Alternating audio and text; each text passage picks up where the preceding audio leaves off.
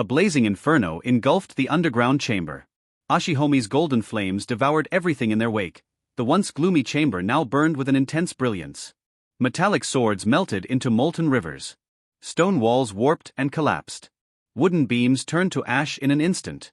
The corpses of shinobi, charred beyond recognition, crumbled into nothingness, leaving behind only embers and smoke. It was hellfire incarnate, a battlefield purged by divine flames. And at the very heart of this scorching apocalypse stood a lone figure. The goddess of fire. Tsukihei. Her long black hair, once tied neatly in a ponytail, now flowed freely in the raging heat waves. The golden inferno curled and danced around her, yet it did not burn her, it shielded her. These flames were not just her creation, they were an extension of herself. A living, breathing manifestation of her will. Like an armored deity, she stood amidst the sea of fire, her twin short swords held firm in both hands. Yet, despite the overwhelming destruction she had wrought, her expression remained tense. She was waiting. Waiting for him. "How long is he going to take?" she muttered. The trick of Izanagi. Unlike the eternal Mangekyo Sharingan she wielded, Tsukihei had never mastered Izanagi herself. Her knowledge of this forbidden dojutsu was pieced together from memories of her past life, enough to form strategies, but not enough to fully predict its limits. Izanagi. A technique derived from the Sage of Six Paths' legendary creation of all things. It twisted reality itself, rendering death an illusion and reshaping fate, as long as the user had chakra and a functioning Sharingan. In theory, both Uchiha and Senju blood were required to awaken Izanagi. Yet, certain Uchiha, like Madara, had used it without Senju DNA. And Obito. He possessed both Uchiha and Senju power. With Madara's teachings, he was more than capable of activating Izanagi at will. And based on Tsukihei's knowledge, Izanagi's resurrection point should be nearby. That's why she had sealed the exits, surrounded the chamber in flames, and ensnared the battlefield with the Uchiha flame formation. No escape. The moment Obito reappeared, the flames would consume him again, forcing him to use Izanagi a second time, draining his remaining Sharingan. And once that happened, he would lose Kamui. That was the plan. An unsettling silence. Seconds passed. A minute. Several more. Yet, Obito did not return. Tsukihei's frown deepened. Did he not use Izanagi? The thought crossed her mind for an instant. But she immediately dismissed it. She had felt his chakra vanish instantly, that was proof of Izanagi's activation. The only other possibility was that he had retreated into the Kamui dimension. But given the circumstances of their battle, Tsukihei doubted he had time to do that. Which left only one conclusion. TCH. He ran away, The limit of Izanagi. A realization struck her. She had underestimated Obito's mastery over Izanagi. She had based her assumptions on Danzo's usage, where each Sharingan lasted only a minute. But that was a mistake. Danzo was neither Uchiha nor Senju, his Izanagi was limited. But Obito? He had true Uchiha blood. He had Hashirama's cells. His Izanagi wasn't bound by the same restrictions. Just as a Genin's fire release was nothing compared to Madara's, the same applied to Izanagi. Madara had once extended Izanagi for an entire battle, fooling both Hashirama and Tobirama. If he could bend time itself with Izanagi, then Obito could as well. Obito had outplayed her. Either by delaying his resurrection for an extended period, or by choosing a completely different respawn location. Maybe even an entirely different dimension. Regardless, he had escaped. The battle was left unresolved. And that realization frustrated her. Exhaustion sets in. Tsukihei exhaled deeply. The adrenaline keeping her on edge had worn off. She staggered slightly, feeling the weight of her chakra depletion. The battle had taken too much out of her. Using Susanoo for an extended time. Fueling Hiramakarei with chakra. Expending chakra on her eternal Mangekyo Sharingan's abilities. Casting Fuinjutsu traps, Uchiha flame formation, and the explosive tag technique. Finally, maintaining Ashihomi's golden flames to cover the battlefield. She was completely drained. And to make matters worse, she couldn't access Ryumyaku's chakra at the moment. For the first time in a long while, she felt genuine exhaustion. Cough. A light cough escaped her lips. Her gaze drifted across the smoldering ruins. And a single thought echoed in her mind. Perhaps the only way to stop Obito is to use Izanami. Meanwhile, in Kirigakure. Far away, in a hidden cave beneath Kirigakure, a pair of pink eyes snapped open. But this time, They were no longer lifeless. They were burning with fury. Damn it! The Yonde Mizukage, Yagura, clenched his fists, rage surging through him. For years, he had been trapped, a mere puppet under Obito's control. Forced to watch his own hands slaughter his people, push Kirigakure into ruin, and orchestrate the Blood Mist era. Now, he was free. And he remembered everything. The weight of shame and guilt. His chest burned with anger. Not just at Obito, but at himself. As Mizukage, he had sworn to protect Kirigakure. Instead, he had allowed it to fall into chaos. The Blood Mist era, the purges, the wars. All of it happened under his name. Even if it wasn't his will, the guilt was inescapable. He had been powerless to stop it. And now, he had to fix it. A new resolve. Yagura grabbed his massive iron club and stormed toward the exit. The village was at war. A civil war sparked by Obito's manipulations. And if he didn't act fast, Kirigakure would fall apart completely. I must stop this before it's too late. Just as he stepped outside the cave, he encountered three figures. Hashigaki Kisame, Chi no Ike Majita, Kagaya Takashi. The new recruits of the Akatsuki. Upon seeing him, they smirked. Is it time, Toby? They had no idea. Yagura's eyes flashed dangerously. Die. Without hesitation, he unleashed Suetun, Mizukagami no Jutsu. Water Mirror Jutsu. A perfect reflection of the three Akatsuki members emerged, and charged at them with killing intent. The moment the water mirror shimmered, perfect replicas of the three Akatsuki members emerged. Kisame, Majita, Takashi. Each faced an exact copy of themselves, down to the finest detail, power, and even Kekkei Genkai. Their expressions hardened. As former Umbu operatives, they knew just how dangerous the Aqua Mirror Jutsu was. It was more than just a copy technique, it reflected their own power back at them. With infinite chakra, a perfect replication of their abilities, and the ability to mimic Kekkei Genkai to absolute perfection. It was like fighting themselves at full power. A nightmare to counter. Clash of the Reflections. Kisame's clone clashed against Kisame. Majita's clone clashed against Majita. Takashi's clone clashed against Takashi. A deafening cacophony filled the battlefield. The grind of steel against steel. The resonance of bone-crushing impacts. The splash of water and the splatter of blood. The force of the collision sent all three staggering backward. Kisame, Majita, and Takashi quickly regained their footing, preparing for round two. Say, Majita-kun. Kisame mused, still smirking. Your clan's known for its blood-based techniques, right? Couldn't you pull off a similar mirror technique with blood instead of water? Majita's eyes narrowed in thought. An interesting idea. I might experiment with it later, but not here, not against the Mizukage. His eyes flickered as he analyzed the battlefield. Although, I've noticed something. This jutsu isn't operating at full power. Oh. Takashi raised a brow. It relies on light, Majita explained. And tonight, the moon isn't out. That means the reflections are weaker than usual. Takashi smirked. Then defeating them shouldn't be as hard as we thought. The betrayer's justification.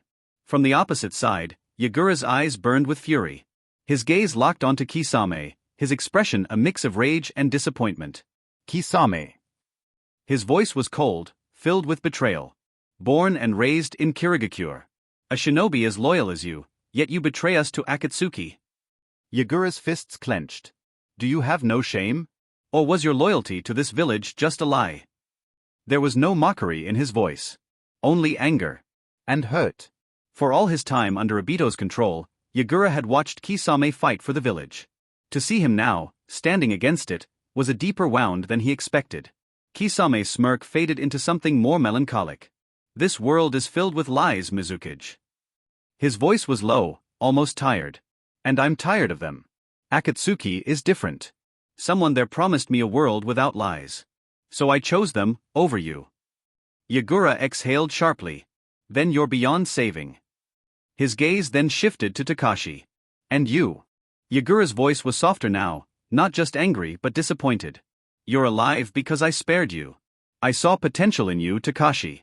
I thought you could be an asset to this village. His lips curled in disgust. Was I wrong? Takashi was silent for a moment. Then, with a detached voice, he muttered, I don't care about this village. Never have. Never will.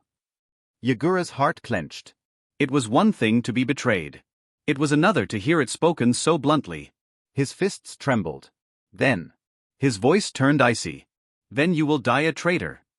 The moment those words left his lips, the Mizukage and his 3 reflections charged forward. The battle for Kirigakure. While the Mizukage fought Kisame, Majita, and Takashi in secrecy, the streets of Kirigakure were caught in chaos. Amidst the fighting, Ao, one of Kirigakure's most skilled warriors, was locked in combat. Yet, as he parried a blade, his gaze kept flickering toward the Mizukage's tower. Something was wrong. No movement from Mizukage-sama. Ao muttered to himself. His blade met another. He parried, countered, then spoke louder. Mei, our side is losing ground. Not far away, Mei Terumi melted another enemy shinobi with boil release, skilled mist jutsu. Her lips pressed into a frown. This isn't right. Her tone was sharp. Zabuza shouldn't have had this many supporters. Something else is going on here. Ao nodded grimly. Either he had more allies than we thought, or someone is backing him from the shadows. Mei's frown deepened. Then, after a moment, where is Zabuza himself? Good question. Both of them glanced around, but Zabuza was nowhere to be seen. The hidden observer. Unbeknownst to the shinobi fighting, a third party was present, watching from the darkness. Uchiha Itachi. Using Yatagarasu no Jutsu, his flock of crows observed the entire battle. Kirigakure's civil war. It was chaotic, bloody, disorganized. And after watching for a while, Itachi came to a conclusion. Mei Terumi is not fit to be Mizukage. She lacked the overwhelming strength to end the battle instantly. She lacked the charisma to rally the enemy to her side. Under normal circumstances, she would be a good leader. But this was not normal. And with Akatsuki lurking in the shadows, Kirigakure needed a Mizukage who could stand against them. His gaze shifted. Let's see if Momochi Zabuza is any better. Zabuza's ambition. Elsewhere, Zabuza moved toward a particular house, a smug grin spreading across his face. Behind him, a young genin led the way. The boy spoke with reverence. Zabuza-sama, I never expected I'd get the honor of delivering Mizukage's location to you. Zabuza chuckled. You've done well, kid. But inside, his mind burned with ambition. The moment I kill Yagura, Kirigakure will be mine.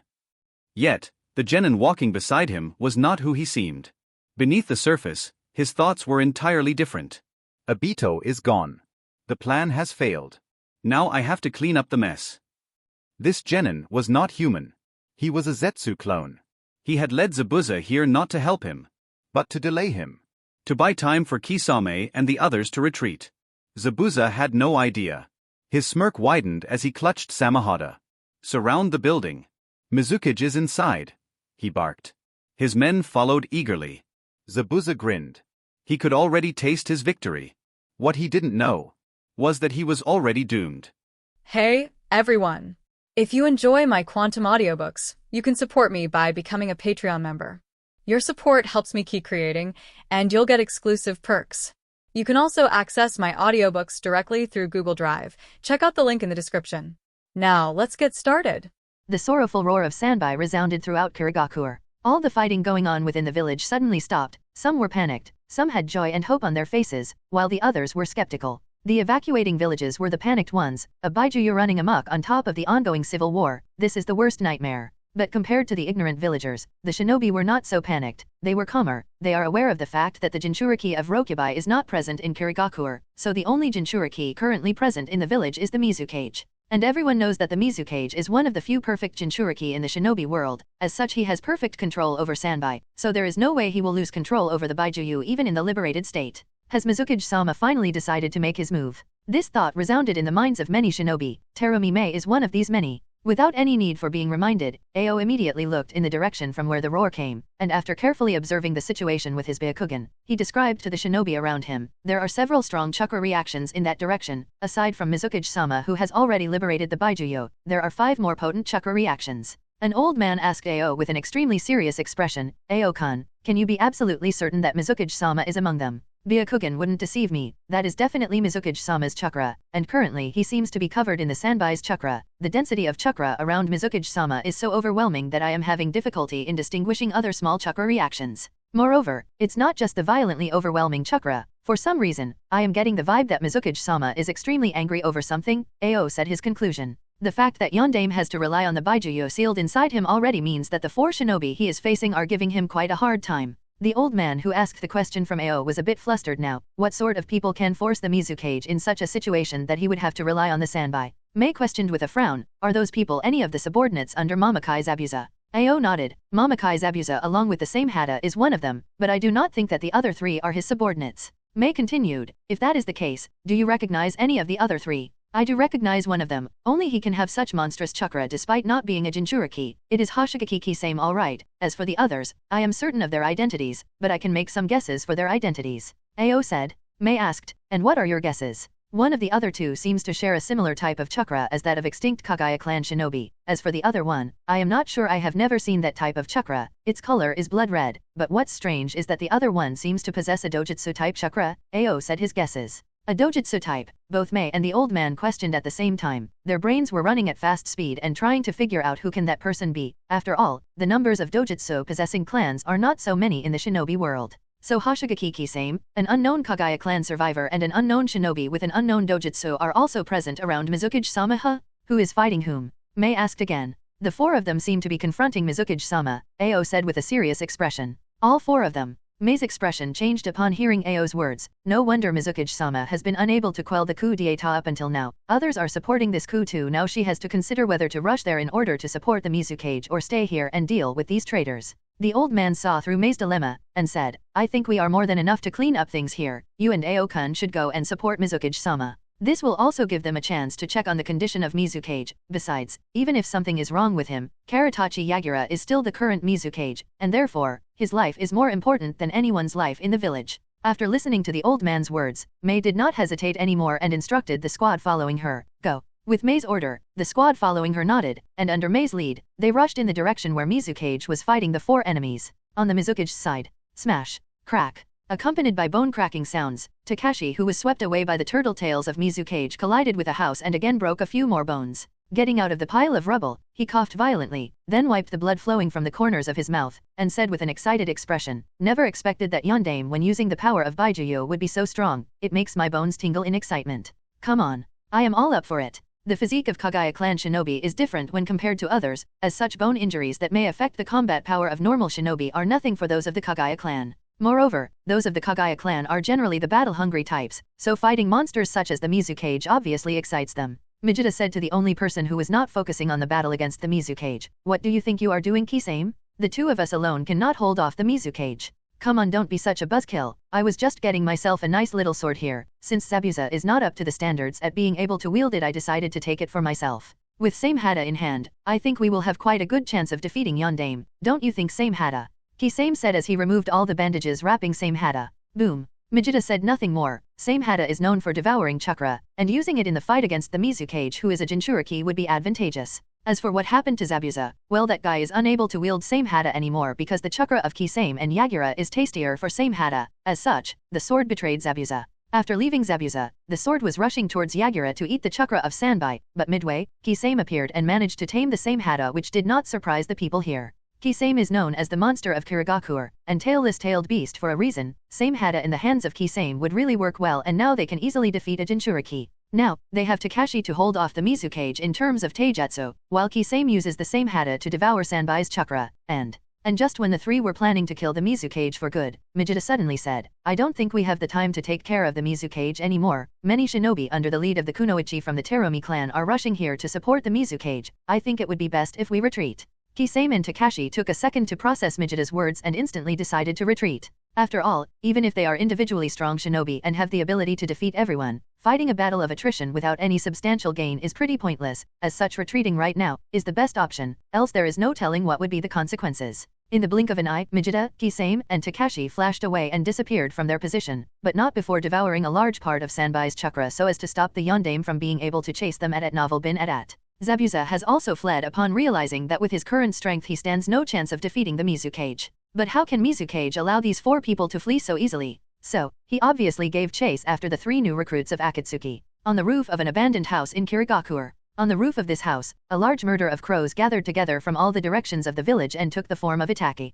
He had witnessed everything that happened in Kirigakuer and is still doing so by using his crows. After seeing everything that happened in Kirigakure, Itake had quite a lot of thoughts running through his mind. Whoosh! At this moment, another figure appeared on the roof. Itake did not need to look at this person to recognize his identity. This is because he knew it was none other than Uchiha Tsukii. After her fierce battle against Obito, Tsukii left the Mizukage building, and of course, she did not leave Hiramekure behind. Itake observed the state of Tsukii and asked, "Tsukii-san, are you alright?" Tsukii nodded, "I am alright, just a bit tired after my battle against Tobi." Itake nodded, and said, "And, did you manage to kill him?" Tsukii shook her head, "Unfortunately no, he might have realized that he had no chance of winning so he retreated." Itake nodded and did not question anymore. This time Tsukii questioned, "So, what all happened in Kirigakure while I was fighting Tobi?" Itake nodded and started explaining all the events that happened in the village. After he was done, Tsukii had a thoughtful look on her face, that is to say, neither Terumi nor Mamakai Zabuza is suitable enough to be the next Mizukage. I suppose I will think about this a little bit more and then decide.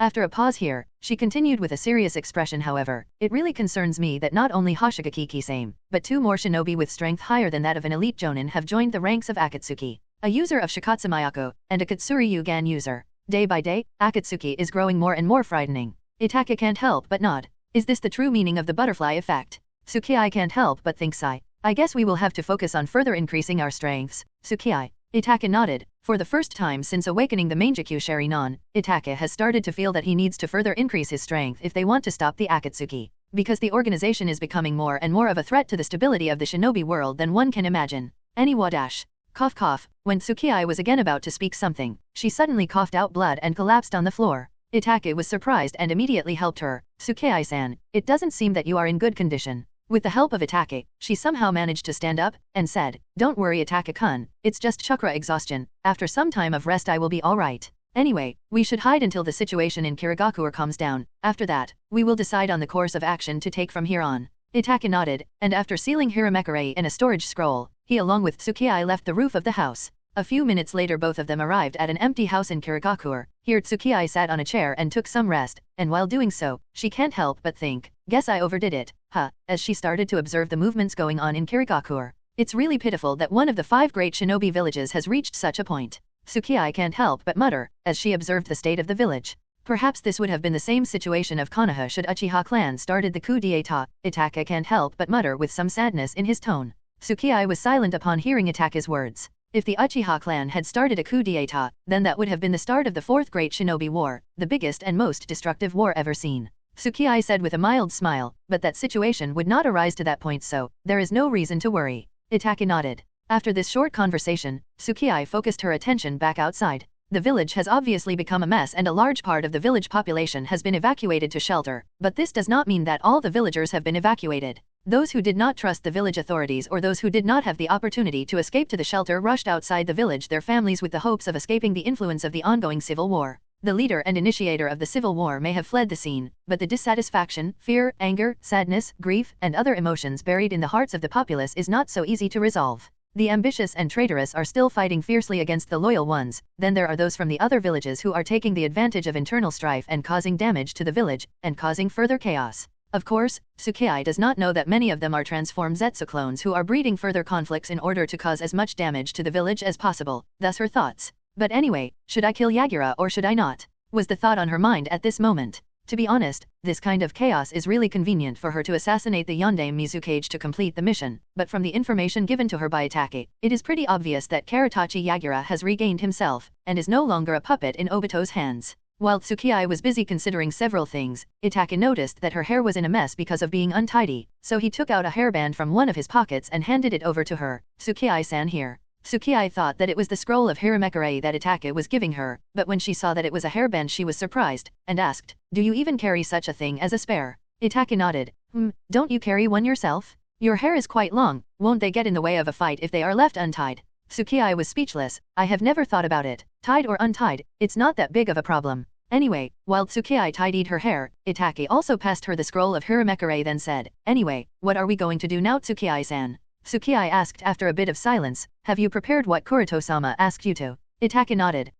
Tsukii nodded. "All right, the situation may have changed but our goal is still the same. We will still be doing what we came here for, only a few things will change." Itake said, "All right, in that case, I will make the preparations." While Tsukei and Itake were discussing their further course of action, Mizukage and several shinobi under his command who were chasing after Kisame, Takashi, and Mijito were forced to return to the village because the situation in the village was becoming more and more unstable. Eliminating the traitors is certainly very important, but stabilizing the situation in the village is more important for Yagura. Not to mention, Kisame, Takashi, and Mijito when combined together are a force to be reckoned with, so defeating them will take a lot of time, and there is no telling what will be the state of the village by then. As such, Yagura, as the Mizukage, had no choice but to delay his revenge on the Akatsuki and focus his attention on the village for now. It took a few hours, but with the joint efforts of the Mizukage, several elders, and many elite Kiri shinobi, the traitors partaking in the civil war were either died or managed to flee, so overall, the situation in Kirigakure was stabilized. The casualty count was in thousands, and this casualty count not only included Kiri shinobi but even the common folks who couldn't escape in time. The death toll is so high that the streets of Kirigakure were piled with corpses, walls covered in blood, and a heavy stench of death lingered in the village. Even nature cried for such a high death toll. At some point, while the conflict was still going on, the rain started to befall the village and it continued until every last corpse wasn't buried. When the rain eventually came to an end, it washed away all the blood on the streets of Kirigakure, both literally and perhaps even metaphorically, or maybe not. Not long after, the rain clouds cleared, the soft light of the rising sun appeared on the horizon. The light of this morning sun gave a new breath of life to the village that has always been hidden in the bloody mist. Yondaime Mizukage, who had been busy all night with various things, did not have any time to rest or enjoy this rare morning sun. He directly convened a high-level meeting in the destroyed Mizukage building. All the elders and the elites who were part of the meeting were a bit nervous about what's about to come. After all, the fear of the Yondaime Mizukage is still evident in the hearts of all, and nobody here knows the exact purpose of the meeting. This is also the reason why, despite being a gathering of all the high-level shinobi of Kirigakure, nobody had the courage to even whisper a word. Seeing everyone's silence, and looking at the fearful expression on the faces of all, Yagura sighed. Of course, what else can I expect after what I had put them through? Since no one had the courage to speak, so Yagura had to break the silence. After all, his reason for convening this meeting is already decided, so he stood up in his position, and addressed to all the people present. Without beating around the bush, Yagura directly revealed the fact that for over a year now he has been under the control of Akatsuki organization, and it was only yesterday night he managed to break free. The sudden reveal of the news caused an uproar in the room. Nobody could believe their ears, and they had to listen to it thrice to believe that what they heard was indeed not wrong. Yondaime Mizukage, Karatachi Yagura became a puppet in the hands of Akatsuki organization? When everyone realized the gravity of this information, a silence dawned upon the room. Everyone was so shocked that they didn't know how to respond. Without a doubt, Karatachi Yagura is not only the strongest shinobi in the current Kirigakure, but he is also the Jinchuriki of Sanbai, and not just any Jinchuriki, but a perfect Jinchuriki. Someone who has complete control over the Baijuyu sealed inside him, and such a shinobi became nothing more than a puppet? If this is not ridiculous, then what is? Even if everyone had expected something to be wrong with the Mizukage for a while now, but when they hear the fact that Mizukage was being controlled by Akatsuki, it does shock them to their very core. After the shock, there was anger not only at Akatsuki for controlling the Mizukage but even at the Mizukage for becoming a puppet. However, can Mizukage really be blamed? If it had been before, maybe they could have blamed him, and his lack of ability, but now, how can they? It was only a few days ago when the news of the defeat of Tri-Alliance at the hands of Akatsuki in the Summit War resounded throughout the entire shinobi world, and in that battle, the Yondaime Kazekage inexplicably went missing. There has been no news of Kazekage since then. From this news, everyone knows that the Akatsuki organization is not just any run-of-the-mill organization. Their strength is more than enough to suppress the combined strength of at least 2 great shinobi villages at the same time. And when people know and understand the real feats and true strength of Akatsuki, it is not very difficult for them to accept the fact that Mizukage became a puppet in the hands of Akatsuki. This also explains why he suddenly became so different a year ago after the second Gakage summit, and suddenly sent an elite shinobi squad to a megakure in support of Akatsuki. When all was said and done, every detail about Akatsuki Yagura knew, however minuscule it may have been, was revealed to everyone. An awkward atmosphere dawned in the meeting room. Everyone knew that even if Yondaime Mizukage is not be blamed for the losses their village suffered in the past year, but it is also understood that he cannot remain the Mizukage any longer for all the losses the village suffered because of him. After all, someone has to take the blame for everything, and it has to be Mizukage because his leadership brought such chaos to the village. But can anyone here ask the Mizukage to abdicate? Or does anyone here have the guts to dethrone him? No, because that would be incredibly foolish. The current of Kirigakure has withered to its weakest point. Hardly any high-level combat personnel are left in the village, and at this time, if they were to condemn Yagura or force him to abdicate, then that would be tantamount to self-harm. Yet, Yagura can't remain the Mizukage any longer for what his leadership brought to the village. Such a dilemma, in such a situation, if Yagura-sama were to willingly abdicate, was a momentary thought in the mind of someone. Yagura also realizes this. He need not be reminded. While everyone was troubled as to what they should do from here on out, Yagura got up and bowed to everyone. Please forgive me for what my leadership brought to the village. Once the matter of the civil war is completely settled, I shall take the blame of everything, and abdicate from the position of Mizukage. Hearing that Mizukage is willing to abdicate, the elders breathed a sigh of relief. This is undoubtedly the best solution. The blame will be taken by Yagura himself, so the next Mizukage can begin anew, and Yagura can still work as a Kirigakuer shinobi. After a few more things were discussed and settled, and the meeting was concluded, Yagura led Terumi-me, Ao, as well as the remaining elites and other senior officials of the village to the underground floors of the Mizukage building. The reason was obvious. They have to see what exactly happened on the underground floors yesterday night while the civil war was going on. And looking at the scene before them, whether it was Mei or Ao, the elders, the elites, or even the Mizukage himself, everyone was taken aback. One of the jonin crouched down and while tracing his hands on the metal sticking on the ground, he muttered, "I can be certain that this sword was a Mito, for it to have melted." Another jonin looked at Mei and questioned, "The metal used in Mito is extremely resistant to high temperatures, was it melted using Yaton?" Mei shook her head, and said with a serious expression, "No, Yaton can melt things, but its working principle lies in corrosion and dissolution, so it couldn't have been done through Yaton. The way this sword and all the rest of the swords have melted shows that they have been heated to their melting point."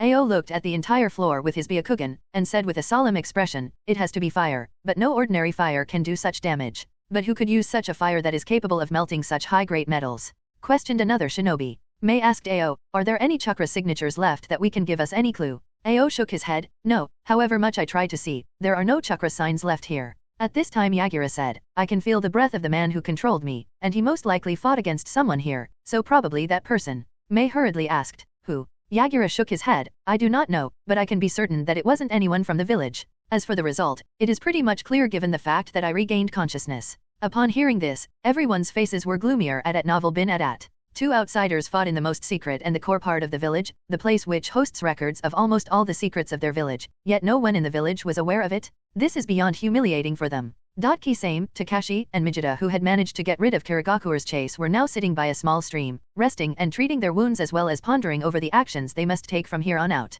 Cough cough. After coughing out blood, Takashi cursed, "Damn it, where the hell is this Toby?" Naturally, Takashi's mood is a bit upset. After all, the day he joined Akatsuki, he is already being chased by the Mizukage, although it's no such a big problem in the big picture. However, given that there are no signs of Toby whatsoever during the whole fiasco, nor anyone else from Akatsuki is contacting them after all the trouble they have gone through, it is obvious that he is annoyed. "I think it's worth celebrating that we managed to escape from the chase of Mizukage and so many of Kirigakuer shinobi without any serious injury," Kisame said with a playful smirk. He wasn't being serious here, as was clearly evident from his tone. To be honest, he wasn't much afraid of Mizukage, rather he is confident enough to be able to go toe-to-toe with the Mizukage and still come out of it alive. After all, Kisame's overall strength with Same Hata in his hands is easily mid-cage level. In the original story, Kisame managed to easily subdue the Jinchuriki of Yonbai, could push Killer B to use the seventh tail of Haxabi and still be the dominant party of the fight, and even forced Might Guy to use the seventh gate, and still survived. Along with several other feats that speak for his strength,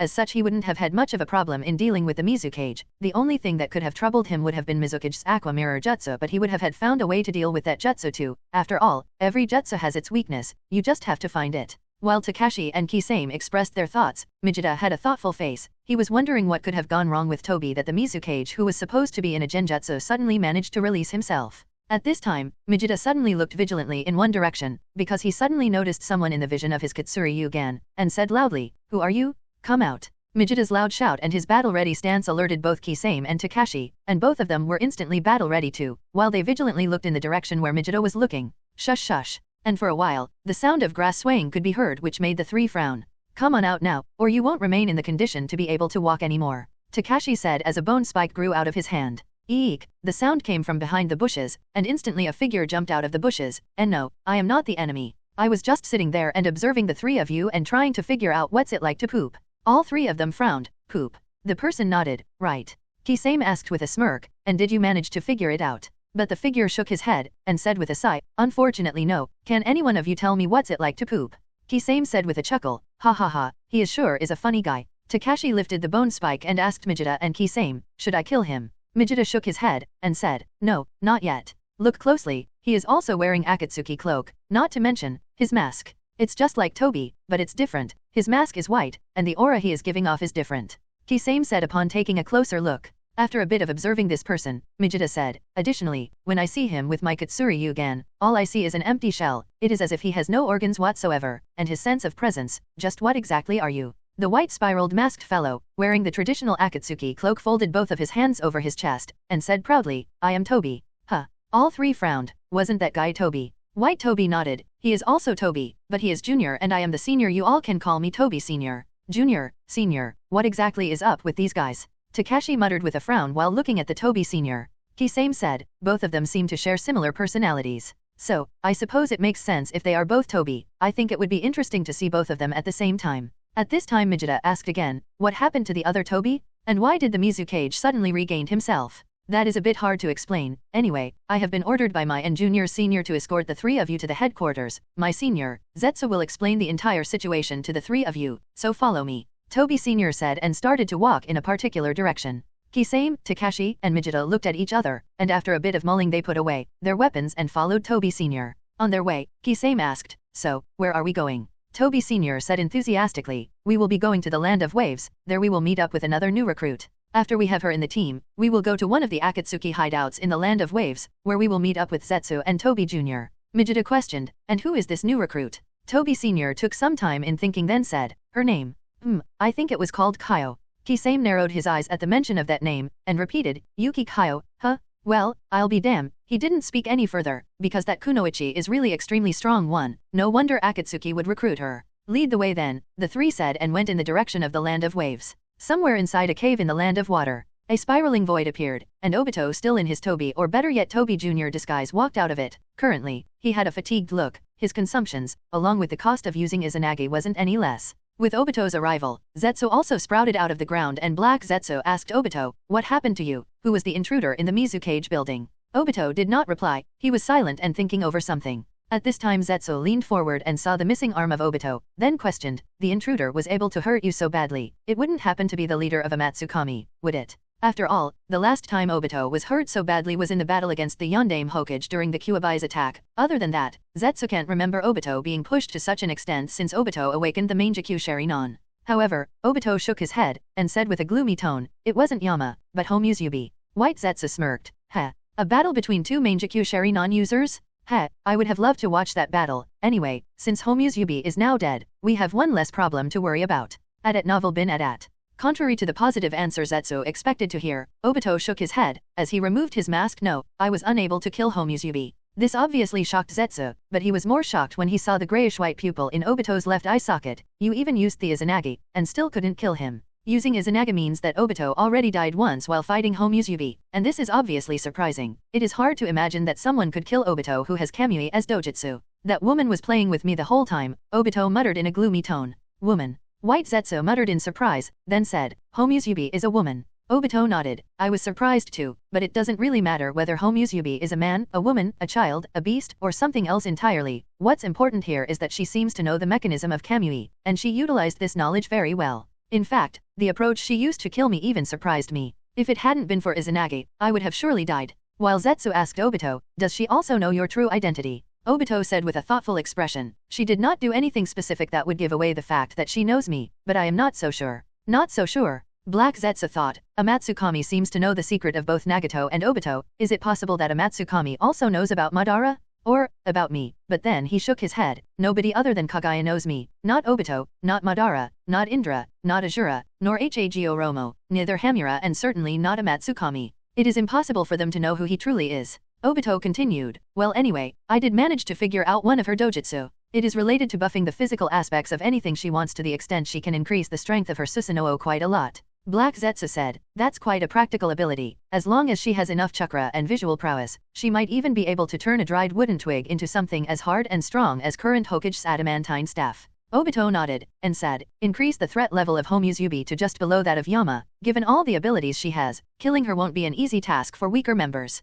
Zetsu nodded and relayed the information to his other clones. At this moment, Obito sat on a small rock and thought about a lot of things. The defeat today was a very big blow for him. Not only his plan of destroying Kirigakure was ruined, but it also revealed the fact that the enemy knows the intelligence about his abilities through and through. All these events since the War of the Summit, especially the ones related to Amatsukami, are making him feel powerless. This kind of powerlessness reminded him of the scene of Rin's death. At that time he was unable to do anything to save Rin. Black Zetsu said, the threat of Amatsukami is too great. Even if we do not talk about the other members, the threat posed by Yama is too much. The only reason we survived that time is that Gedomazo is indestructible, else everyone, even Nagato, would have died. He did not speak anything about Yama's golden sword, or those black balls, but as Kagaya's will, Black Zetsu obviously knows that those who are able to use Gudadama are incredibly strong. In fact, Nagato would have died, had it not been for Tobi Sr. to have attached himself to Nagato and saved him in time. Obito asked with a frown, so what are you suggesting? Black Zetsu said, it's time to make up your mind. As soon as Black Zetsu spoke, Obito's face turned gloomy, his eyes turned cold, and he said in a chilling tone, do not speak of it. But Black Zetsu was unaffected, and said, it is yours, to begin with, so why the hesitation? After a brief silence, Obito shook his head, it is not mine. It doesn't belong to me. Does that mean you want to give up on Project Tsuki no Mi? Asked Black Zetsu. Do not question me, Black Zetsu. Project Tsuki no Mi will be completed no matter what it takes. Obito said decisively. Really? After a pause, Black Zetsu sneered, but the way you are right now, you don't seem to be able to do anything. Even the likes of Homusubi managed to kill you. How do you plan on continuing from here on? All we have managed to do is capture a single Baijuyo, and the whole shinobi world is already aware of Akatsuki's intentions. What do you plan to do from here on out? Fire great shinobi villages, and a Matsukami. How do you plan to oppose them all with that meager strength of yours? Even those without space-time jutsu managed to kill you. To me, you look nothing more than a pathetic loser. Drip. The gloomy cave fell into silence, and only the faint sound of water dripping could be heard. It is not the first time that Black Zetsu and Obito have discussed this topic. Since Akatsuki's defeat in the Summit War, Black Zetsu has repeatedly brought out this topic. Black Zetsu couldn't understand the reason behind Obito's hesitation. In Black Zetsu's view, anything that is useful and will benefit them should be taken without any hesitation, whether it belongs to them or not, and here they are talking about something that is already Obito's, so why the hesitation? No, to mention Black Zetsu, even the relatively simple-minded White Zetsu doesn't understand what's stopping Obito from taking back something that is already Obito's. Questioned by both Black and White Zetsu, Obito was silent. He couldn't bring himself to say it. After all, that thing no longer belongs to him. It was his last gift to Kakashi. At the same time, it also carries the hope that Obito no longer has from this world. If it is really taken back, then even the last bits of Uchiha Obito who once dreamt of becoming the Hokage would completely disappear. Aside from his intention of not wanting to face Kakashi, Obito does not want to personally bury the last bit of his innocence himself. But Black Zetsu does not care about Obito's intentions, nor does he care about Obito's emotions. At the moment, when he saw the leader of a Matsukami, and the kind of powers the leader of a Matsukami has, Black Zetsu felt unprecedented crises. Being a product of Otsutsuki Kagaya's will, Black Zetsu obviously realizes that the kind of powers the leader of a Matsukami was using are similar to that of Hagi Oromo and Hamura. There are various theories in his mind about the possible identity of Yama, and if any of them are correct, then he is going to have serious trouble reviving Kagaya from here on out. Therefore, he has spared no effort in increasing Akatsuki's strength to further his plans. And increasing Obito's strength is also one of them. After all, there has to be a counter of Nagato, because Nagato is just a puppet necessary to bring Madara back to life at the right opportunity. Zetsu has to consider the possibility that Madara might not be revived with how things are turning out, so it is necessary for him to increase Obito's strength to ensure that Project Tsuki no Mi is completed. Whether through Madara or through Obito, it must be completed. After all, Nagato's intentions are to suppress the shinobi world with force, and bring peace using pain. He has no knowledge of what the Project Tsuki no Mi truly entails, and Zetsu is quite sure that Nagato would not support the idea as well. But Obito's goal is Project Tsuki no Mi, so Obito is a good alternative, but the alternative has to be strong too, otherwise, the strength of revived Kagaya would be very weak. Therefore, Obito's strength must be increased for the grand scheme of things. Seeing Obito's silence, Black Zetsu said, if you do not want to take it back yourself, why not use other Akatsuki members? If you want, we can use Tobi Sr. too. It's my business, I will take care of it myself, you do not need to intervene. Obito said coldly, then asked, is there any news about Shino? I have had my clones track his whereabouts, although I did not find any information that would directly point to Shino. However, I did manage to get a hold of one of Shino's former subordinates. He used to be a shinobi of the Land of Sky and was quite a close aide to Shino, but for some reason, he betrayed the Land of Sky and even quit his life as a shinobi. Perhaps because he had some conflicts with Shino's methods. Anyway, after I obtained all the information from him about Shino, I was able to find the location where his base should have been, Black Zetsu said. Obito raised his eyebrow. Was there? Does that mean it's no longer there? What do you mean? Black Zetsu said, I am not too sure either. It seemed that Shino had his subordinates turn an old ruined temple into some kind of air fortress, which is probably the place he is hiding in. Obito said, if he is really in an air fortress, tracking him would be almost impossible. Zetsu nodded, yes, I couldn't find anything else that would give me any more information about his whereabouts. Moreover, since he has betrayed us, he hasn't made any more public appearances. Obito had a thoughtful look on his face, and questioned, so what is your input in this? Black Zetsu said, if I have to think, then I would say he is probably already dead. That does make sense. With his character, I don't think he is the type who would remain silent for such a long time, and it can only be a Matsukami who could have killed him so silently. Concluded Obito, and thought, It's also possible that Amatsukami's hideout is somewhere in the sky. This would also explain why all our search to locate Amatsukami's hideout has turned into vain. After reaching this conclusion, Obito made sure that he would try to find a method to carry out aerial investigation no matter how incredibly hard it may be. Next, Obito asked, "Is there any information about Orochimaru's whereabouts? I do have some leads that might possibly lead to Orochimaru, but I am not so sure." Zetsu replied. Obito asked again, "Where is he?" White Zetsu said, "If the information is correct then he should be somewhere in the land of rice fields. Oh sorry, now it is called the Land of Sound. The country has been renamed into the Land of Sound some time ago." Land of Sound. Obito repeated. Zetsu nodded. "Yes, there are rumors about a new shinobi village coming into existence in the Land of Sound. They call themselves Otogakuer." Otogakuer, huh? Does this have anything to do with Orochimaru? Is there any connection between them? Obito asked. Zetsu said with a sigh, "As I mentioned, I am not so sure. But what do you want with him?" Obito thought a little, "Let the new recruits go after him, and see how that turns out. Each of the 4 of them has quite the potential. It would also allow me to test their abilities and figure out on what level they truly stand and plan out my further strategy." Zetsu nodded, then asked, "Do you also want to send Toby Sr.?" Obito shook his head, then said, "Not him, I don't want to reveal his existence right now, he will be one of the trump cards. Let Baiwa Juzo go with them, it would be a reunion for the Kirigakuer shinobi." Zetsu nodded, "But will they be able to kill Orochimaru?" Obito sighed, "Hard to say, even I am not sure if killing Orochimaru is even possible or not. Let's just use him for testing out the 4 of them, then we can have Nagato deal with Orochimaru." Zetsu then said, "And what do you plan to do with Kirigakuer now?" At novel bin at. Obito said, "The fact that Yagura was being controlled by me has already been revealed to the high level of Kirigakuer, and Amatsukami, so it's pointless to take control of Kirigakuer again. The Sanbai sealed inside him is important, but I suppose that can wait for now. When the other villages hear news about this, it will cause an uproar and complicate things a little bit, but I suppose it changes nothing in the end anyway. Let Akatsuki lay low for a while until everyone has recovered." 4 Kage have already become prey to Akatsuki. Both Sandame and Yondame Kazekage were killed by Sasori, Yondame Hokage died because of Akatsuki, and Yondame Mizukage became a puppet in Akatsuki's hands. With this it is natural that the Kage will become incredibly vigilant and more aggressive to hunt down Akatsuki, so it is better that Akatsuki lay low for a while, until everyone has recovered to their full strength.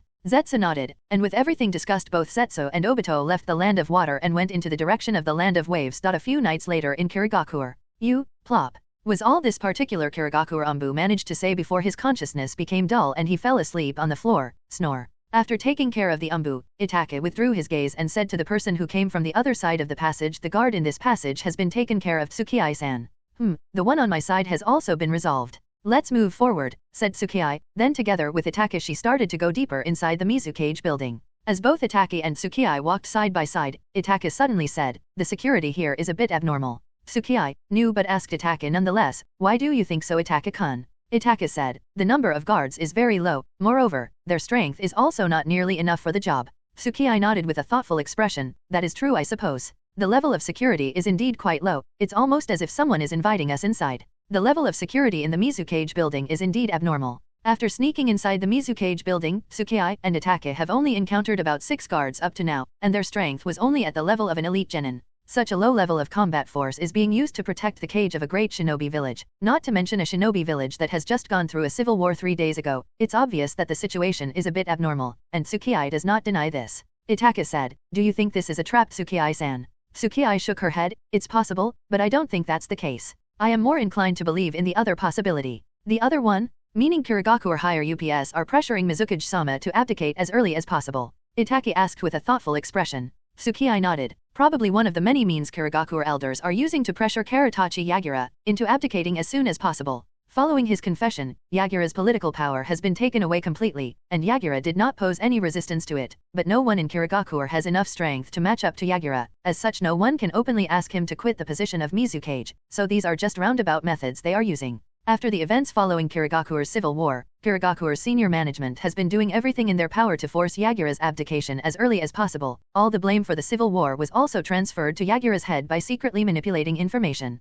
The fact that Mizukage became a puppet in the hands of Akatsuki for over a year is only known to a few people, which only includes the Kirigakuer higher UPS and a few elite jonin. None of the other shinobi or civilians in Kirigakuer, nor any other shinobi villages are aware of this information, yet. So putting the blame for everything on Yagura's head has been very easy. Moreover, there has been no statement from Yagura himself to deny the blame, perhaps because Yagura does feel guilty about what all happened to Kirigakuer. After all, in a way, it was partly his fault, so the accusations against him are not wrong either. Overall, public opinion has completely shifted in Yagura's favor, and people are demanding that he abdicates the position of Mizukage as early as possible. Such things are happening even after Yagura has already stated that he will abdicate from the position of Mizukage, but it seems that few people who lust for power can't wait anymore, or perhaps they are skeptical about Yagura's words. After all, this is Kirigakuer, and Kirigakuer's cage is not selected by the public or the elders of the village. According to the rules and traditions, the strongest shinobi of the village becomes the Mizukage, regardless of their age. This is also the reason why Zabuza dared to launch a coup d'état.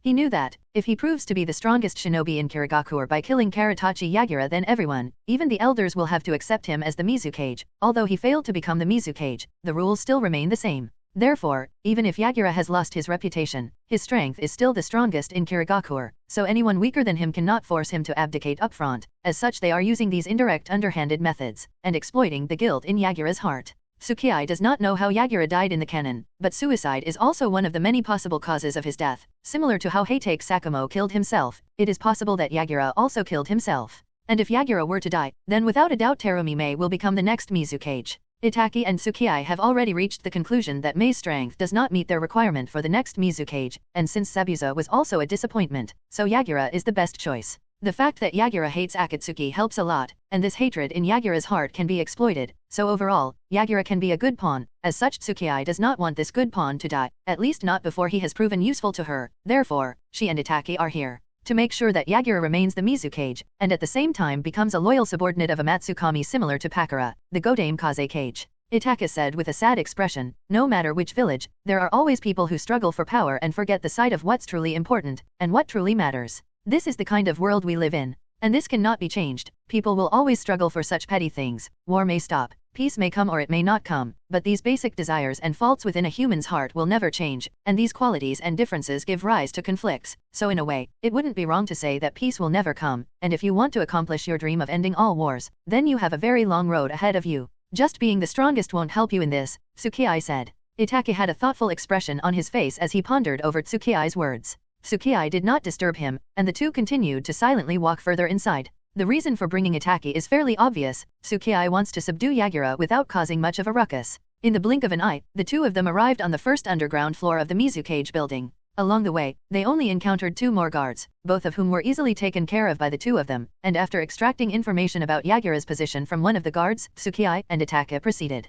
Somewhere on the underground floor, Yagura rubbed the corner of his eye as he tried to make out anything that would give him some lead for the information he has been trying to figure out. The young adult's face shows clear signs of fatigue and emptiness at novel bin at. Physical fatigue because of tirelessly working for the past few days is another thing. Yagura is more fatigued because of the pressure from the elders. After heaving a sigh, Yagura pondered over his deduction. Just when he thought that he has reached a conclusion, his mind suddenly shifted, and a bad premonition surged in his heart. Yagura immediately leaned against the wall adjacent to the door of this room to hide and then tried listening to the sound of silent footsteps.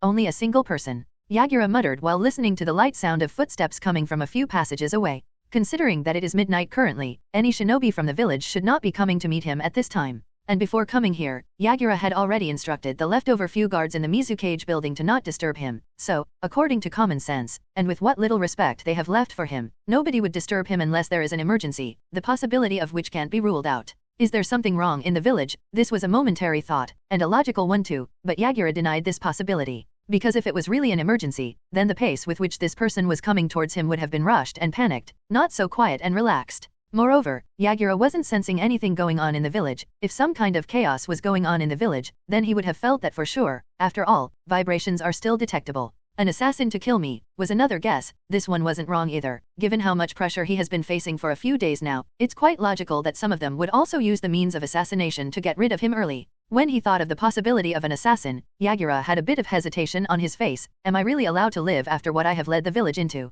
Perhaps I would be better off dead. Perhaps the village would be better off with me dead. Guilt was already killing him. It would change nothing if he were to die early. It's not as if anyone's going to mourn his death after what he has led the village into. But what's if it's an enemy who wants to use the weak period? Was another thought as the image of the masked man, blue-haired kunoichi of the paper style and ripple-patterned-eyed shinobi flashed from his memories. And along with memories, anger also appeared in his mind. Normally, shinobi are not influenced by their emotions, but Yagura couldn't restrain his anger when he thought of those Akatsuki members again trying to do something to the village. With a gloomy expression, Yagura picked up his double-hooked club and prepared for a battle. If it is Akatsuki then, thought Yagura as he disappeared from this room. Yagura was controlled by Akatsuki, and based on the information he has studied about the Akatsuki, their goal is to collect all the 9 Baijuyu. They already have Nibi, and since Ichibai is dead, so it's possible that their next target is Sanbai. But Yagura did not care whether their goal is Sanbai or him. He has to make sure that the village remains safe at all costs. After all, no one in Kirigakure can match up to their strength. The worst comes to worst, he will die, but the village should remain safe at Novel Bin at.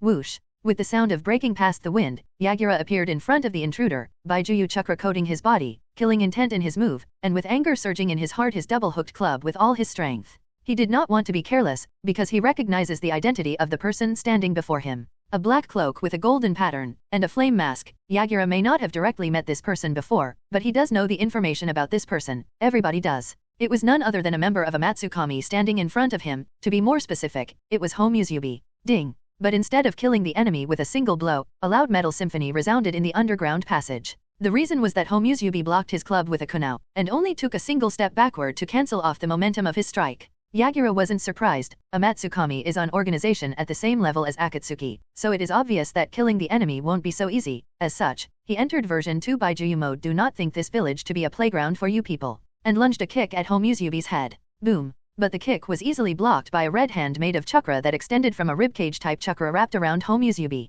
Once a Jinchuriki enters the Baijuyu mode, the strength behind each of their moves is increased several times. This increase in strength is much more in the version 2 mode, so Yagura was sure that even if it won't kill Homuzubi, it would at least send him flying. But the fact that Homuzubi stopped that strike so easily was nothing short of a surprise. Even the coral that was supposed to have trapped Homuzubi was broken away by that ribcage structure. What is this red chakra? Yagura muttered to himself while analyzing the opposite party's move. It couldn't be Susanoo, became based on the intelligence Homuzubi's Susanoo is golden, but that shape and that evil chakra. Be careful Yagura, that is undoubtedly Susanoo, was what Sanbai said to him. Is that so? In that case, I must use Baijuudama, anything else won't work on him. Yagura said and started to condense Baijuudama. Amaterasu. But before he could fire the Baijuudama on Homuzubi, black flames suddenly appeared on his body. Cat-on. Thought Yagura, but soon realized that's not the case here. This is no ordinary fire. Yagura soon realized that what engulfed him is no ordinary fire. It won't just go away, and he could only writhe and scream in agony and pain as all his attempts to get rid of the fire proved to be fruitless.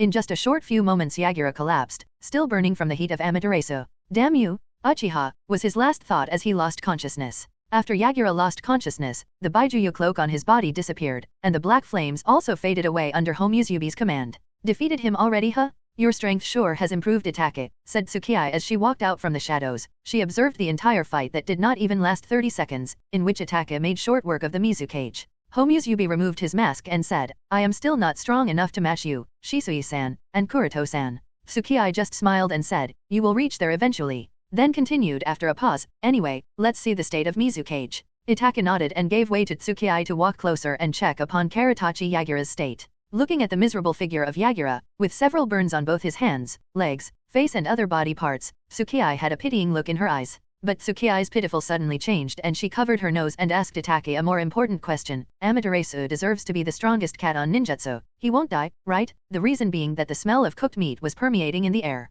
Amaterasu is obviously stronger than her Ashihamimai, because of its characteristics of burning for 7 days and 7 nights. It may not be as violent as Ashihamimai, but it still ranks above Ashihamimai. This is also one of the many reasons why Tsukii made sure to bring Itake with her. In the canon, Itake easily defeated Yagura by the use of Amaterasu. Itake nodded. He shouldn't die as long as he receives timely medical attention. Tsukii nodded and said while she printed the hand seals, all right Itake, in that case, prepare to use what we have planned. I'll make sure that Sanbai does not interfere. After that, she activated her eternal Mangekyo Sharinon in order to stop Sanbai's interference. From the cloud of white smoke, Shisui in his Umbu costume appeared. Is it time? Shisui asked Itake who has summoned him. Mizukage-sama has been defeated, so let's start. Itake said to Shisui. Tsukii and Itake have already explained everything occurring in Kirigakure to Shisui in the past few days, as such, no further explanation was needed. All right. Shisui nodded without any hesitation and activated his Mangekyo Sharinon. Then he lifted up the unconscious Mizukage by the neck, and opened Yagura's eyelid with his other hand. Before starting he asked Tsukii, you are keeping the Sanbai in check, right? Don't worry, Sanbai will not be interfering.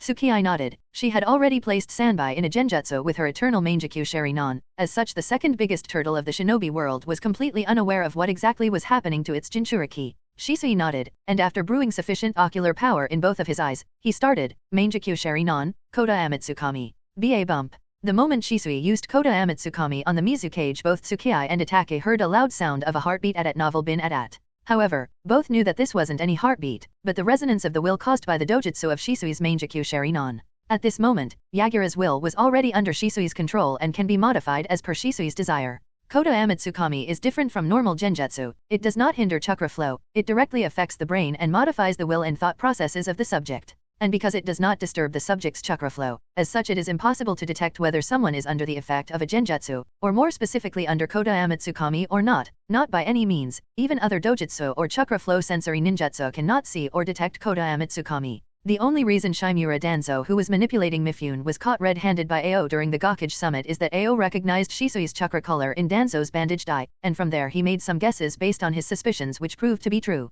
The reason for Ao's suspicion was Mifune's strange behavior and favor towards Hokage and Konoha. It was not that he detected Mifune being under a genjutsu or anything as such. Anyone who is being manipulated by Kota Amatsukami will always remain under control, and never be found out, even if the caster dies. So, as long as Yagura does not behave strangely or uncharacteristically, no one will figure out that Yagura is in a genjutsu. In fact, even if Yagura does behave out of character, it can be attributed to the shock and horrible experience he has gone through, so figuring out Yagura being under control is almost impossible. This is why Kota Amatsukami is the ultimate genjutsu, because it is incredibly hard to counter. At this moment, Shisui asked Tsukii, "Alright, I have completely invaded his thought process. What is the change Kuroto-san wanted in his thought process? Is it the same one as Godame Kaze Cage or different?" Tsukii said, "The same as Pakura. Yagura needs to be a secret loyal subordinate of Amatsukami. If the Kaze Cage or the Mizu Cage were to become loyal to Konoha, or anyone in specific, then their behavior and orders will be for the benefit of Konoha or for that person, which will obviously make others suspicious, in which case, even if they are not suspected to be under genjutsu, they will still be suspected to have taken refuge or bowed down to Konoha, and if that were to happen, then they wouldn't be able to remain the cage of their villages. But if they are secretly loyal to Amatsukami, then they would secretly work for the benefit of the organization, which won't be so easy to figure out, because no one other than the members of the organization knows what is the true goal of Amatsukami and what are they working for. As such, no one will be able to figure out that the Mizu Cage and Kaze Cage are Amatsukami's secret subordinate. Reasonable enough?" Shisui nodded, and while looking in the eyes of Yagura, he said in a deep voice, "Karatachi Yagura, from this moment forth to the end of your being, as a living being, as a dead being and even somewhere in between, you will be eternally loyal to Amatsukami." Yagura, who was still unconscious, nodded in a mechanical tone, "I am a loyal secret subordinate of Amatsukami. I will remain eternally loyal to the organization while alive, even after my death, and somewhere in between." After Yagura's mechanical acceptance of his fate from here on, Shisui closed his eyes and gasped for breath. Even Yagura, who was held by him, was dropped to the ground. "Shisui-san!" Itachi exclaimed and helped Shisui. Shisui regained himself, and said, "I am alright, it's just that my visual prowess has completely diminished. And this is just the backlash from using Kota Amatsukami at its full potential."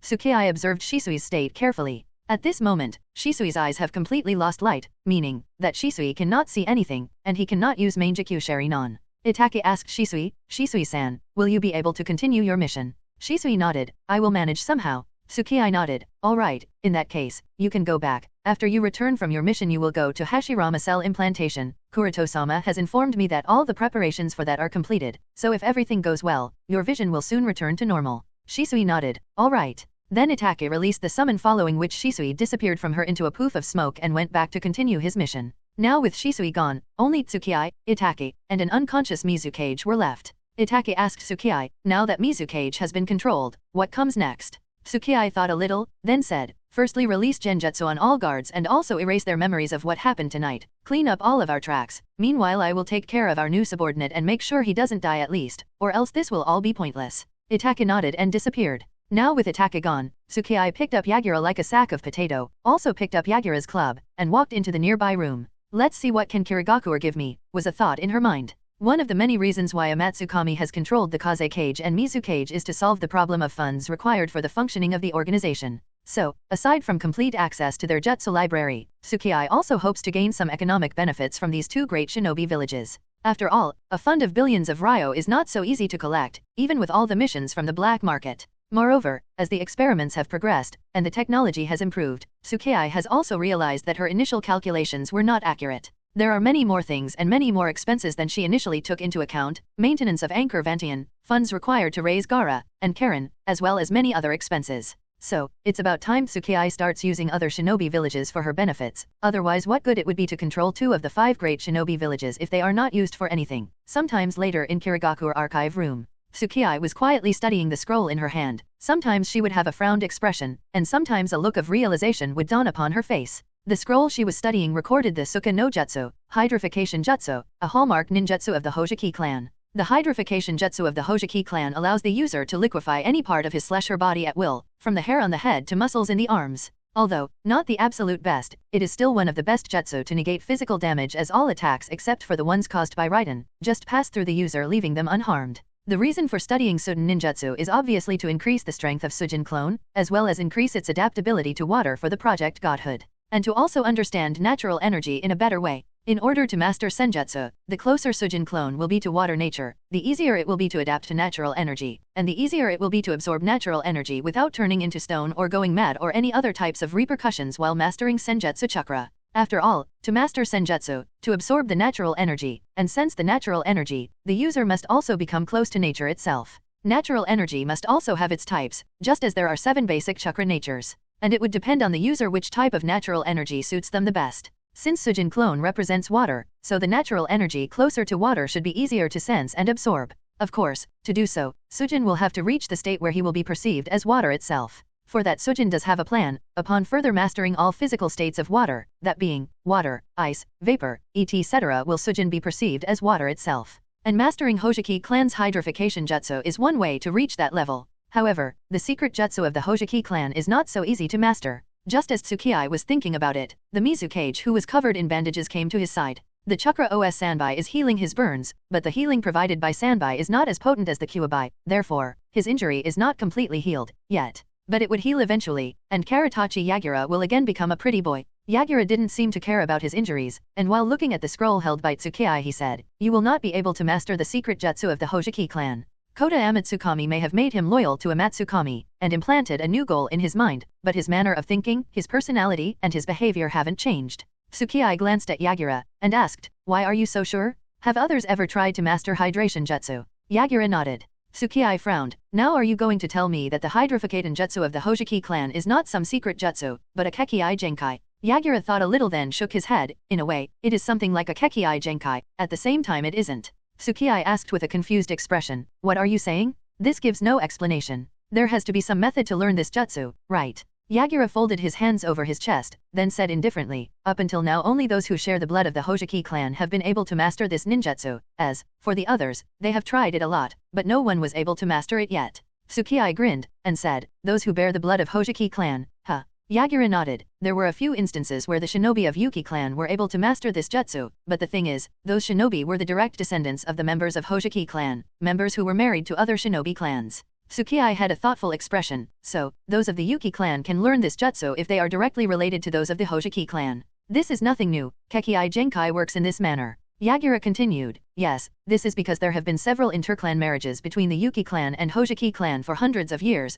As such, when a member of the Hojiki clan copulates with a member of the Yuki clan, the probability of the resulting child being able to use Hydrification Jutsu increases. But unfortunately, the Yuki clan is nearly extinct, so this is meaningless. Even for Sujin, unless one of his parents was a member of the Hojiki clan. Gene selection? Is that anything new?" thought Tsukii as she shook her head. "This jutsu will be mastered in Sujin clone, no matter how much effort it takes to be able to do so." Seeing Tsukii's thoughtful expression, Yagura said to Tsukii, "And what about Hiramekurei? I want that sword back." Tsukii asked curiously, "Why though? It's not as if anyone in the current Kirigakuer can even use Hiramekurei, so what's the point in having it? Do you want it to just lie around? At novel bin at. Yagura shook his head. "I have found someone with the potential to be able to use Hiramekurei. I am going to revive the 7 ninja swordsmen of Kirigakuer, and for that, I need all the 7 swords. Aside from the same Hata and Kubikaribasho, which have fallen in the hands of Akatsuki, the others can still be collected. And Hiramekurei is with you, so it's obvious that I want it back. Besides, it's not as though it is useful for you." Tsukii thought a little, then nodded. "All right, but the method of recovering Hiramekurei has to be arranged. After all, I cannot just give it to. Do remember that Hiramekurei has been stolen by Amatsukami, so it cannot be retrieved without any solid explanation. Hiramekurei is really not that useful for her. As such, Tsukii doesn't mind giving it away if the strength of Kirigakuer can be increased even a little bit." Then Tsukii asked, "By the way, who is the potential child who can use Hiramekurei?" Yagura said, "Currently there are 2. One is a child named Jojuro, and the other is a member of the Hojiki clan. His name is Hojiki Mainjutsu. The second coming of the demon thought Tsukii, the shinobi who had the potential of mastering all the 7 swords. Hojiki Mainjutsu is a very talented shinobi. But similar to many talented shinobi, He too died too early, and could never reach his true potential. When thinking, Tsukii said to Yagura, "All right, but make sure that Hojiki Manjutsu does not die an early death." Yagura did not speak much, he just nodded. At the point where Kirigakuer seriously lacks talent and good shinobi, Yagura has to greatly value the geniuses like Hojiki Manjutsu and Jojuro who can become the future of Kirigakuer and support the village as pillars. Tsukii said, "Anyway, have you brought the diary that I instructed you to bring?" Yagura nodded and passed a diary he was holding in his one hand to Tsukii while also asking, "This is Kirigakuer's financial ledger, are you sure you want to see it, girl?" Tsukii nodded, "Of course, how else am I going to calculate how much funds I can take from Kirigakuer?" Yagura sighed, and passed the diary to Tsukii, while adding, "I think you will be greatly disappointed." Tsukii took the diary with a frowned expression at Yagura's words, then she opened the diary and started reading all the accounting details. As she skimmed through the pages, her face turned from curious and frown to pale, and by the time she had completed all the final calculations, all she could do was mutter with a shocked expression, 11 billion ryo in debt. Then asked with an angered expression, "What the hell were you people doing that such debts have been collected?" Yagura looked downward with a downcast expression. This is another one of the effects of Obito controlling the Mizu cage. In such a situation, I cannot take even a penny from here. Tsukii muttered. Tsukii was now sure that the reason for Yagura's suicide wasn't the guilt in his heart, but it was this debt of 11 billion ryo, definitely this debt. Even Tsukii would have done the same thing if she was in Yagura's position. Damn you Obito. Tsukii can't help but curse Obito for leaving such a troublesome situation. She has to obviously solve this trouble, else all of her efforts of controlling Kirigakuer will result in a failure. A debt of 11 billion ryo. As soon as Tsukii thought of this, she felt a headache. Now Tsukii finally understands another reason why even after Terumi Mei came to power, the overall strength of Kirigakuer did not recover much and still remained the weakest of the 5 great shinobi villages at Novel Bin At. After a while of silence, Tsukii said to Yagura, "Before I used to think that Kirigakuer is a really pathetic shinobi village. It wiped out many of its shinobi clans, and the 7 elite swordsmen defected or died, but your village couldn't do anything to recover the 7 swords. There is also the fact that one Jinchuriki ran away, and the other Jinchuriki, who is also the Mizu cage, became a puppet in the hands of someone else. There is also the regular defection of many shinobi from the village." Yagura asked with a cold expression, "What are you trying to imply?" Tsukii said, "Just the fact that I have started to look at Kirigakuer in a better light upon rethinking a few things." Yagura frowned. "What do you mean?" Tsukii said with a smile, "The fact that your village has not disappeared yet, even after everything it has been through, and the fact that it is still considered one of the 5 great shinobi villages is what surprises me." Yagura was silent and waited for Tsukii to continue. After putting a copy of the scroll of Hydrofocaton Jutsu in her shinobi bag, Tsukii continued, "As things stand, even if Kirigakuer is no longer engulfed in the flames of civil war, it will again be sooner or later, because such economic debts will only bring more poverty and hunger in the village. People will fight over food, and Kirigakuer would continue on the path of self-destruction." Yagura said, "But how to solve this issue? Daimyo does not support the village much because of our unstable history. There are no good subordinates left in the village who are willing to swear their loyalty to me. Elder Council is pressuring me through all kinds of ways in order for me to abdicate as soon as possible. We don't receive as many mission commissions as other shinobi villages because of our reputation and because we are away from the mainland. Considering all these things, I don't see any way for the village to recover." Upon hearing Yagura, Tsukii thought, in fact, Kirigakuer had to change its policies drastically for the sake of existence. As a result, it became a popular tourist destination during Rokudame Mizukage's term of power after the 4th Great Shinobi War. A shinobi village became a popular tourist destination? It's one of the most hilarious things one can imagine. The name of the village of the Bloody Mist that was once feared by all countries for their exceptional shinobi and cruel nature became nothing more than a joke during the term of power of Rokudame Mizukage. The reason for such a thing happening is also pretty obvious. They had to do it and had no other choice. Their roots were cut so deeply that there was no other hope of recovery otherwise. The losses Kirigakuer suffered for so long had consumed its vitality so thoroughly that no other options were left. It is nonetheless surprising that even with all these winds and rain and storms Kirigakuer has faced over the years, it still managed to thrive even if they had to resort to something as ridiculous as changing their village into a tourist destination. However, Tsukii is obviously repulsed by the idea of Kirigakuer becoming such a joke in the future, and she won't allow it to happen no matter what.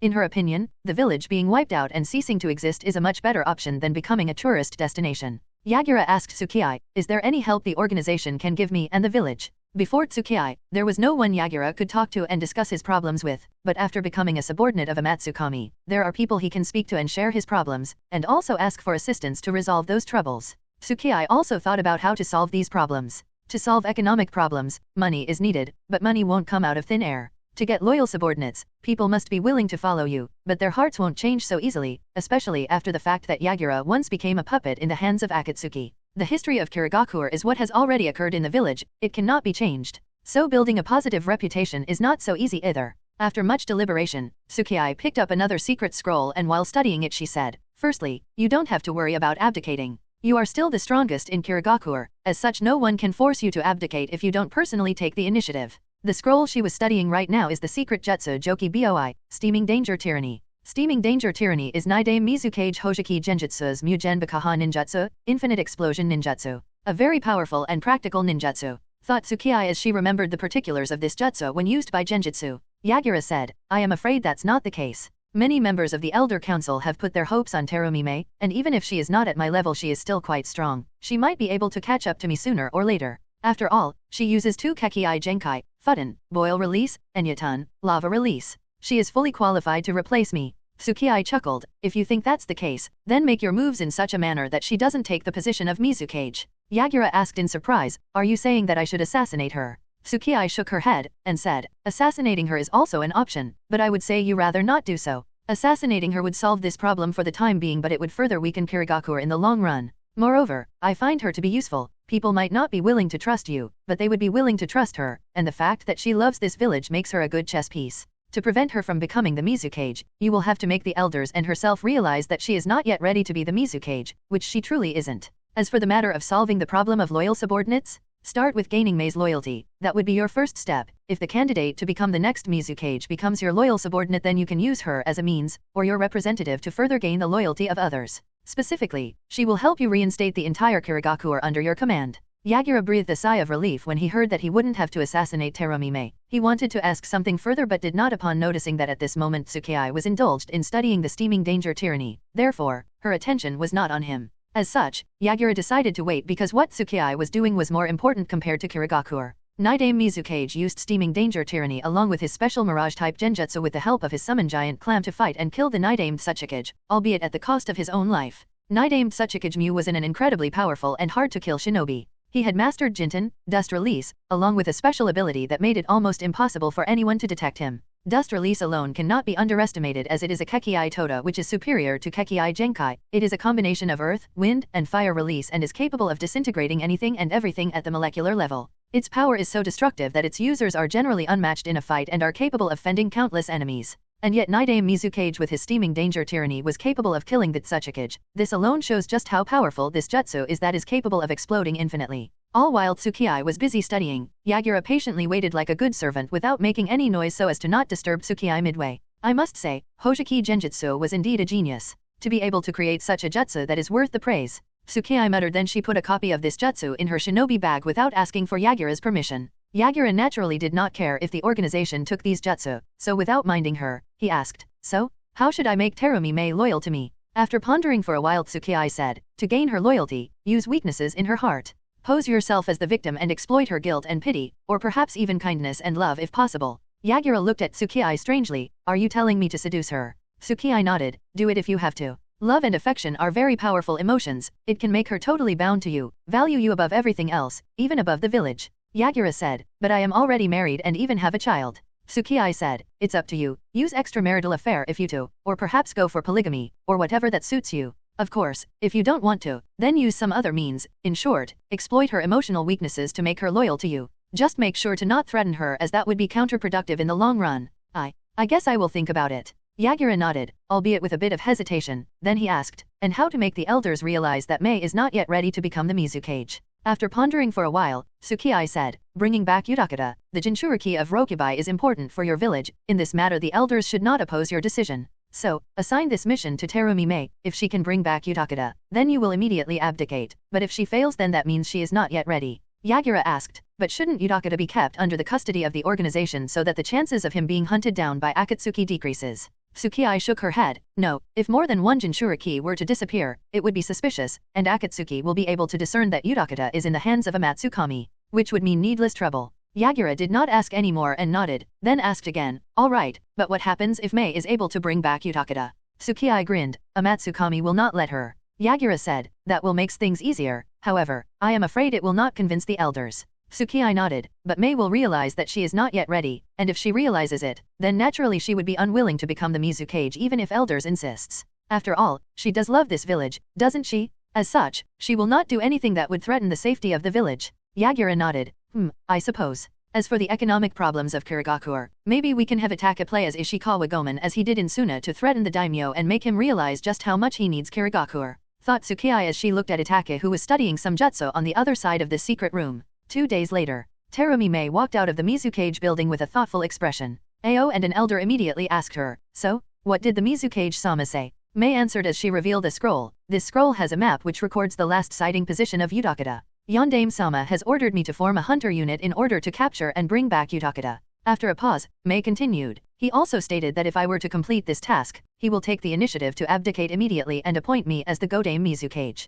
That's great, a few followers of Mei cheered. But Ao was different, and said with a frown, "If we want to capture Utakata, I am afraid it will be very difficult. The probability of completing this mission is very low, it might even be more difficult than killing him." Mei nodded with a sigh. "Even I am not confident enough of capturing him in a one-to-one fight." According to Mei and Ao, the shinobi most suitable for completing this mission is either Yondaime himself, or perhaps Kisame, but Kisame has defected so he is no longer an option. So the best choice is Mizukage himself, who is also a Jinchuriki. But Yondaime has given Mei this mission as a test to check whether she is eligible to inherit the position of the Mizukage. As such, Mei has no other choice but to accept this mission. If she were to refuse, then that would mean she will also lose the qualification to become the next Mizukage. And given that she is the only candidate currently eligible of becoming the Mizukage, so if she were to lose this qualification, then no one would be able to replace the Mizukage. The elder asked, "Is there any condition Mizukage-sama placed for this mission?" Mei shook her head. "None, I am allowed to use all the resources available." Ao said, "That makes things a bit easier, maybe we can overwhelm Utakata with numbers.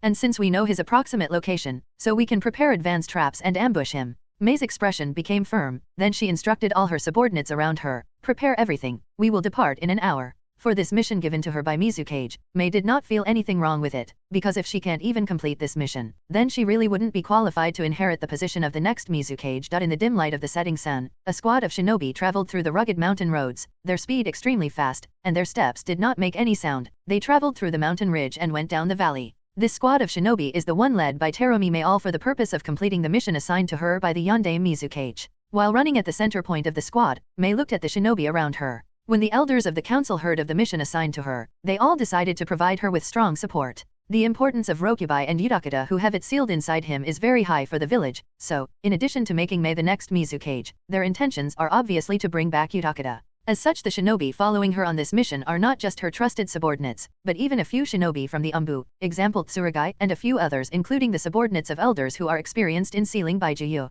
There is one more individual, named Harusame, the master of Utakata, for extra reassurance to bring back Utakata. Overall, the entire squad consists of 16 shinobi including her, all with exceptional skills at the level of Takubitsu Jonin or higher. Ao, who was running very next to Mei, said to her at this moment, "I think with this squad we should be able to bring back Utakata quite easily." Mei shook her head, and said with a sigh, "But the problem is not just Utakata, there are also Akatsuki and Amatsukami. I fear that they might also be pursuing him. Mizukage-sama warned me that there are chances of encountering the members of Akatsuki and Amatsukami, and if we do encounter them, then it would increase the difficulty of this mission to a very high level." Ao was silent upon hearing Mei's reasoning. Indeed, if it was just Utakata, then with this line-up, bringing him back would have been fairly easy. Utakata's strength is indeed extremely good, but unlike Yondaime Mizukage, he is not a perfect Jinchuriki. And since he cannot display the full potential of the Baijuyu sealed inside him, since he cannot risk losing control over him, as such he would avoid using the power of Rokubai if he doesn't have to. Moreover, Utakata doesn't have any reason to not come back to Kirigakure, especially after he learns of the fact that Yondaime Mizukage was being controlled by Akatsuki. So, the probability of Utakata resisting until the bitter end is very low. But it would all be a different case if Akatsuki or Amatsukami were to be involved too. I do hope that I can bring back Utakata safely, thought Mei. Soon the hunter team led by Mei passed through a ravine and came across another valley. According to the intelligence given to her by the Yondaime Mizukage, since disappearing from the land of rain, Utakata has been aimlessly wandering around. Sometimes he would visit a town or a small village, but most of the time he would remain in forests and mountains so as not to attract much attraction. The forest past this valley is the last place where Utakata was last spotted, so this is obviously the first search point to find out the clues in order to discern the direction he went. "Everyone be careful, we have company." But just as the squad entered the forest, Ao suddenly warned the squad of 16 at Novel bin Adat. The squad of 16 hurriedly scattered. Mei asked, "Who is it and where?" Ao did not reply to Mei, but pointed in a direction and said, "There." Everyone looked in the direction Ao pointed at and noticed nothing except for the tree, and can't help but frown in confusion. Mei said, "Nobody is there." Ao shook his head, and said, "No, someone is there, he is using some kind of ninjutsu to turn himself invisible.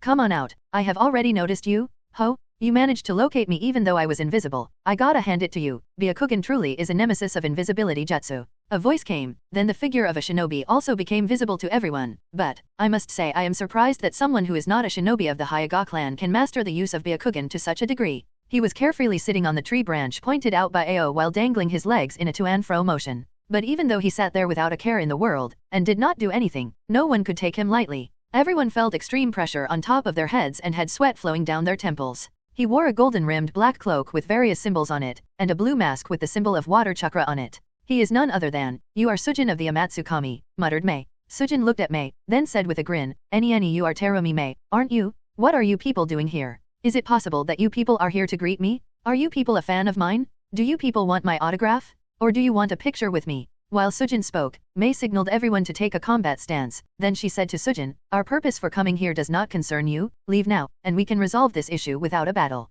Sujin chuckled, "Ha ha ha, you are funny. Do you really think that just because you are asking me politely, I will withdraw?" Mei frowned, and asked, "Then what else?" Sujin thought a little, then said, "How about an answer first?" Mei asked curiously, "Answer? Answer to what exactly?" Sujin chuckled, and asked with a mocking smile, "I heard a rumor recently according to which the Yondaime Mizukage of Kirigakuer had become a puppet in the hands of Akatsuki. Is it true?" Mei's face turned cold. "That's just a baseless rumor without any evidence to proof." She was trying her best to make sure that the shock on her face wasn't visible. The same was the case with the people behind her. Some were surprised by this revelation because they were not aware of such information, but was it true or not? Sujin shook his head, and said, "It's not a baseless rumor. I know for a fact that your Yondaime Mizukage had become a puppet in the hands of Akatsuki. In fact, you people ought to thank the Amatsukami. After all, it was one of us, specifically, Homuzubi, who fought and defeated the person who controlled the Mizukage in the underground floor of the Mizukage building." What? Everyone exclaimed upon hearing Sujin words. It seemed that Sujin was enjoying everyone's shock, and said, "Kirigakuer is really finished." Mei calmed her shock and asked with a solemn expression, "You have stopped us here. It wouldn't just be to talk nonsense, would it? What could you possibly want from us? Trying to change the topic, are we?" Sujin said, then continued, "But I suppose it's pointless to speak about that for now. Anyway, since you people have come here with the kind of formation, I take it that you people are here for the Jinchuriki of Rokubai, aren't you?" Mei gritted her teeth. She knew where this was going. She did not want this to happen. Sujin did not care about Mei's reaction, and said, "If you people value your lives then go back. Amatsukami is interested in the Rokubai and few of its abilities, so we are going to capture Utakata." Ao said furiously, "Don't joke around. Rokubai belongs to Kirigakuer. Do you think that we will just let you capture Utakata?" Sujin sneered, "Even your Mizukage is not necessarily yours. What are you talking about claiming ownership over a Baijuyu? Hurry up and leave, else I don't mind taking a Byakugan with me too." Mei stopped Ao from wasting his breath against Sujin, and said, "It appears that the events of Yondaime-sama have made people underestimate us Kirigakuer shinobi who have grown in the village of the Bloody Mist. Since you of the Amatsukami have set your sights on the Rokubai, then there is nothing left to talk with you." After speaking so, Mei quickly printed hand seals, and then shouted, "Yatan, Yokai no Jutsu, lava release, melting apparition technique." Instantly a lot of lava was spit out by Mei. This lava was like a high-pressured spray, and went towards Sujin as if it would melt him. Poof. With a poof of smoke, Hiramekare appeared in Sujin's hands. He separated the sword into two parts, then with one part in each hand, he poured chakra into the sword which soon took the shape of a hammer, and he waved the sword in the direction of the incoming lava spray to block it. The chakra hammer blocked the lava form coming on him, but it still splashed on many nearby trees burning them. PSSSHHHH. PSSHHH. PSSHH. That attack was barely even effective. Is that the best you can do? Because if that's really the case then I am going to be so disappointed. Sujin said in a disappointed tone. That sword. It's Hiramekare. Ao muttered in shock. It just means that what he spoke was indeed the truth. Tsurugai, the commander of Hunter Nin of Kirigakuer said. Haru-same said, "We have to assume that other members of Amatsukami are also nearby, so we will have to resolve this fight as early as possible." Ao nodded and after printing hand seals, he released mist from his mouth. Kirigakuer no Jutsu. Whoosh. The mist released by Ao seemed to have covered the entire valley in a thick cover of mist. It was already past dawn and with thick mist in the air making it very hard to see anything. Next, the shinobi of Kirigakuer who are experts on silent killing of Kirigakuer, scattered under the cover of smoke waiting for the opportunity to kill Sujin. That was a big mistake, thought Sujin as he flashed from his position. His objective, knock out all the Kirigakuer shinobi. Smash. Arg. Plop.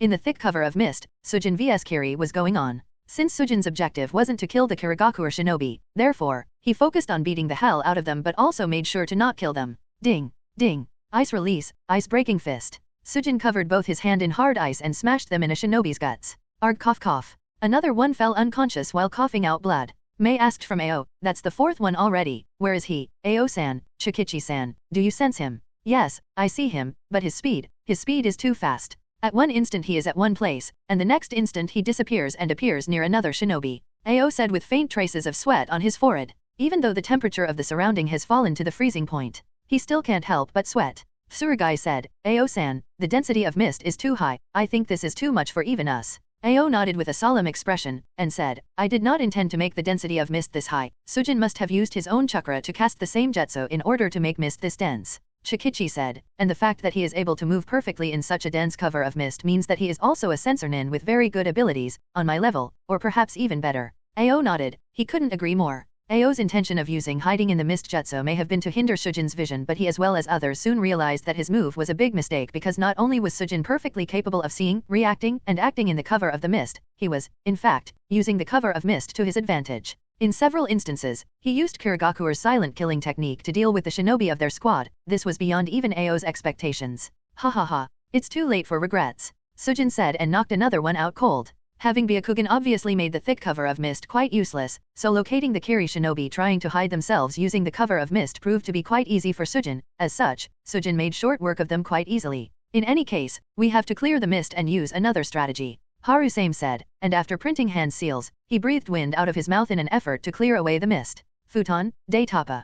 Wind release, great breakthrough. With Harasame's jutsu, the mist slowly cleared to reveal Sujin standing at the center of the field, along with several beaten up and bloodied bodies lying all over the field. So, who's going to be my next prey? Sujin questioned with a bland tone. His manner of speaking depicted that he could easily defeat all of them here without any effort. Damn it, 6 of us have already been defeated? And yet, there is not even a scratch on him. Tsurugi cursed in frustration upon noticing that 6 of their men were already lying bloodied on the ground, yet there was not even a single scratch on Sujin's cloak. Mei asked Ao with a serious expression, what is their state? Are they Ali dash? They are alive, their chakra signs are weak but they are indeed alive. He did not kill them. It appears that Amatsukami truly is as they say, Ao said with a solemn expression. He was also pondering over what to do from here on. Mei was now in a tough situation. Should we withdraw? But if we withdraw then Amatsukami might be able to get their hands on Utakata. And if they reach Utakata before us then not only will Amatsukami obtain Rokubai, but it would also mean that I failed the test given to me by Yandame-sama. Plan C. Even if she was considering whether to withdraw or not, it did not stop her from issuing instructions to the squad of shinobi around her in order to stall Sujin. Harusame nodded. After printing hand seals, he slammed both of his hands on the earth, and shouted, Doton, Chidokeku. Earth release, moving earth core. Under Harasame's control of earth, a section of the earth beneath Sujin's feet sank suddenly, and because he had instantly lost his footings, Sujin fell inside. Mei did not waste any opportunity provided to her by Harusame, and started to print the hand seals, Yatun, Yokai no Jutsu. Lava release, lava monster jutsu. Instantly, Mei spat out viscous fluid from her mouth. The fluid spat out by her filled the hole created by Harusame. The objective was to drown Sujin inside the highly corrosive fluid and kill him, or at least stall enough time so that they can retreat along with the injured ones. The hole was filled as she intended, and for a while, there was no movement from Sujin's side. It felt as if the attack succeeded in killing Sujin, and Mei started to instruct the order for them to retreat. I am not sure how long will it hold him. Everyone, pick up the wounded and retreat. But Ao knew better. Don't relax your guard, his chakra has not faded in the slightest. Ao's words here not finished, and instantly a cylindrical ice pillar about the same thickness as the trunk of a giant tree rose from the hole.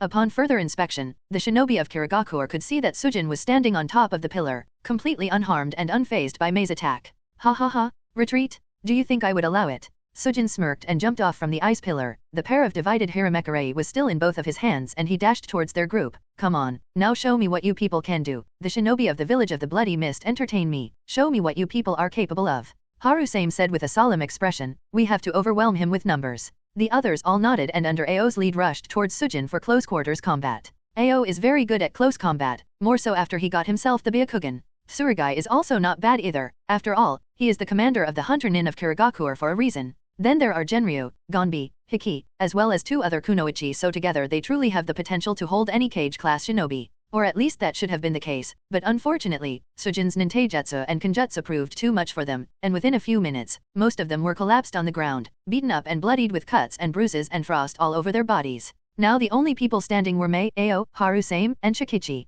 Chikichi looked at Mei and said, Mei-sama, what should we do? If we were to try to carry the injured with us, then we wouldn't be able to retreat. We have to do something, and find some other way to get to Utakata. This guy is a monster, we don't have enough strength to defeat him. Mei was about to nod, but suddenly she felt something touching her back. A hand was a thought. The next moment she heard a voice from behind her. Hyuro no Jutsu. Ice Prison Jutsu. As soon as she heard that voice behind her, she wanted to turn around and back away but suddenly felt extremely cold, so cold that her blood would have frozen solid in an instant. It didn't take her long to realize that everything below her neck was encased in ice. Shit, was all she could think as she was frozen solid, and all she heard close to her ear was a heavy, ruthless, and cold voice. What's the hurry? How about we have a dance? Dance? Does Sujin wants me to be his dance partner? Does that mean he wants to date me? And marry me? Now that I think about it, he is indeed manly, I would give him that. But I don't know what he looks like beneath that mask. However, my instincts tell me that he is definitely good husband material was a momentary thought in her brain and she blushed at her thought.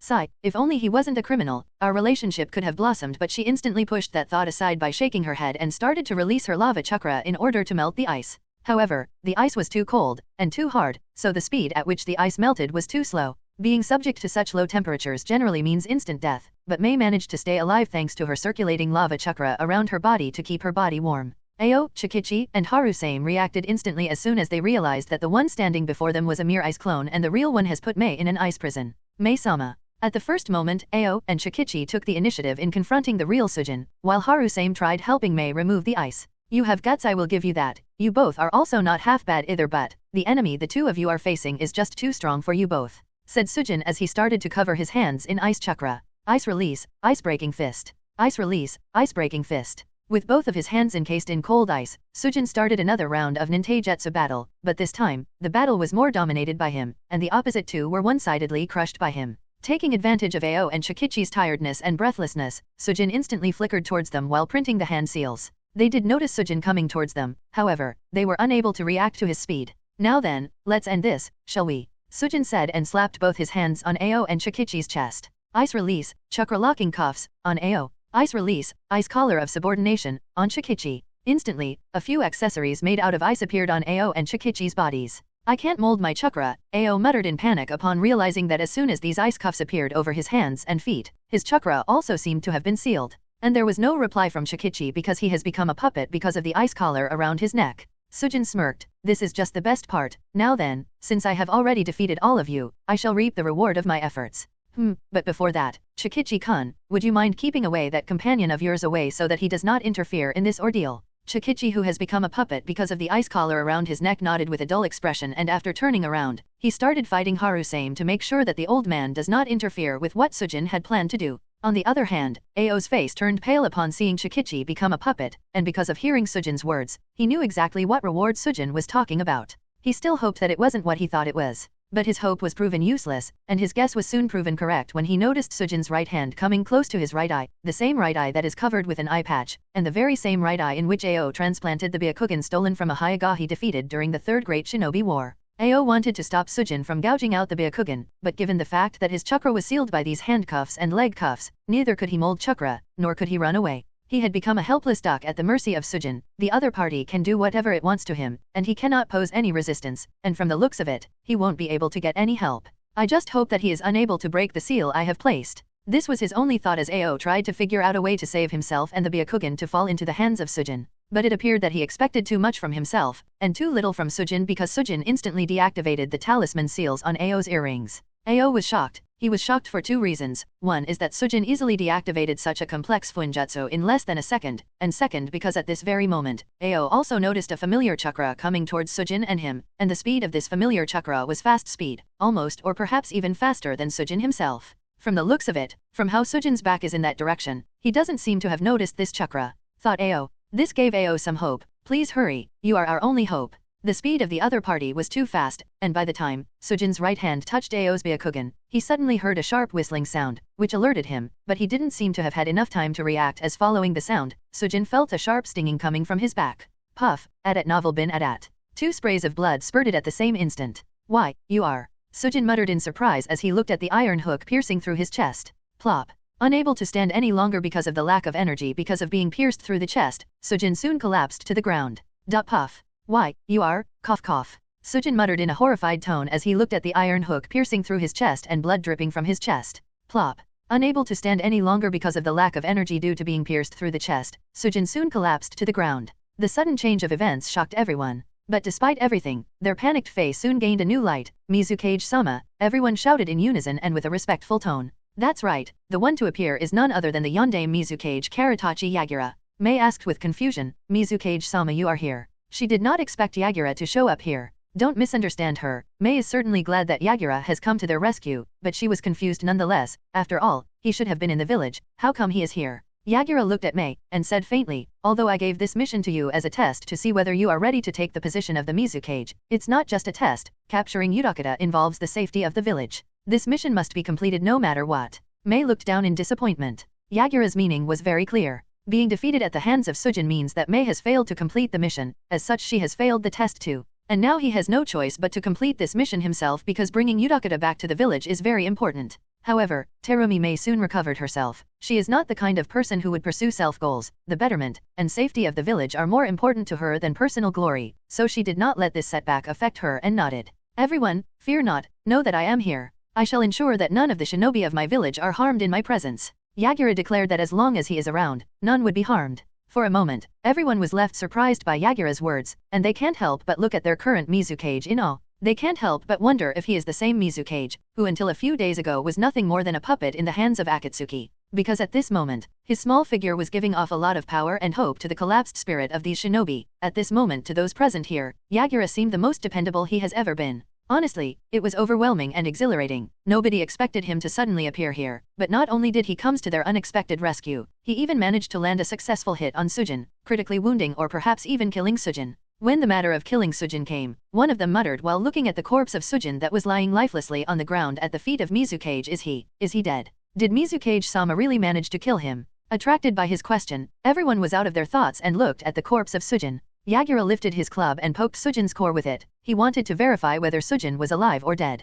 And it seemed that Sujin was indeed dead, as there was no more movement from him. Yagura nodded in satisfaction, and while everyone breathed a sigh of relief, Yagura asked Ao-san, are you alright? Ao did not reply. Yagura was confused and looked at Ao who had collapsed on the ground. Sujin may have died, but the ice cuffs on Ao's hands and feet were still present. Yagura looked at Ao with a frown, but he wasn't able to because Ao's head was bent downward. Drip, drip, drip, drip. In the silent night where not even the sound of the wind was heard, a few drops of liquid fell on the ground. These drops were red in color and dripped down Ao's face. Ao lifted his head and the sight of an empty right eye socket and blood dripping from it came to light. Mizukage-sama, he managed to gouge out the Byakugan. As soon as Ao's words fell, a Sujin's corpse, which lay there lifelessly until a second ago turned into a high-pressure geyser and shot out of the ground underneath Yagura's feet. It completely engulfed Yagura inside it, and for a moment it felt as if it would drown the Mizukage inside it. Mizukage-sama. Everyone exclaimed in worry and shock. They wanted to help but did not have the strength to do so. As Ao's churko was still sealed, Chikichi was still a puppet, and Mei was still encased in the ice prison.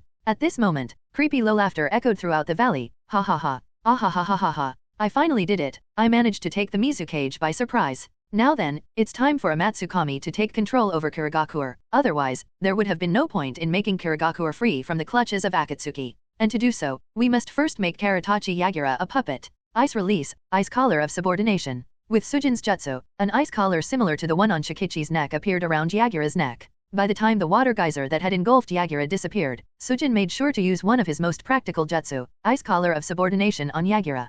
Harusame, having had the taste of this jutsu firsthand while facing Chikichi, informed others, everyone please be careful, this jutsu makes others into a mindless puppets. There is no telling if the Mizukage-sama is still himself or has fallen into Sujin's control. The ice collar of subordination is a jutsu that steals away its target's ability to make coherent thoughts. As a result, the subject under the effects of this jutsu becomes nothing more than a mindless puppet who would follow all of Sujin's command without any question or thoughts. What? You are kidding Harusame-san, even Mizukage-sama. Someone exclaimed in disbelief. Mizukage has already once become a puppet in the hands of Akatsuki, and that has done too many losses to the village. Now, if Yagura was to become a puppet in the hands of Amatsukami too, then there is no telling what would happen to them and to the village. And looking at those dull eyes of Yagura, those dull pink eyes that seemed to have lost any light of self-consciousness, everyone knew their worst fear has come true. He has really fallen into the hands of the enemy. Yagura-kun, now come, and kill your former subordinates, Sujin ordered without making his presence known. I want you to use Hiramekarei to do this job. After all, it's only fitting if the puppet Mizukage kills his former subordinates using one of the famed swords of Kirigakure.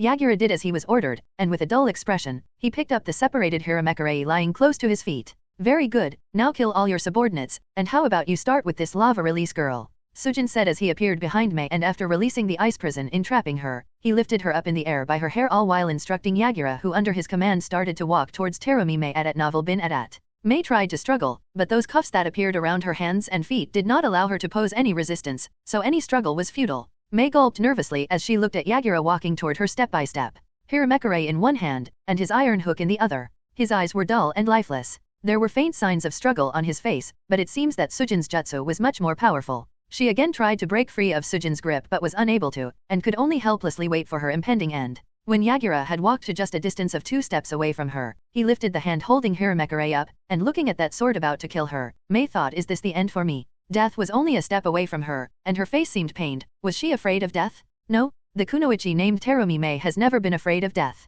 What she is afraid of is the future that awaits Kirigakure from here on out. In the end, I couldn't do anything for the village, she thought with a saddened expression. Any last words, girl? Sujin asked Mei as he traced his cold fingers over Mei's chin. Mei trembled at that cold touch. It was different than being encased inside the ice prison. The cold this time was not chilly, but rather scary. It frightened her. There were thousands of things she could have wished for, but when it came down to it, all she could say was, Mizukage-sama, please regain yourself. You are the dignified Mizukage of Kirigakure, not someone's puppet. The village needs you more than ever. You are not allowed to become a puppet in the hands of the enemy. Sujin smirked, and said with a mocking tone, unfortunately for you, girl, your last wish will never come true. The jutsu I have used on him is my second strongest when it comes to controlling others. No one can break free of it. Even if he is a perfect Jinchuriki, he cannot break free of it. Mei did not speak any further. There was unwillingness in her eyes. If only, countless possibilities raged in her mind, but in the end, she could only close her eyes, accepting her death. With this action of Mei, Yagura waved Hiramekure, lopping the head off of his target. Kill her, Yagura.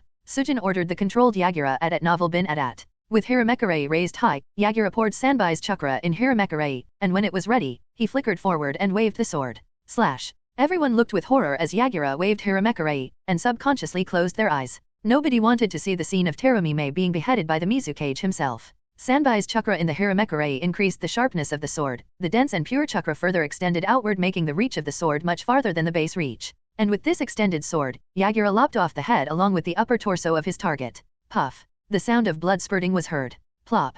Plop. The upper and lower parts of the body fell to the ground lifelessly. POV Terumi Mei. Slash. That's it. This is how I die? I couldn't accomplish anything, Mei thought sadly as she heard the sound of a sword slash and wind brushing past her cheeks. Puff. But the expected pain did not come, and all she could think was, Mizukage-sama is so skilled with the way of the sword that he finished me off without even making me realize it. Plop. Mei collapsed to the ground but frowned because she could still feel her body working perfectly except for the fact that her chakra was sealed, but still, her hands and legs were functioning properly. Something's wrong. Why do I feel that I am still not dead?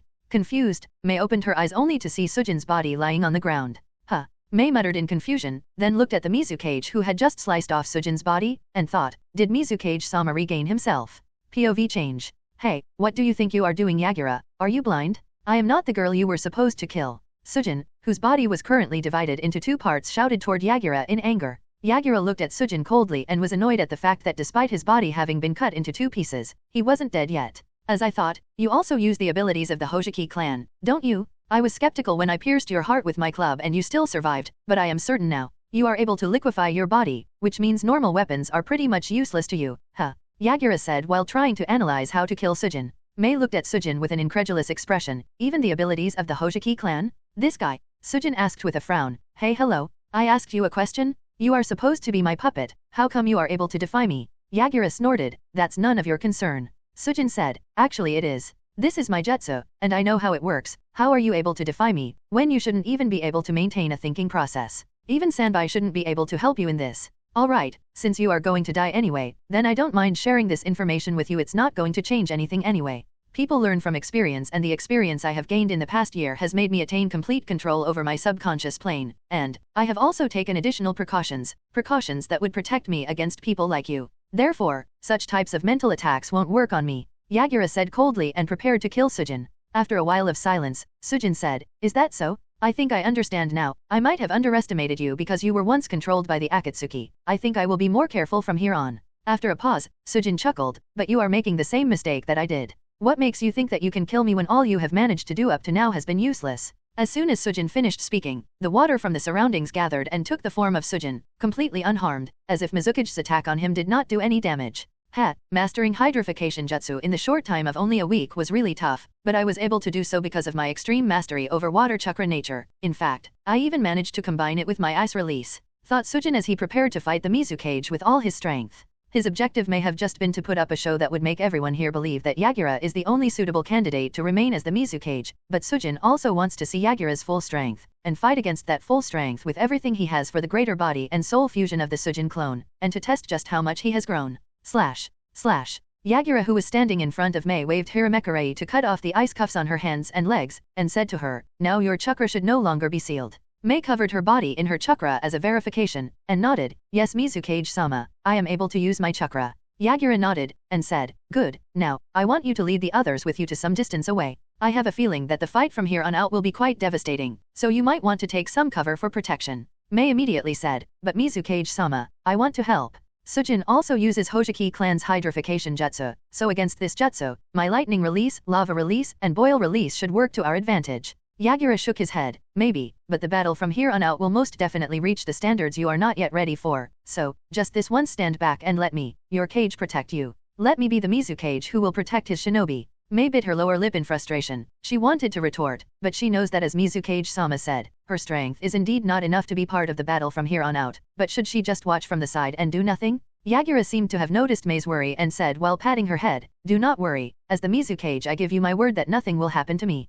I have yet to redeem myself, therefore, I am not allowed to die until I pay for my sins." Mei shook her head, and said bitterly, "It wasn't your fault, Mizukage-sama, it's the Akatsuki, and the Amatsukami." Yagura passed Hiramekarei to Mei, then turned around facing Sujin, and said to Mei, "Maybe that's true, but ultimately, it was my own weakness that led the village into what it has become now. I know I cannot undo what I have led the village into, but I must do everything in my power to not let the goals of people such as him come to fruition. So, trust me this once, I give you my word that I shall not fall here." Mei deeply into the eyes of Yagura, and his determination, then after a bit of silence, she nodded, "All right. I will do as you ordered, after all, a shinobi must follow the orders of their superiors." Then without waiting any longer, she used water clone jutsu to carry away the injured and unconscious shinobi. At the same time, the original her picked up the two parts of Hiramekarei and went away from the battlefield with Haru-same, Chikichi, and Ao. Sujin didn't stop them. The objective is not to kill them, so obviously, he had no intention of stopping either of them from leaving here. With them gone, Sujin cracked his knuckles, and said, "Now then, show me what you can do, Yagura, else this will all be for naught." Yagura nodded. He then directly transformed into the version 1 state of his Baijuyu mode and rushed towards Sujin. Sujin smirked. Directly starting with the version 1 Baijuyu mode, are we? I have just the thing I want to use for situations like these. After speaking so, Sujin printed hand seals, and shouted, "Ice release secret technique, divine raiment." With Sujin's words, a large amount of water appeared out of the ground like a geyser. It engulfed Sujin in a high-pressured spherical wave and then started to freeze at an extremely high speed. An instant later, the frozen sphere of ice broke apart into countless ice particles, and Sujin, who was now covered with an armor made out of ice, came into the sight of everyone. As soon as Sujin, covered in armor made out of ice, came into the sight of everyone, he extended his hand outward to meet the incoming punch of version 1 Baijuyu mode of Yagura. Boom! A loud noise echoed in the surroundings, the ground beneath the two cracked, and high-pressure winds were generated by the resulting shock waves of the collision of two fists. Coral Palm Jutsu. With his fist colliding with Sujin's fighting for dominance, Yagura used his Coral Palm Jutsu in an attempt to bind Sujin and restrict his movements with a network of coral. Freezing Touch. Sujin was not about to be outdone by Yagura and used his Freezing Touch, a jutsu capable of instantly freezing anything at the slightest of touch. Chakra was poured into the two and the two jutsu collided. Coral Palm would continue to spread on Sujin, but the Freezing Touch would instantly freeze it and break it into countless particles of ice. And a taijutsu battle between Yagura and Sujin started. Boom, boom, boom, boom, boom, boom, boom. The power and the speed of the two were so strong that it was difficult for anyone to keep up with them. Each of their moves resulted in a shock wave, trees were broken or frozen, and cracks kept forming on the ground. Wherever Sujin passed from, ice covered the area, and wherever Yagura passed from, he destroyed everything in sight. But no matter how much destruction was caused, then did not stop, and did not have any reason to stop. About half a kilometer away from the battlefield where Sujin and Yagura were fighting, the evacuated Kirigakure shinobi under the lead of Mei finally arrived here. While panting heavily, one of the Kirigakure shinobi asked, "Will we be safe here?" "Maybe," said Mei absent-mindedly as she looked at Sujin and Mizukage fighting in the distance. The current position of Mei and the others are at a higher altitude, therefore, they are able to clearly see the state of the battle between the two, even if they are unable to keep up with the speed of the two. The shroud of Sujin used by Sujin surprised them, as they have never seen anything like that. Perhaps Raikage's lightning chakra mode falls closer to this shroud of ice, but seeing such a jutsu was new for them. Hiki observed the battle between the two, then asked Mei, "Mei-sama, do you think Mizukage-sama will win?" "I don't know. Even if she did not want to admit it, the types of jutsu and powers Sujin has surprised her, and she is really not sure whether Mizukage can win. Mizukage-sama seemed confident, perhaps he can win, perhaps he has something up his sleeve. As the battle continued on, everyone started to take note of the abilities of Sujin and tried thinking up the countermeasures they might be able to use, and any sign of weakness they can find. Obviously, they were discussing with each other and trying to find any situation if they can help Mizukage-sama defeat the enemy. Only Ao was a silent one, as he did not participate in any discussion. He may have been looking at the battle, but his mind was somewhere else. Boom boom boom boom. Smash. Explosion. Cough cough. Yagura, who was in the version 1 state, was repeatedly punched by Sujin and collided with a giant tree and coughed out blood. Frost has spread over his entire body, and the version 1 cloak was unable to keep up with Sujin. Is that all you got? Is that all, you the Mizukage, the perfect Jinchuriki of Sanbai can do? Sujin mocked. Cough. I am not done yet. Yagura shouted as he got up, then let out more of Sanbai's chakra. With Yagura's action, all the 3 tails of Sanbai sprouted. The density of Baijuyu chakra on Yagura increased several times, and he has without a doubt entered the version 2 state of the Baijuyu mode.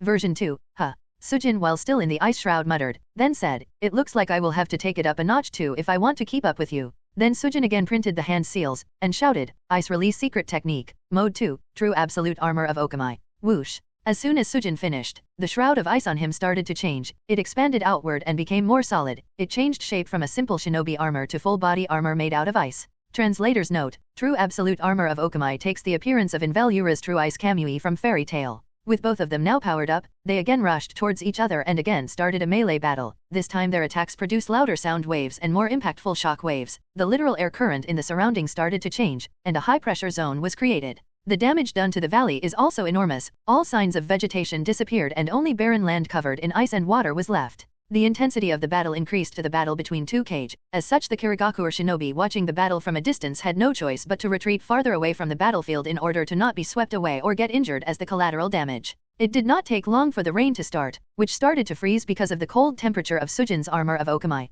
The special thing about the armor of Okamai was its instant repairability. No matter how much damage it suffered, it continued to repair itself using water from the surroundings and from Sujin's body, thus making it a very strong ninjutsu, and a very hard one to beat even for Yagura, who is in the version 2 Baijuyu mode. But Yagura wasn't to be outdone either. In the version 2 state, the increase in strength and speed was much more than previously. As such, he was easily capable of keeping up with, and sometimes even overwhelming Sujin. The freezing touch at this moment wasn't much effective as the high temperature produced by the chakra mode melted all the ice around him. And given that both of them are already powerful shinobi even in their base state, so the increase in strength by ice armor and chakra mode increased their strength to a very high level. Boom, boom, boom, boom. After a while of testing each other, Yagura crouched down and opened his mouth. The moment he did so, red and blue bubbles started to form around him and then merged together into the shape of a purple chakra ball started above his mouth. After a while of testing each other, Yagura crouched down and opened his mouth. The moment he did so, red and blue bubbles of chakra started to form around him and then merged together into the shape of a purple chakra ball above his mouth. As the size of the purple chakra ball continued to increase from the size of a tennis ball to that of a basketball and finally to the size of a giant boulder with a diameter of over a meter, it crushed the ground beneath Yagura because of the sheer weight due to the high-density chakra it contained. When Yagura was satisfied with the amount of chakra it contained, Yagura bent forward and fired it in the direction of Sujin. Baijuudama. A Baijuudama is one of the most terrifying jutsu a Baijuyo has in his arsenal, and a Jinchuriki can also use this jutsu. It is made up of positive blue chakra and negative red chakra in an 8:2 ratio. When fired, it moves at an extremely fast speed and is capable of destroying mountains at novel bin at. And at this moment, this very symbol of calamity was coming towards Sujin with the intention of killing him. But Sujin was not panicked at all. Baijuudama? Ha, I have just the right thing for this. Sujin smirked and got ready to counter it. Countering a Baijuudama is not so easy. The Baijuudama used by Yagura may not be at the full power that Sanbai is capable of when completely liberated, but it nonetheless bears extreme power. However, Sujin has created a jutsu that is perfectly capable of countering this weakened version of Baijuudama, and Sujin is more than confident in this S-class jutsu of his. With this intention, Sujin printed the hand seals: snake, dog, boar, dragon, mirrored ram, dog, monkey, horse, ram, tiger, hare, snake, clap, then clapped both of his hands together, all while gathering enough chakra that he needs to use for this jutsu. Under Sujin's control, a very large amount of water from the surroundings as well as from his own chakra reserves was drawn, resulting in the manifestation of a colossal, oceanic dragon deity with an abysmal and fearful maw. The colossal water dragon, which is almost as big as that of the giant snake summon Mando, was launched towards the incoming Baijuudama at nonsensical speed. Water Release Secret Technique, Roaring Great Dragon God of the Seven Seas, Mizuchi. Translator's note: for reference to the appearance of this jutsu, check out Noel Silva's Magic, see Dragon's Roar from the Black Clover series. The moment Sujin's colossal water dragon god, Mizuchi, reached near the incoming Baijuodama, it did something unexpected. It actually completely swallowed down the Baijuodama, which shocked all the spectators, but that wasn't the end. It then started to absorb the chakra from the swallowed Baijuodama as it continued to move forward. The chakra of the Baijuodama that was supposed to have exploded, resulting in the destruction of the entire valley, was absorbed by the colossal water dragon and used as a fuel to increase its size from the colossal dragon size of 150 meters to grow bigger and bigger, and all the more powerful, reaching up to the size of the Manda 2. Roar!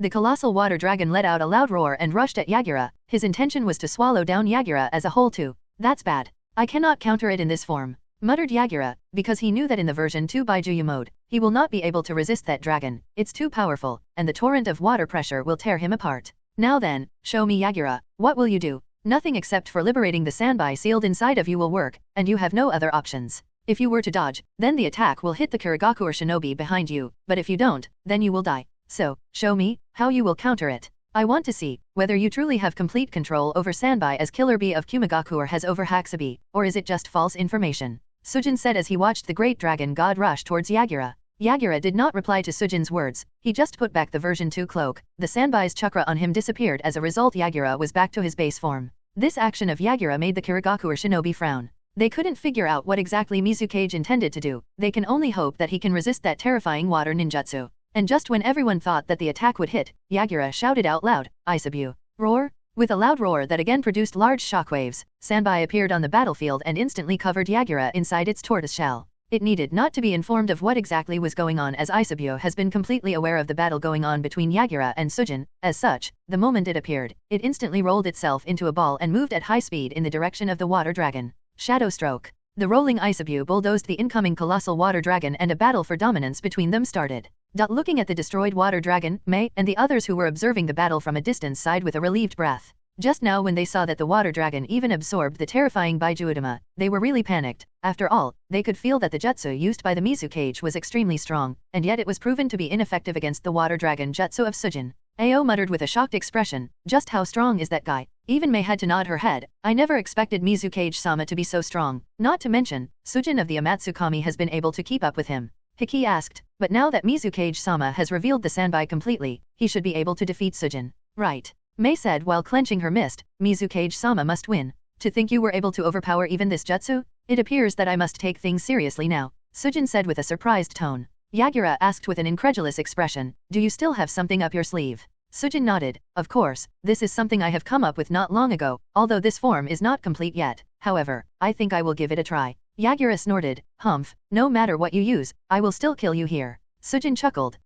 Don't be so sure, I think you are in for a rude awakening." With that said, Sujin thought, although Ryua Mayako is still in the process of evolution, I think it would be fine to test the changes for some preliminary experimentation, so merging Ryua Mayako with me and taking chakra from it for this new jutsu that I managed to acquire should be alright. And without waiting any longer, Sujin started. The first thing he did was to lift the Ryua Mayako seal and allowed the Ryua Mayako chakra to flow inside him. As Sujin felt the Ryua Mayako chakra entering inside him, he also felt his consciousness inside his own subconscious plane. Sujin's subconscious plane. "You are still not ready for the Senin transformation," Sujin said, a young woman who appeared to be in her later teens, to Sujin. The woman has chin-length blonde hair, along with a pair of purple horns on both sides of her head. She is wearing a sleeveless white and grey robe along with a golden tiara and tomo-shaped blue earrings. Sujin looked at the woman in front of him and said, "I know Toyota Maheim. As such, I want to try what I discussed with you the last time. I think it would work perfectly in this situation." "Are you sure, Sujin?" the woman, named Toyota Maheim, asked again, for confirmation. Sujin nodded. "Yes, this is a good opportunity to test that form, since the fight with Karatachi Yagura is not a life and death battle, as such I want to test the limits of that form."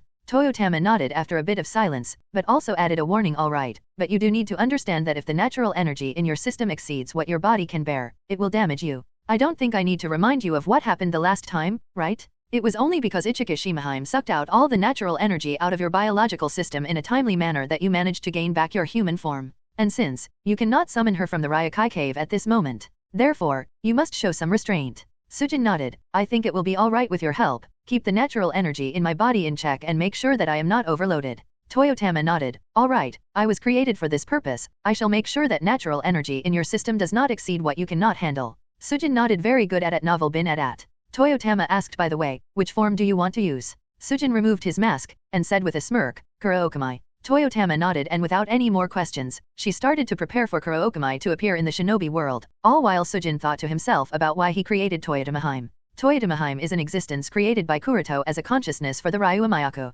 Toyotama's appearance is actually that of Samui of Kumagakur along with several other dragon characteristics. The reason for this similar appearance is also very simple. It is because Kuroto created her from the soul of Samui he extracted from her body. The purpose of creating Toyotamahime is also very simple. Over time Kuroto has come to understand that he needs to solve the problem of natural energy invasion, but he has been unable to learn Senin mode, so solving the problem of petrification seems to have become a distant thought. But because he can't spare much effort because of the pressure of Akatsuki, especially Nagato, as such, he decided to give Ryuamayaku intelligence. As such Samui, A.K. Toyotamahime came into the picture. But even if Kuroto created her to solve this issue, there was still a problem, and that was the fact that Samui did not have any knowledge of natural energy or senjutsu while she was alive, and that's where Ichika Shimahime came into the picture. Ichika Shimahime is one of the snake priestesses of the Ryokai Cave who is a direct subordinate of the White Snake Sage. Signing a summoning contract with her was rather easy. As a necessary condition for signing summon contract with her, Kuroto had to pass her genjutsu test, and also agree to her condition by allowing her to sometimes eat some of his as well as Ryuamayaku's chakra, both of which she found to be rather delicious because of their purity or high density of natural energy. Kuroto did not have any problem with her condition because having her as a summon solved quite a lot of problems. The advantages far outweighed the disadvantages for him, so he agreed. Of course, Kuroto made sure that Shisui used Kota Amatsukami on her so that she keeps all her agreement with Kuroto a secret. This was done to avoid unnecessary trouble. In addition to her, Kuroto also signed a summoning contract with Aida, another snake summon of the Ryokai Cave. Aida is also a snake summon as powerful as Manda and Gurga. Ichika Shimahime is no weaker than Aida, as such Kuroto now has quite a good amount of collection of summon. Anyway, after Kuroto made Ichikashima a loyal snake summon, he extracted her memories regarding senjutsu, studied it himself, and also planted those memories along with a few others inside Samui, thus giving birth to Toyotamahime, who is well versed in snake senjutsu and snake senin mode. And that's how we have come to this point. Translator's note: from here on out, Ryuamayaku will be renamed to Toyotama/Toyotamahime. Back to the real world. After his conversation with Toyotama, Sujin clapped both his hands and allowed Toyotamahime to aid him. The moment Sujin clapped both of his hands together, the ice armor on his body disappeared, and Toyotama started to direct her chakra inside Sujin and controlled the flow of natural energy inside Sujin's body. With the flow of natural energy, Sujin's body started to change. To be more exact, it started to morph from that of a human to something that wasn't a human. Initially, bluish-white scales started to emerge from his skin, then a pair of horns appeared on both sides of his head, the next moment a tail started to sprout behind his back, and even the shape and size of his two pair of limbs was altered along with the rest of his body soon following suit. Overall, when the transformation was completed, the size of his body changed and grew longer and longer. A pair of wings on both sides of the now elongated body appeared, in addition to a pair of golden horns on both sides of his head. One horn grew from his forehead, and his nose also elongated and sharpened akin to a blade. The new form appeared to be an eastern dragon, or perhaps more accurately a water and ice dragon, with bluish-white scales, and a pair of flippers-like wings. He also had water coiling around his dragon body and a floating sea above his head. Roar, roar! With a loud roar that shook the heavens and the earth, the dragon named Kurokamai made its presence on the battlefield. Looking at the dragon that Sujin transformed into, Yagura's face had a shocked expression. Even Isabue wasn't any different. Even if the tortoise has lived in the shinobi world for nearly a millennium now, it has never gotten the chance to witness a creature such as this. Isabue can be certain that the strength of this creature is at least on the same level as his, or perhaps even higher, because he could feel a terrifying amount of natural energy inside the body of that creature. Not to mention, the volume of water hovering in the sky above the dragon. It looks like a mini-sea. Yagura gulped, and said to Isabue in his subconscious plane, "This is probably going to be the second most difficult fight. Be prepared." Isabue nodded and got ready to fight. At this time, Kurokamai looked down with glow in his eyes and roared. With Kurokamai's roar, several whirlpools started to appear on the surface of the mini-ocean, and instantly, a thick pillar of high-pressured water was shot at Isabue. Water release, judgment pillars. The thick pillar of water crashed at an extremely fast speed, and Yagura knew that they cannot be hit by this pillar of water, so he instructed Isabue, "Dodge those pillars. We cannot afford to be hit by it. It would be tantamount to death." Isabue nodded and instantly curled himself into a giant ball, and started to roll and jump, and bounce all over the battlefield at an extremely high speed. Leaping bullet shell tower. Crash. The pillar of water crashed into the valley, producing shockwaves and tsunami-like scenery. But Isabue and Yagura dared not stop just because they dodged one water pillar, because they could see more than a dozen water pillars were ready to come down and kill them. Crash, crash, crash, crash, crash, crash. They dodged and dodged and dodged and dodged and again dodged. The pillars of water didn't stop until the entire valley had turned into a large lake. Now Yagura and Isabu could breathe a sigh of relief. After all, when inside water, Isabu is extremely hard to beat, and his speed is also extremely fast. Moreover, the presence of water will reduce the threat from those water pillars. However, Kurookami still had that gloating expression, as its tail touched the surface of the lake. And the next thing everyone witnessed was the freezing of the entire lake from the point Kurookami's tail touched the water surface. Ice release, freezing wave. And at this moment, both Isabu and Yagura were encased inside the frozen lake. Roar! Isabu roared, and released an extremely strong shockwave, shattering the ice into millions of pieces, as a result, making its way out. The moment Isabu came out, Kurookami made its next move. Ice release secret technique, all-killing rain.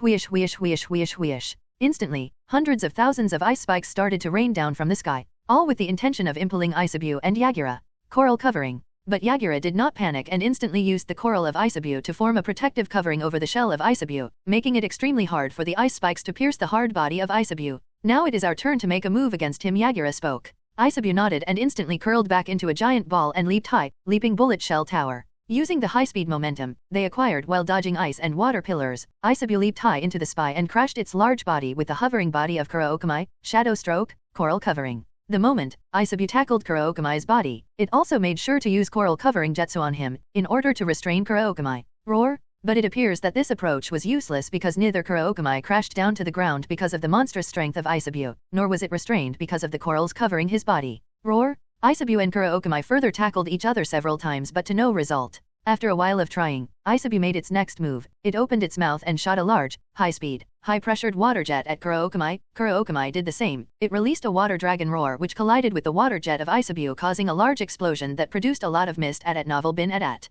Taking advantage of the mist, Isabu used its genjutsu ability, Genjutsu Mist. A jutsu that traps its victim into the tormenting events of the past, but however strong this genjutsu may have been, it did not work on Kurookami as it was instantly dispelled by Toyotamahime, even before it could take any effect on him. Seeing that all of its attacks were proving to be fruitless, Isabu decided to use his trump card and started to condense an extremely large Baijuodama. Baijuodama. Roar!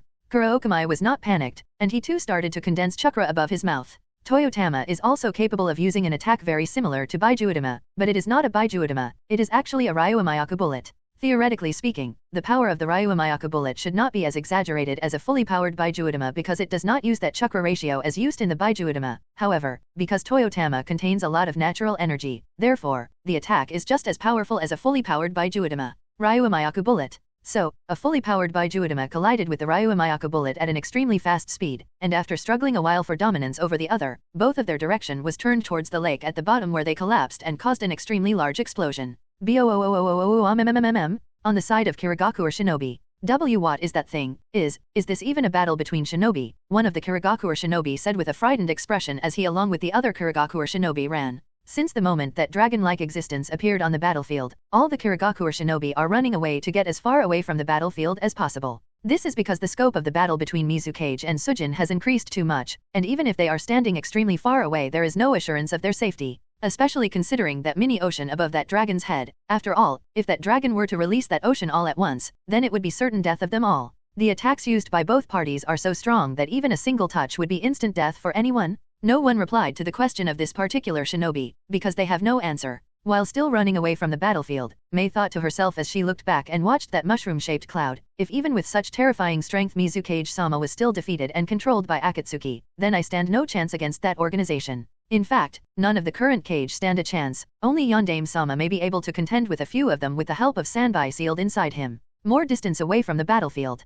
Masked Obito looked at the battle between Yagura and Sujin, the giant turtle and the dragon, and clenched his fist. Was it anger, disappointment, or frustration? It was hard to judge even for White Zetsu standing next to him, but Black Zetsu knew, witnessing this fight has finally forced Obito to make up his mind into taking that back. As the fight went on, the scene of Kurookami coiling himself around the body of Isabu appeared, making the resulting creature look like that of Genbu from the legends. And while Kurookami and Isabu appeared to still be at each other's throats like two beasts, fighting, brawling, and biting each other, Sujin and Yagura started a conversation telepathically on a subconscious plane by linking their chakra. Yagura asked Sujin, "So you are taking the Byakugan that Ao had?" "Yes," nodded Sujin as if it was obvious, then asked, "Is there a problem with it?" Yagura shook his head. He had no objection to Sujin taking the Byakugan. "Not really, I just wanted to confirm." Sujin said, "After this, your position as Mizukage should be fixed, right?" Yagura nodded gratefully. Okay, after the events of today, the pressure on me should decrease, and since Mei has realized that she stands no chance against the organization, therefore, I think she would be unwilling to take the position of the Mizukage, unless, of course, something unexpected happens to me.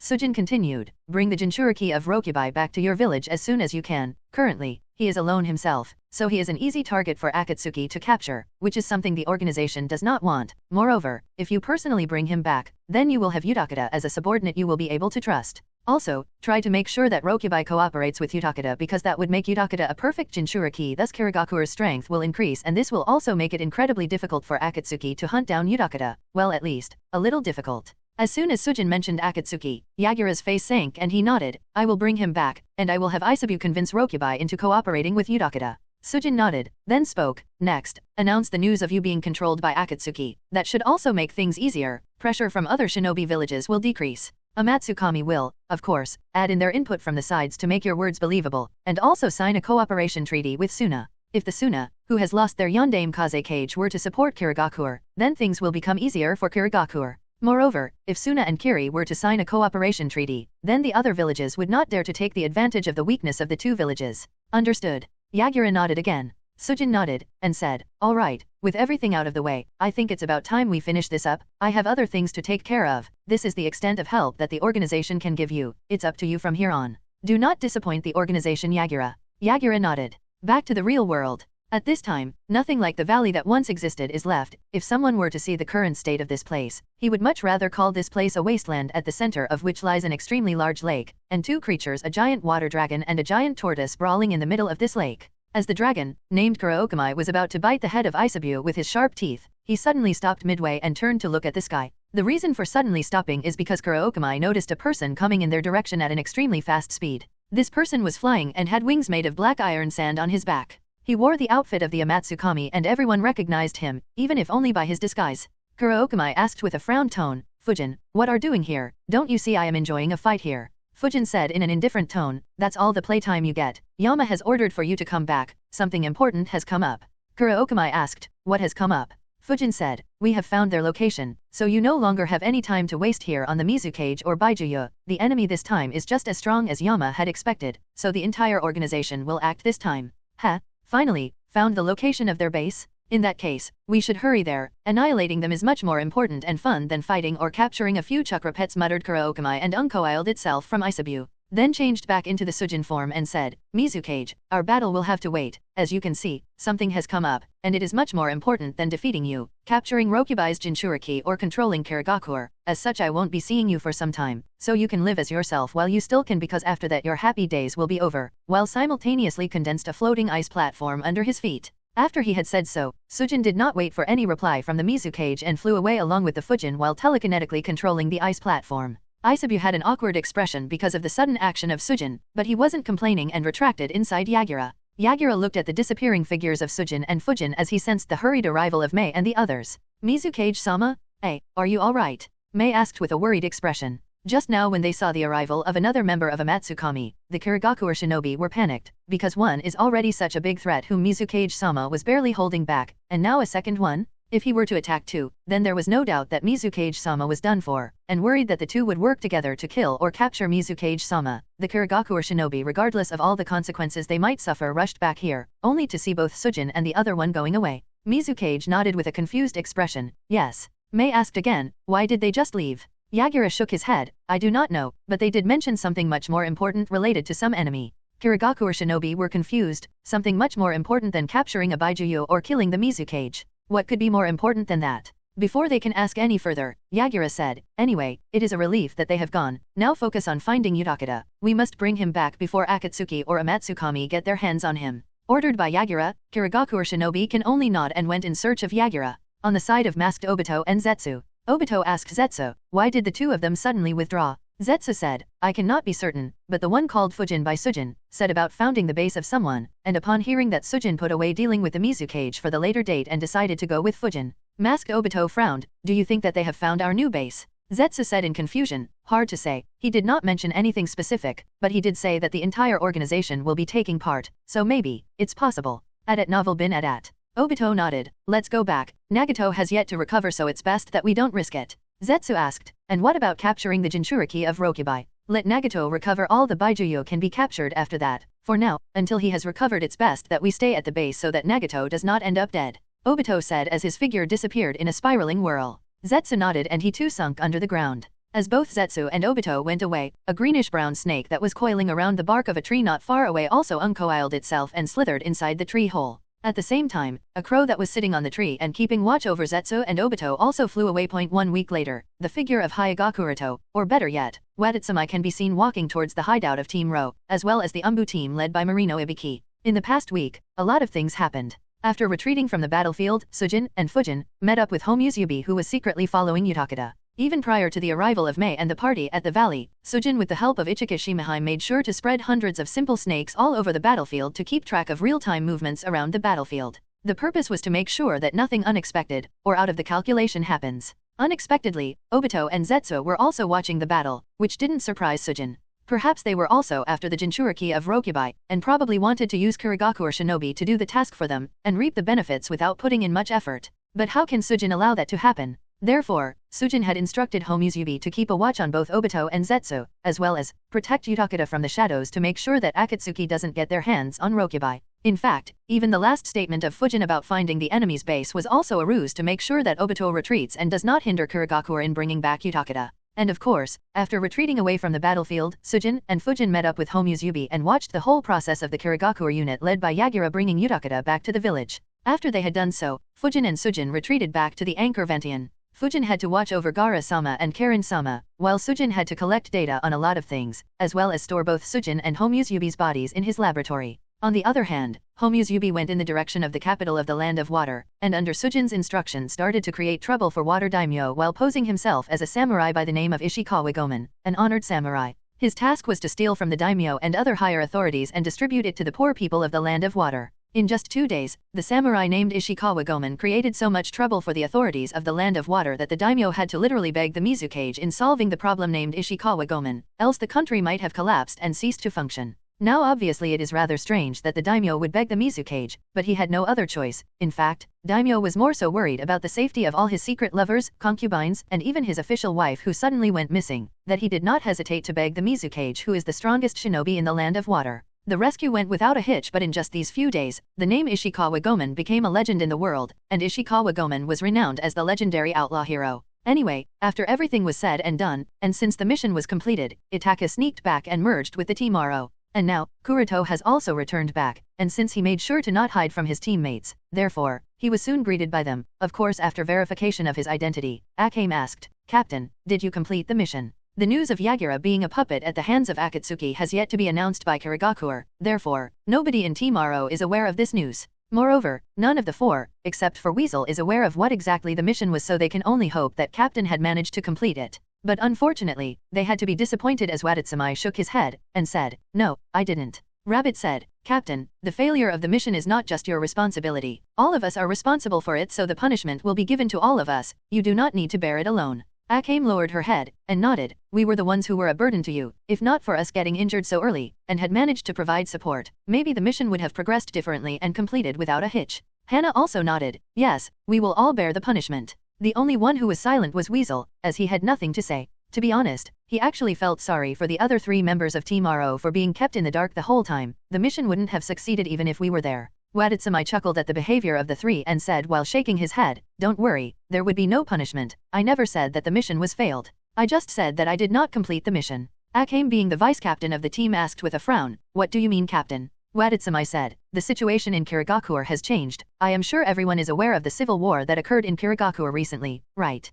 The 4 nodded, yes. Watatsumi nodded, and continued, "So, because of this civil war, there have been several changes, and because of these changes, the mission was no longer necessary to be completed." Hana muttered, "Is that so?" Watatsumi nodded, "Yes, so anyway, let's retreat back to the village. We have to pass the information I obtained back to Hokage-sama as early as possible." The other 4 looked at each other, then nodded. Team Aro bid farewell to Marino Ibiki and his team, then retreated back to the village. Of course, Watatsumi did give the Team Aro a short brief up on the events that took place in Kurigakure, but he made sure to not reveal everything until he informs Hokage-sama. Since the news to be delivered was extremely important, as such, the Team Ro rushed back to Konoha at full speed continuous travel, with minimum breaks. Thus they managed to arrive back at the village in just 1 week. Arriving back in the village, Team Aro was instantly summoned to the Hokage office. Waditsumi passed the mission report that described all the events that took place in Kirigakure to Hokage-sama. Of course, the events and information were from the perspective of the Umbu named Waditsumi, and their description was only limited to what Waditsumi wanted Hokage to know, nothing about the personal business of Amatsukami. However, he did mention the rumor about Amatsukami also appearing in the Kirigakure. After reading the report, and upon learning the fact that the Mizu cage was controlled by Akatsuki, the shocked look on the faces of everyone was clear at novel bin at. They were speechless. One cage was killed and the other became a puppet? How much has the status of a cage of a great shinobi village fallen? It must not be forgotten that the cage of a great shinobi village holds extremely high combat power, and yet such results are happening? If this wouldn't surprise Sarutobi and the others, then what will? Seeing the thoughtful expression on Sandame's face, Waditsumi continued, since Yondame Mizukage managed to break free of the genjutsu from Akatsuki, so I decided to not assassinate him, as that would have weakened Kirigakure, and Akatsuki could have used that opportunity to again take control over Kirigakure from the shadows. Moreover, the alive Mizukage who thinks of Akatsuki as the top enemy is much better. Listening to Waditsumi's words about assassinating the Mizukage, Akame, Hana, and Rabbit were incredibly shocked. The mission was to assassinate the Mizukage, and Captain actually sneaked inside Kirigakure to complete this mission alone. And, since Waditsumi never shared the exact detail of the mission with Team Ro, so they were more shocked because Waditsumi actually dared to complete such a mission on his own? Hokage-sama did not care about the shocked expression of the four standing behind Waditsumi. He had already read from the report that those four were left behind under the care of Marino Ibiki, but he was still shocked, and wondering what to make of the situation from here on. As he nodded, your decision was indeed correct. Then after a pause, he continued, what do you think about the current situation of the Mizukage? Will he remain in power, or will he be forced to abdicate? Waditsumi shook his head, and said, the subordinate cannot judge. Sandame nodded with a sigh and said with a tired look, you have done hard work, now go back and rest. As soon as I get the next mission of Team RO ready, I will inform the 5 of you. Now dismiss. Waditsumi as well as the 4 members of Team RO nodded and left the Hokage office. Of course, there were many questions in the minds of the 3 regarding this mission, but none of them dared to speak anything as per the secrecy code issued by Hokage-sama and silently went on their way to their respective homes.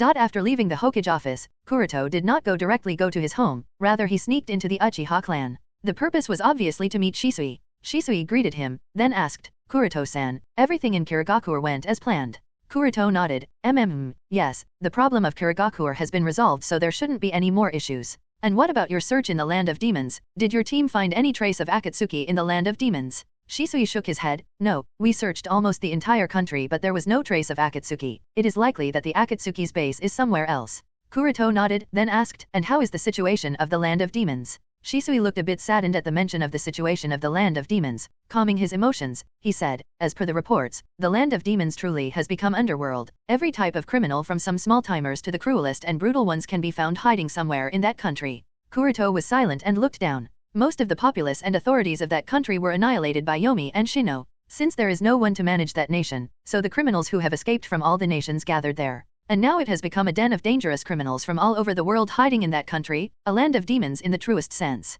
The 5 great nations also don't have enough means in their hands to solve this issue, because there is no end to this problem. They can clear up the criminals there, true, but how many times? Once, twice, thrice, but after that? A time will come when they will stop caring and let those criminals gather in one place, rather than causing trouble all over the world. Therefore, the 5 great nations have come to a unanimous decision to let that country be as is, and closely monitor it. But with all those criminals in that country, it is also possible that Akatsuki's new base is located in the Land of Demons. This is why Sandame assigned a mission to Shisui's team to search for the location of the new base of Akatsuki in that country. But it seems that these efforts were proven to be fruitless, as Akatsuki's base is unlikely to be in the Land of Demons. Kuroto sighed, and changed the topic. Anyway, I was here to inform you about the Hashirama cell implantation. Just give me 2 days. Within these 2 days, I have to take care of some matters. After that the implant operation can be done. Shisui nodded. I have discussed the problem of my blindness with Sandame-sama and told him that the problem can be solved but I would need some time. So after some consideration, Sandame-sama agreed to give me a holiday.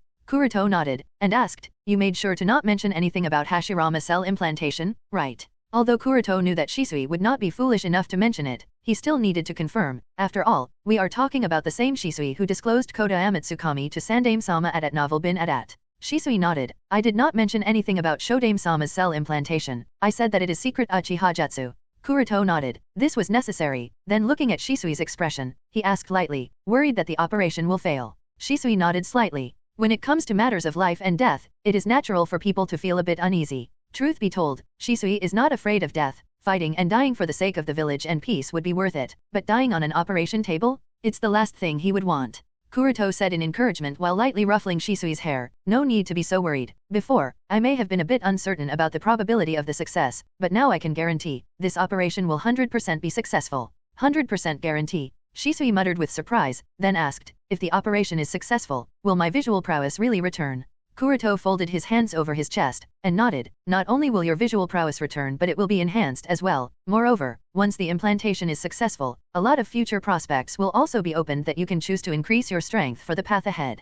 Kuroto is not just giving assurance to Shisui, this is his confidence. After awakening the Mangekyo Sharinon, Shisui himself possesses a very potent yin chakra, and once the Hashirama is successfully implanted into Shisui and he acquires the yang chakra of Hashirama cells, then the yin and yang will bring a qualitative increase in Shisui's strength, which will not only increase Shisui's ocular power but also increase his physical strength significantly. In both cases, Obito is a clear example. On the night of Kyubai's attack, he was able to control Kyubai with just one Mangekyo Sharinon, and Kuroto obviously knows that Obito's Mangekyo Sharinon is not specialized in genjutsu like that of Shisui or Itaki or Fugaku's, and yet he controlled the Kyubai. And it must not be forgotten that the Kyubai that Obito controlled on the night of Kyubai's attack was the complete Kyubai, not the half-yang Kyubai that Yondaime sealed inside his child Naruto, and he did all that while battling Yondaime Hokage. This feat alone shows just how much visual prowess Obito had acquired. Then there is the matter of increase in his physical strength and defenses. The Yang Chakra obviously enhances physical strength, and because of this, Obito was able to bear the damage from Raiznon. Yondaime-sama's Raiznon, as well as Naruto's Kurama Chakra enhanced Raiznon in the face and hand, and yet only suffered slight scratches, so overall, he was perfectly alive and kicking. After listening to Kuroto, Shisui did not have any exciting expression, he just muttered with an eerie calmness, if that is the case, then I hope so too. After a pause here, he continued, but Kuroto-san, in the off chance that the implantation operation fails, and results in my death, then I hope that you can pass on my Mangekyo Sharinon to Itaki. Because of bearing the Tenseigan, Mangekyo Sharinon is of no use to you, but they may be useful for Itaki. Kuroto thought a little, then nodded. Although Kuroto is certainly confident that the operation will be successful, so there is no harm in agreeing with Shisui's request. Besides, Kuroto also knows that even in the canon, Shisui entrusted his Mangekyo Sharinon to Itaki. In fact, he did not just entrust his Mangekyo Sharinon, he even entrusted his will and the hope of protecting the village, Uchiha name, and peace to Itaki. Therefore, Kuroto wasn't surprised when Shisui said this to Kuroto. After some more talks with Shisui, Kuroto left Shisui's home. Within these 2 days, he has to complete a lot of things. Firstly, Kuroto has to sell the Byakugan he obtained from Ao to the Hyuga clan, then use the money he will obtain to pay off Tsunade-sama's debts in various gambling houses all over the Land of Fire. Then he has to also buy some pieces of equipment for his further experiments. Originally, such trivial matters were not so problematic and could be resolved pretty easily using the black market. However, because of a Matsukami and Akatsuki organization, the 5 great shinobi villages have almost paralyzed the underground markets in the 5 great nations and the surrounding countries. So, Kuroto would have to put some effort into it. While Kuroto was busy dealing with the matters of selling the Byakugan and paying off Senjutsunade's debts, 2 newly created teams of Akatsuki, consisting of Kagaya Takashi, with Shinoik Mijita and Hoshigaki Kisame with Yuki Kaio, were also making their move in the newly reformed country, the Land of Sound. The mission of these 2 teams is to eliminate Orochimaru, and according to the intelligence given to the 4 by Toby Sr., their target, Orochimaru, was spotted in this country several times. After arriving at the border of the Land of Sound and Land of Fire, the 4 did not rush into the Land of Sound. Instead, they hid in the forest around the border waiting for the arrival of the leader of the team. As per the instructions given to them by the one called Zetsu, an official member of the organization will meet up with them in this small forest, and then the 5 of them will venture deeper into the Land of Sound to eliminate Orochimaru. But they have been waiting for quite a while now, and yet there has been no sign of this so-called leader, which has made Takashi a bit impatient. Is anyone going to come, or are we left alone just like what happened last time?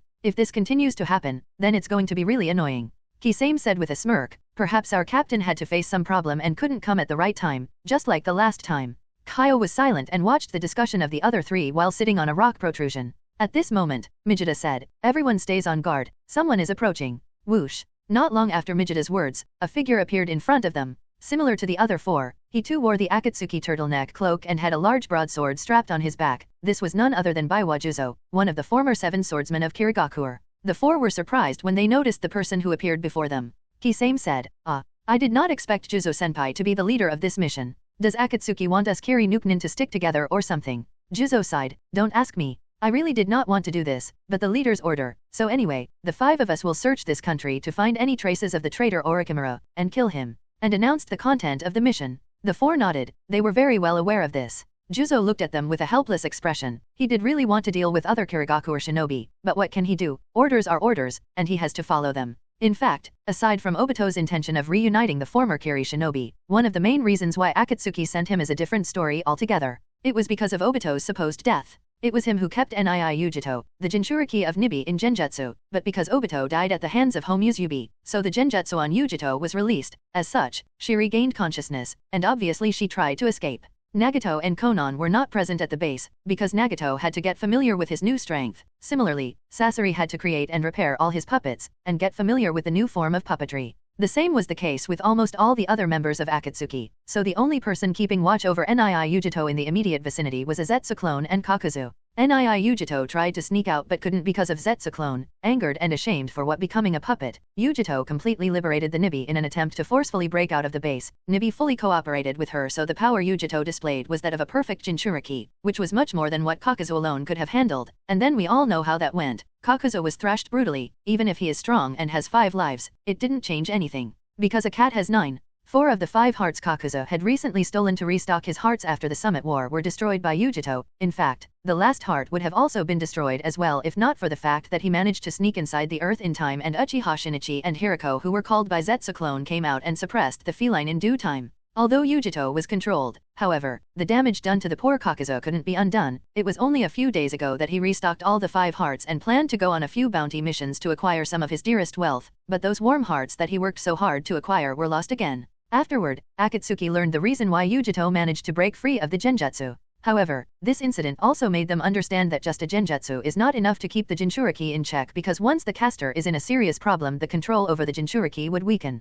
And that's where Nagato comes in. With his black chakra receivers, Nagato would be able to keep the Jinchuriki in check, but it would take some time for Nagato to complete his training session and come back, so until then both Shinichi and Obito/Tobi Jr. are supposed to keep Yujito in check. And since Shinichi had to keep watch over Yujito, as such Juzo was free for the time being. Therefore, he was sent by Akatsuki to the Land of Sound as the leader of the 4 new members. His objective was to assess the abilities of the new members and also aid them in eliminating Orochimaru, if possible. Akatsuki is not so adamant about eliminating Orochimaru, firstly because they too understand that killing Orochimaru is not so easy, even if Orochimaru can be defeated, but killing him is another matter altogether. And the second reason is that Black Zetsu has secretly taken interest in one of the kinjutsu Orochimaru is researching. So, sending these 5 members after Orochimaru is also for the purpose of testing out that newly created kinjutsu. Of course, the 5 of them are unaware of all the plans, and without any more delay, and ventured deeper in the direction of the Land of Sound, in search of Otogakuer. These 5 are yet not aware, but Otogakuer isn't actually a real shinobi village, but a network of laboratories composed of various hideouts and bases scattered throughout the Land of Sound and various other countries, including the Land of Wind, the Land of Grass, the Land of Waves, the Land of Rivers, the Land of Sea, as well as the Land of Demon, along with a few other countries.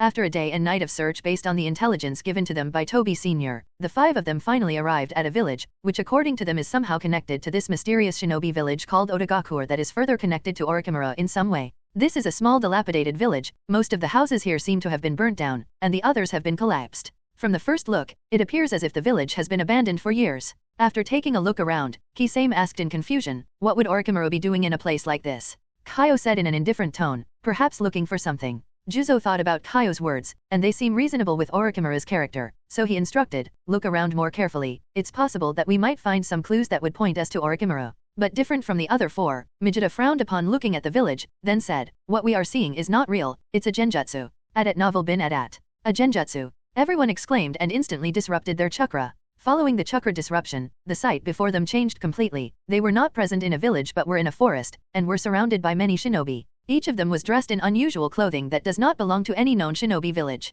Their uniform consisted of light lavender color, and the common part of their clothing was a rope-like belt tied in an inverted bow around their waist. Additionally, they also wore a forehead protector with the symbol of a musical note. Kaio asked in confusion, what are children doing here? What made them frown more is the fact that these shinobi were young children between the age of 7 to 13, even the oldest of them seemed to be only about 16 years old. The eldest of the children, the one with short brown hair, asked, who are you people and what are you doing here? Mijita asked, are you children shinobi of the newly established Otogakuer? The eldest of them nodded, and asked, yes, and what do you people want from us? Takashi asked Juzo, what to do with these children? Juzo put his hand on the hilt of Kubikuri Basho, and said, they are just children, what's there to think about? Just eliminate them. But Kaio immediately interrupted Juzo, no, they are just children, our target is Orochimaru. Nobody said about killing young children. Juzo said, I don't care if they are children or not, we need information about Orochimaru's whereabouts, and they are likely to have it, so there is no reason to let them escape. In their eyes, whether children or not, it does not matter. What matters is completing the mission.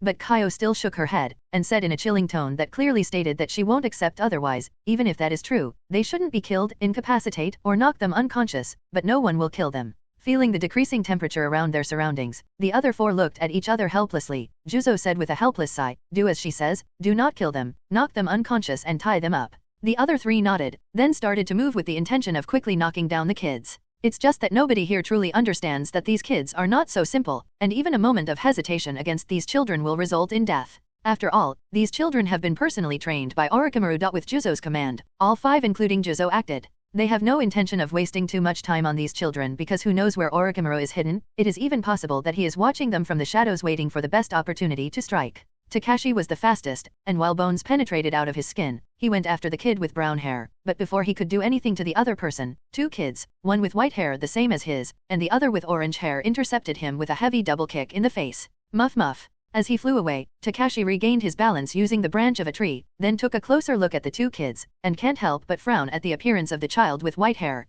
Are you Kimimaro? Takashi was certain of his guess because even as a child, Kimimaro was quite famous in the Kagaya clan. His abilities and talents were so high that even the patriarch, the strongest of the clan, feared Kimimaro's potential. Kimimaro did not nod or deny, he just walked forward as many bones appeared out of his body, and he said, "We will be the ones fighting you." The moment Kimimaro said so, the boy with orange hair laughed maniacally. Ha ha ha. That's right, your opponent will be us, so don't even think about going after Tenzo-san. Takashi frowned, as he looked at the child with orange hair who no longer seems to be a human, at least from all that stuff growing out of his body. Along with his cruel laugh, he knew that Kimimaro isn't to be taken lightly, but this kid with orange hair is also not simple. Damn, are they really just kids? Putting aside the monster kid, Takashi felt really sad upon looking at Kimimaro. It's really a shame, both of us are the last survivors of the proud Kagaya clan, and we are now fighting each other as enemies. It matters not to me whether we are of the same clan or of the same village, for there is only one person whom my loyalty is dedicated to. I shall kill you here and now. Kimimaro said, and rushed forward. Yugo, use tactic 3. Yugo nodded and started to create many jet-like appendages on his back. He then maneuvered through the air using the blast created by the jet-like appendages that enhanced his speed and rushed towards Takashi to deliver another solid kick in the face.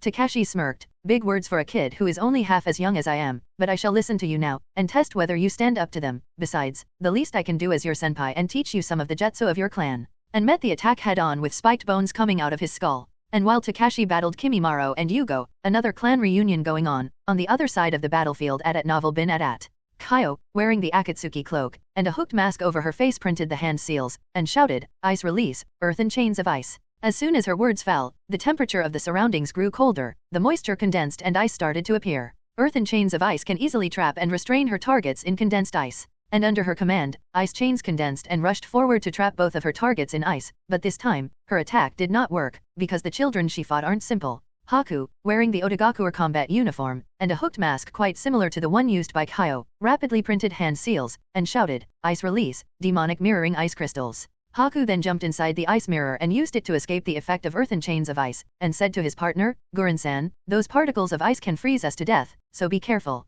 The girl named Guren nodded, and said, Fear not, no one can harm me unless I want them to." At the same time, she printed hand seals, and shouted, "Crystal release, crystal armor." Instantly, under Guren's command, the ice particles on her skin turned into particles of pink crystal, which further expanded and formed an armor-like skin upon her. Looking at the two children who survived her attacks so effortlessly, Kaio was shocked. She was more shocked upon realizing that both of them are Kekii Genkai users, a child of the Yuki clan. Were there any survivors other than me and my brother? And the other one, she uses crystal release. After the first series of attacks, this time, Guren and Haku took the initiative. Guren printed hand seals, and shouted while touching the ground, "Crystal release, divine pathway jutsu." Instantly, a long stream of sharp blue crystals started to sprout out of the ground and rushed towards Kaio to bind or pierce her. Kaio leaped backward in order to dodge that attack, but at the same time Haku leaned half of his body outside the ice mirror, and shouted, "Secret technique, 1,000 flying water needles of death." Under Haku's command, thousands of water needles rushed towards Kaio who was still in midair. At the same time, Kisame with same hada in his hands was looking at the 16 or 17 years old kid in front of him, and asked, "So, what's your name?" The other boy was confused as to why would the enemy ask his name, but he decided to comply with either party's request and said, "It's Tenzo." Kisame nodded, then asked again, "Are you a shinobi of the Hoshigaki clan?" Tenzo frowned, and asked, "Why are you asking me such a thing?"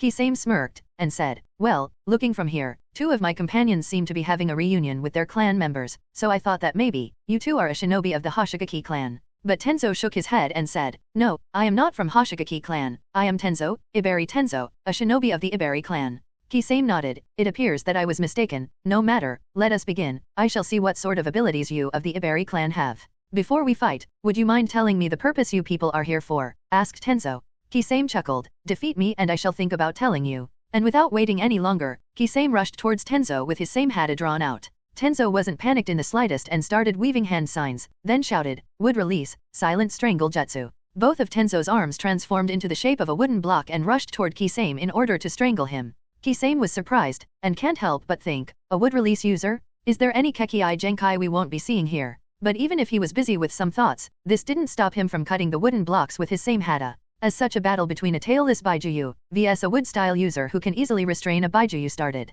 The fourth battlefield is different from the others, as it is completely covered in smoke. Shinoik Mijita was looking around vigilantly. He has already tried to get out of here several times, but no matter how much he tries, the cover of smoke does not end. "It's as if I am trapped in a genjutsu loop," thought Mijita, "but I know for a fact that this cover of smoke is not a genjutsu." While Mijita tried to figure out what sort of jutsu this smoke cover is, two kunoichi were watching him from a distance while they sat on a tree. The older one, who appeared to be about 13 years old, spoke with a bit of an unsure tone. "Habai Hime-chan, are you sure this method will work on him?" The younger one, about the age of 11 years old, with the name Habai Hime, nodded with a sly smile. "Do not worry, Yukimai-san. With the poisonous smoke covering this part of the forest produced by the Kekii Genkai of the Iberi clan that you possess, no matter how much he tries to get out of here, the cover of smoke will always follow him. And he will not be able to figure that the cover of smoke is also moving because I am covering the forest in a genjutsu. He will walk and walk and walk, but there won't be any exit or entrance. Slowly and steadily the light poison will start to affect him, and he will collapse. I do not know what dojutsu he possesses, but as long as he cannot see us, his dojutsu will be useless and he won't be able to sense the very light poison in the smoke."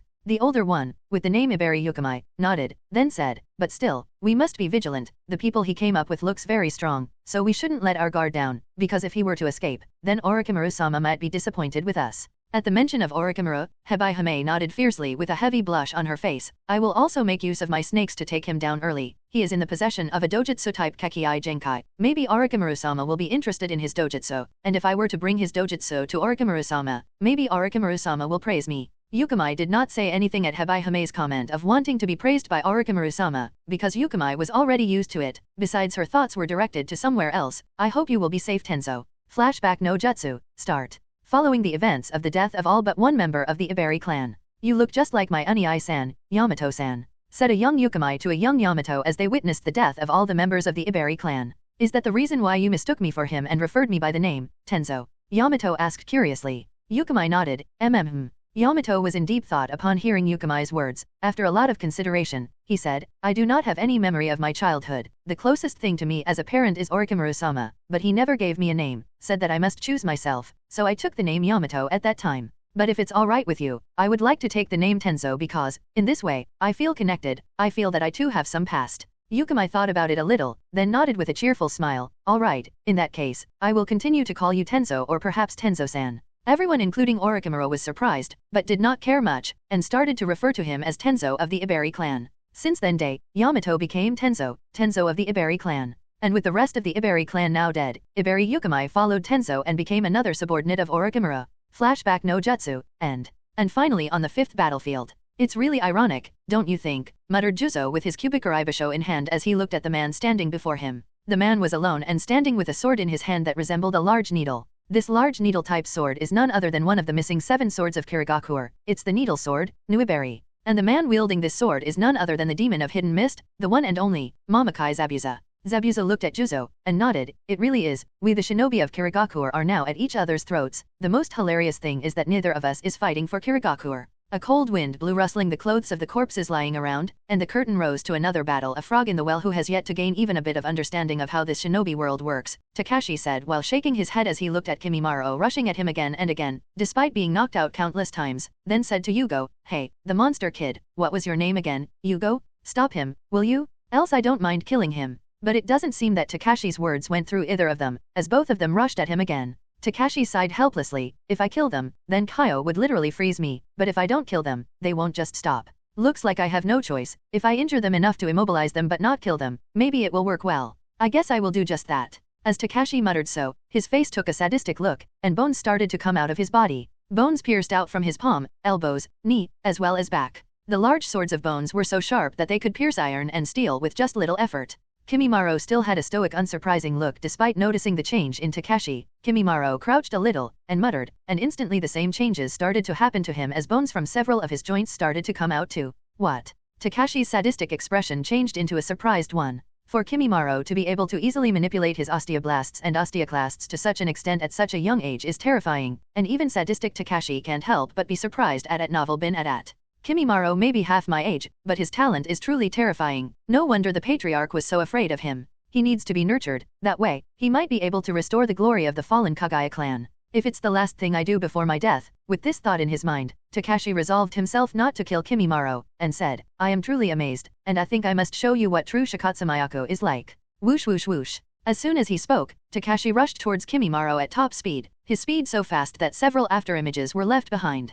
Kimimaro did not say a word, he greeted Takashi. Boom, boom boom boom. Bones from their bodies collided. At this moment, Hyuga allowed more natural energy to gather inside him, extended both his arms, and coiled them around Takashi like sturdy chains in order to stop Takashi's movements. Kimimaro did not let go of that opportunity, and instantly extended several of his bones, all with one objective, pierce his heart. Talk talk talk. But it seems that Kimimaro probably overestimated his current abilities, or maybe underestimated the opponent's abilities, because before his bones could pierce the opponent's heart, many bones extended from Takashi's body like the spikes of a black sea urchin. As a result, Takashi not only protected himself from the incoming attack but also damaged Yugo's chain-like arms in the process. That was a very good opportunity. It seems he is much more strong than I imagined him to be, thought Kimimaro as he started to realize the difference between his strength and that of the opponent. And for the second time, another battle started between Takashi vs Kimimaro and Hyuga. Without a doubt, whether it is the Taijutsu or Shikatsumayaku, or any other attack, Takashi is able to single-handedly overwhelm both Kimimaro and Hyuga, and this is also natural. Because despite possessing incredible Kekkei Genkai and talent, both of them are fairly young and lack experience. On the other hand, Takashi is an experienced veteran, who has also survived the Third Great Shinobi War. Plop plop. As a result, both of them were beaten back and blue, and heavily collapsed on the ground. Got anything more left in you? Takashi crouched down and looked at the two, who were gritting their teeth in frustration. I will show you. Kimimaro said and immediately jumped up. Hyuga did too, but this time Kimimaro did not rush at Takashi. Instead, his expression condensed as he focused on the curse seal on his body. Curse seal of earth, first seal, release. Instantly, an orange energy pulse came to life, and black lines started to appear on Kimimoro's skin. The black lines spread all over Kimimoro's body, including his chest, hands, legs, and face. Hyuga also went full-body sage transformation. As a result, his murderous side grew instantly. Takashi had a thoughtful look on his face as he observed the further changes of the two, and the violent chakra fluctuations in their bodies. Their chakra increased significantly as soon as those markings appeared on them. What sort of jutsu is this? Curse seal of earth, second seal, release. Boom. Immediately a heavy chakra pressure descended upon them, and Takashi's surprised look changed into one of horror. The increase in chakra this time is at least 10 times.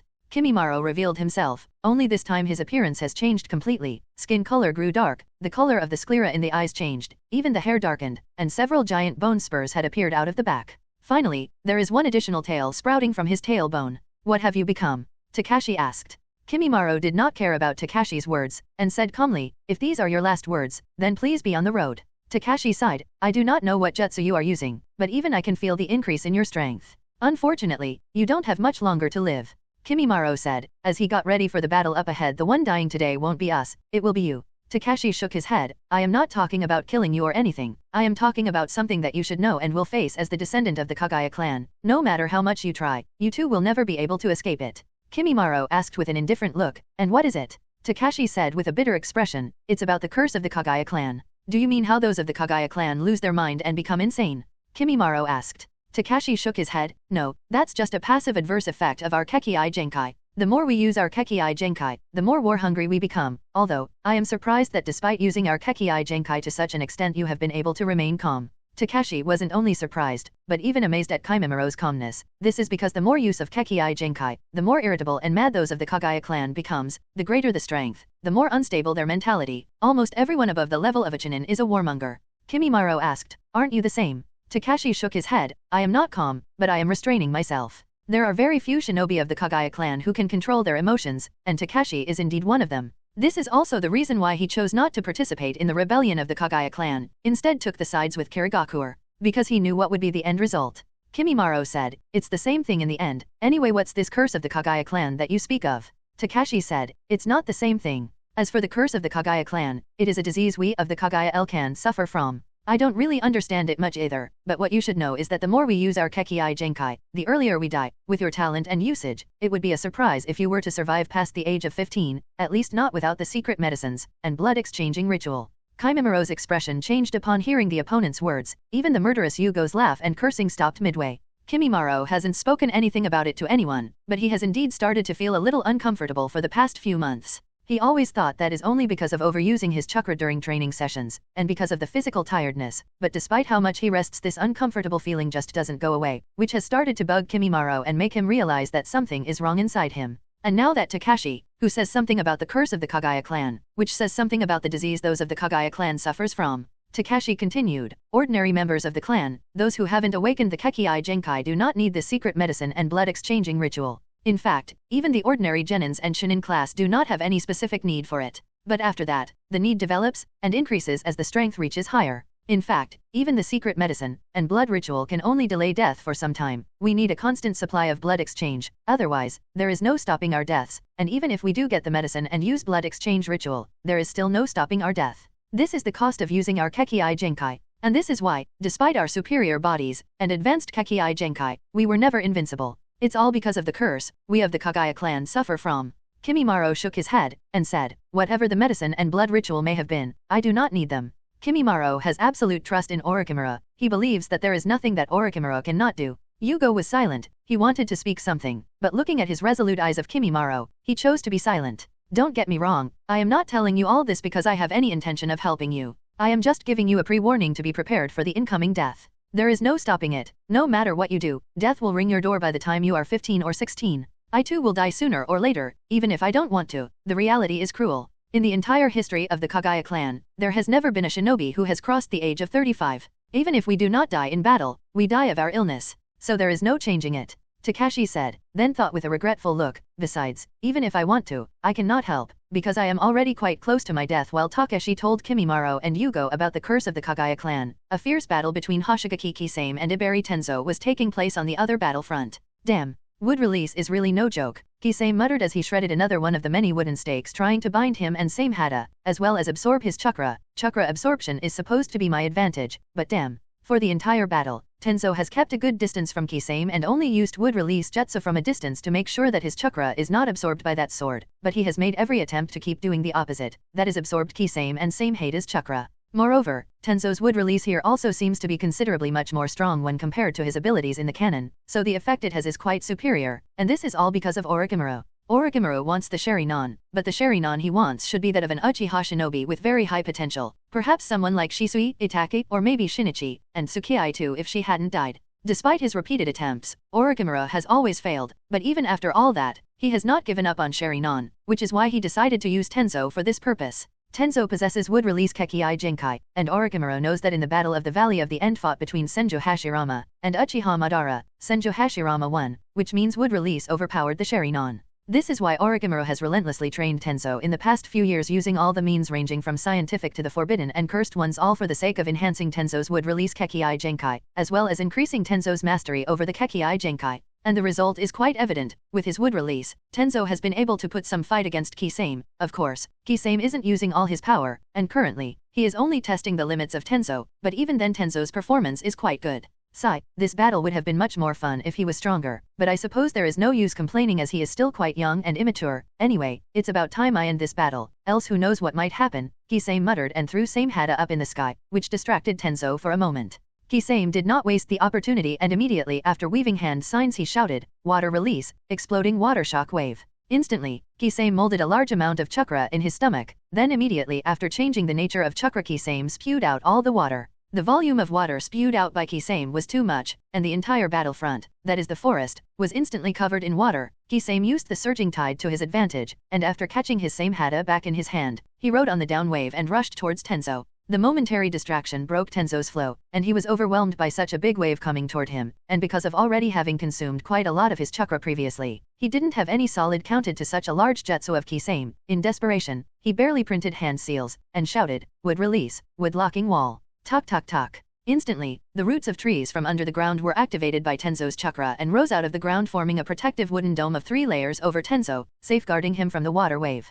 Crack. It's just that the wooden walls were only strong enough to protect Tenzo from the large wave, but not enough to protect him from Kisame, who waved his same hata and destroyed the entire wooden dome with just one wave. With now Tenzo out in the open, and Kisame standing right before him while pointing his same hata at him, Kisame asked, "Since you are not a little child, so I suppose Kaio-san wouldn't mind me killing you. Now then, Iberi Tenzo, do you have any last wish?" Tenzo still had a resolute look in his eyes, and asked, "What is the purpose of you people coming here? I don't think we did anything that would offend either of the 5 of you, so why come to Odagakure?" Kisame was surprised that even now Tenzo wanted to know why. "Ha ha ha. Well, since it's nothing important, so I suppose there is no harm in telling you. We are looking for a shinobi named Orochimaru. Got any leads? I think I can spare your lot if you do provide me with some useful intel. We do know that he is somehow connected to Odagakure, so, how about it?" Kisame asked, while still pointing same hata at Tenzo, waiting for Tenzo to answer. Tenzo's expression shrank at the mention of Orochimaru. "So, they really are after Orochimaru-sama? Now that I think about it, their red cloud cloaks are quite similar to the one Orochimaru-sama wore until a few years ago, so maybe they are from the organization that Orochimaru-sama was part of at that time.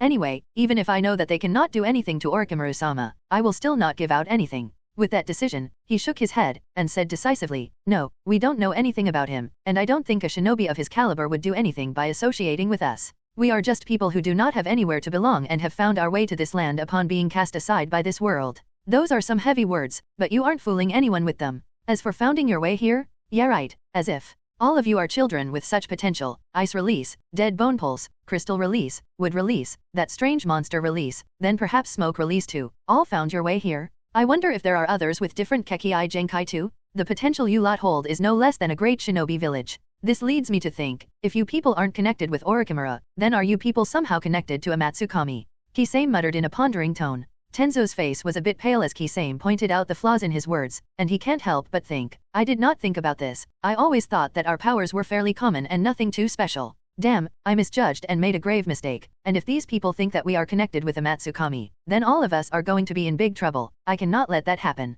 I have no other option. I must kill this man, and make sure that this misinformation does not spread, and to do that, I have no other choice but to use that Junjutsu." Kisame noticed the change of expression in Tenzo, and thought, "He seems to be panicked about what I said, although I was just making some random guesses. Is it possible that these children are somehow connected to a Matsukami?" Curse Seal of Forest, Level 1, Release. Kisame did not have much time to think, as he noticed the sudden change in Tenzo, and he had to back off immediately, otherwise he would have been swallowed up by the trees that suddenly started to grow. Curse Seal of Forest, Level 2, Release. As soon as Tenzo released the Level 2 Curse Seal, a strange black pattern that had appeared on his body because of the release of Level 1 Curse Seal started to change, and his figure now became inhuman. The shape and length of his hair changed and became large tree vines reaching down to his waist. The color and texture of his skin changed from that of a human to that of a tree bark. Even the body structure changed, height increased, and overall, the person that appeared in front of Kisame was no longer a human but more like a tree man. Even if Kisame is used to non-human and strange people because of having the characteristics of a shark himself, when he saw the tree man-like creature standing in front of him, even Kisame was a bit flabbergasted.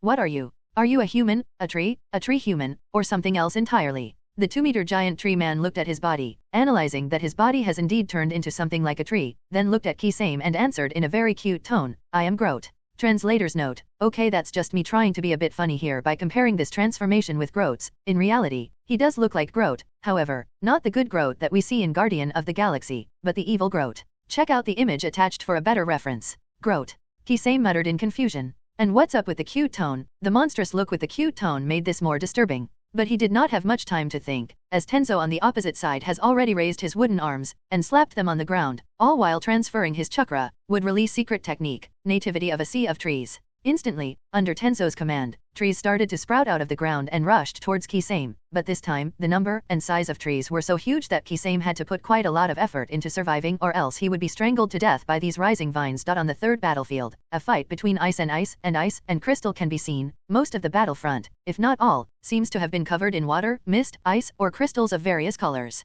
But the flow of the battle seems to have been decided from the very beginning. Despite a strong start, the difference in strength between Yuki Kaio and the two children, Haku and Gurren, became clearly apparent, as both Haku and Gurren can be seen gasping for breath and tired, while Kaio on the other hand seems to be perfectly fine. Even the crystallizing abilities of Gurren's crystal release were proven fruitless in the face of Kaio's earthen chains of ice. "Anything else you are able to use?" Kaio asked Haku and Gurren indifferently. Huff. Huff. While taking a deep breath to calm herself, Gurren said to Haku, "She is strong, very strong. We cannot allow her to go any further." "Then what should we do?" Haku asked with a bit of hesitation. Gurren looked at the kunoichi standing opposite to then clenched her fist in determination and said, "We must use curse seal given to us, only then will we have some hope of stopping her." Haku nodded and instantly used the curse seal implanted into him by Orochimaru. "Damn it. How do I get out of this trap?" Mijita sighed while killing another snake that came to bite him. A while ago, Mijita realized that the enemy is probably playing with him. Unfortunately for them, they don't realize that slow poison is ineffective on me as I can just remove it from my body using blood control.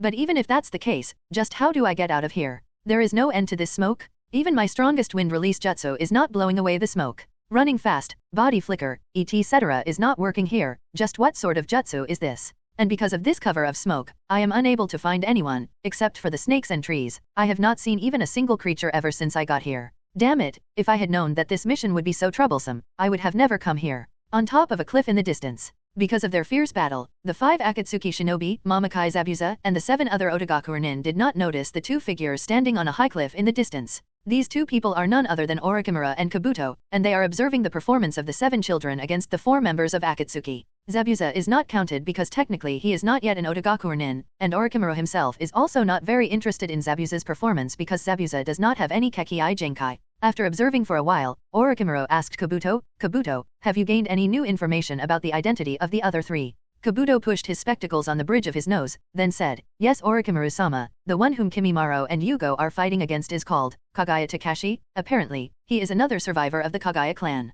This file records all that I could find about him at novel bin at. The one trapped in the smoke world by Hebai Hime and Yukimai is called Shinoik Mijita. He seems to have been rescued from the Hell Valley by someone, and is probably the last survivor of the Shinoik clan." Orochimaru shook his head. He knew better than anyone that this fellow named Shinoik Mijita is definitely not the last survivor of the Shinoik clan. After all, I think I should pay a visit to Inyahiro and inform him that a clansman of his managed to survive the massacre and has now joined the Akatsuki in trade for something that I might find interesting. Perhaps I can even visit the Colosseum and see if any Kekii Genkai there interests me. Kabuto did not notice Orochimaru's thoughts, and continued, "As for the kunoichi, her name seems to be Yuki Kaio, a nukenin from Kirigakure. She seems to have left Kirigakure 2 years ago in search of her husband who went missing a few months before that. Who was her husband? Did he also possess ice release Kekii Genkai as she does?" Orochimaru asked curiously, because if he does, then it's possible that he is Sujin of Amatsukami. However, Orochimaru had to be disappointed, as Kabuto shook his head. No, he did not have ice release. Although he was a pretty strong shinobi, a shinobi with the strength level of an elite jonin, from what I managed to gather, he had mastery over lightning release and water release, but no Kekii Genkai. Orochimaru lost interest immediately, and asked with a bored expression, "So, did she find him?" Kabuto smiled at Orochimaru's lack of interest, and said, "Obviously, not. If she had, she wouldn't have joined the Akatsuki. I did some research and tried to track him down, to see if I can find something about him." And Orochimaru asked. He could feel that Kabuto has managed to find the traces of her missing husband, and it was something important else Kabuto would have never mentioned this detail to him. Kabuto looked in the direction of Kaio vs Haku and Gurren battle, then said, "His corpse was never found, so there is no conclusive proof that he is dead or not, but it's not hard to assume he is dead because the mission he was performing was the protection of the concubine of the daimyo of the Land of Water. And the thing is, there was once a mission in the black market that asked for her assassination. And here's when things become interesting. That mission was taken by Sujin of Amatsukami and was successfully completed by him." Orochimaru narrowed his eyes, so she joined Akatsuki in her quest for vengeance on Sujin. Kabuto shrugged. "I am not entirely sure. I did hear a rumor that she had quit her life as a shinobi 2 years ago and was living in the Land of Waves ever since. She did not pursue Sujin or Amatsukami at that time, but what suddenly changed and what prompted her to join Akatsuki? I don't know." "Interesting. She had quit her life as a shinobi, and then suddenly joined Akatsuki." Orochimaru muttered, then said, "The fact that she did not want to kill children, and did not allow the other Akatsuki members to kill children either, signifies something. Try to find out more about her. There is more to her story, and I want to know what it is. She might just become a useful pawn in dealing with the Akatsuki." Kabuto nodded, then focused back on the battle, and said, "By the way, Orochimaru-sama, all 7 of them, including Kimimaro, Yugo, Tenzo, Haku, Gurren, Hebai Hime, and Yukimai seem to be performing quite exceptionally." Orochimaru looked back and said in a hoarse voice, "They are still far too immature. Although it may seem that they have been able to hold their own against the 4 members of Akatsuki, in reality, that's not the case at all. This is because neither of the Akatsuki members is truly trying to kill them, and secondly only with their curse seal active are they able to barely hold off Akatsuki. Rather than saying that they are performing quite well, it would be more accurate to say that the Akatsuki shinobi are playing with them. Even the one of the Shinoik clan hasn't used any of the ability of his Katsuri Yugan. The only one performing well enough is Tenzo, who in his tree human form has been able to put some fight against Hoshigaki Kisame." Kabuto did not deny Orochimaru's words, and said, in a few years, they would become powerhouses who would be able to match up to the likes of elite Jonin or perhaps even cage-level shinobi. Orochimaru did not deny Kabuto's words, but said with a bit of a distracted tone, maybe, but they are still no match to Kuroto-kun. Kabuto's face was stiff at the mention of Hyuga Kuroto. Although Orochimaru may have never stated it specifically, however, during his years working as Orochimaru's assistant, Kabuto has come to understand that if there is someone in this shinobi world whom Orochimaru truly values and really considers his disciple, then it is none other than Hyuga Kuroto. Others all, including those 7 children, whom Orochimaru took some time to train, are nothing more than disposable pawns. In fact, even Kabuto himself is not that valuable to Orochimaru. Only Hyuga Kuroto is someone Orochimaru actually cares about and tries to keep tabs on him. Sometimes he even goes as far as to clean up the mess Hyuga Kuroto may have left behind, and Kabuto really feels jealous because of this. After watching the battle for a while, Orochimaru muttered, "Is this the limit?" Kabuto asked with a bit of an anxious expression, "Orochimaru-sama, what now?" "We should help them, otherwise, the one with the Katsuri Yugan might be able to extract information about you." Orochimaru nodded, and said, "True, but we do not need to do it ourselves." Kabuto asked in confusion, "Is there anyone except for Mamakai Zabuza that you have arranged?" It hasn't been very long since Otogakuur was founded, the manpower and resources are insufficient, so except for him and Orochimaru, there is no one with the strength to be able to resist the Akatsuki members. This is why Kabuto is both confused, but also curious. Orochimaru licked his lips and said with a sly smile, "Do you not think that this is the perfect opportunity to test out the new forbidden jutsu?" Kabuto's eyes widened in surprise. "The new forbidden jutsu? You don't mean that one, do you?" Orochimaru nodded. "Oh, I mean that one all right." Kabuto asked, But, are you sure, Orochimaru-sama? If information about that jutsu reaches Akatsuki or the 5 great villages, then it could prove to be troublesome." Orochimaru bit his finger and said while waving hand signs, "Oh, I have never been more sure. This is not only the perfect opportunity to test out the extent of that jutsu's current development, but also give out a message to Akatsuki to not come here recklessly. Capturing or killing me won't be as easy as they presume it to be." Then without waiting any longer, Orochimaru clapped his hand together and shouted, "Kuki-yos, Edo Tensei." Boom, boom, boom. With a bang, 4 coffins with the symbol of Shoenai Sankaze and Yan appeared out of the ground, but instantly the coffins with the symbol Sankaze and Yan sunk back into the earth. Orochimaru frowned looking at the 2 coffins that sunk back. "I expected as much for the 4th, but even the 3rd? Is the soul of Sandame Kaze cage sealed somewhere?" Then he shook his head without care. "Oh, well, it doesn't matter. For now, I'll think about it later." Even Kabuto was surprised but did not say anything. The lids of the coffins with the symbol Sho and Ni opened and 2 dark figures who regained consciousness walked out of it. "Huh? What's going on?" The figure in red armor, with black hair, muttered in confusion. "Forbidden jutsu? Looks like this youth has summoned us from the realm of the dead using Edo Tensei." The one wearing blue armor with white hair answered the doubts first, and added, "He is something else." "Tobirama? I told you not to create this jutsu, now look what happens." The one in the red armor shouted at the one in blue armor. "Oh, shut up, will you, Nii-san?" But the one in the blue armor was indifferent and did not care about his elder brother's scolding. Instead, he asked Orochimaru, "So, why have you summoned us?" Orochimaru smirked and said, "To deal with a small problem, of course." Hashirama asked with a frown, "What problem?" "Well, you see, Shodame-sama, Nidame-sama, there are a few people after me, however, I am quite shy and do not want to show myself to them, so I will have you 2 deal with them. This way, Konoha takes all the glory, and my problems will be solved."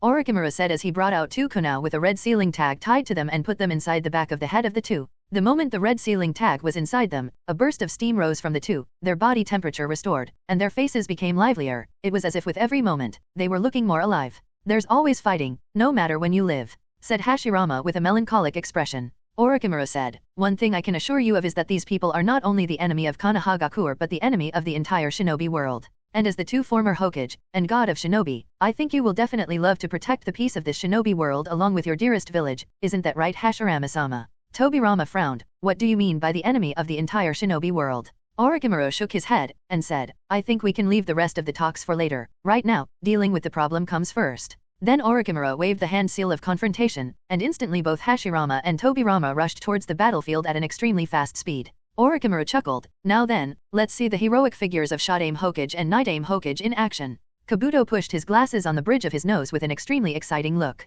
On the battlefield, Kimimaro, Yugo, Haku, Gurren, and Tenso are lying on the ground tied up. Meanwhile, Zabuza was encased in Kyo's ice, and unable to mold any chakra to fight back. Takashi asked Mijita, "Are you sure Zabuza does not know anything?" At novel bin at. Mijita did not answer. Currently, he was trying to peer inside Tenso's mind so he couldn't answer. A few seconds earlier, Mijita tried to peer into the mind of Zabuza, but couldn't find anything related to Orochimaru. Helpless, Mijita tried with Tenzo, since Tenzo is the oldest of the bunch of Otogakuer, so he is the one most likely to have the information about Orochimaru, but for some reason, Mijita was unable to find anything inside Tenzo's brain too. What's going on? Do they really not know anything about Orochimaru, or is it the work of some jutsu? Kisame asked. How long is it going to take? Mijita did not answer as he tried to probe into the minds of other kids, but the same result. Confused at this turn of events, he said to the other 4 members of Akatsuki, they really don't seem to have any connection with Orochimaru. Kisame asked, are they connected to a Matsukami? Mijita again shook his head, no, these children don't have any connection with a Matsukami either.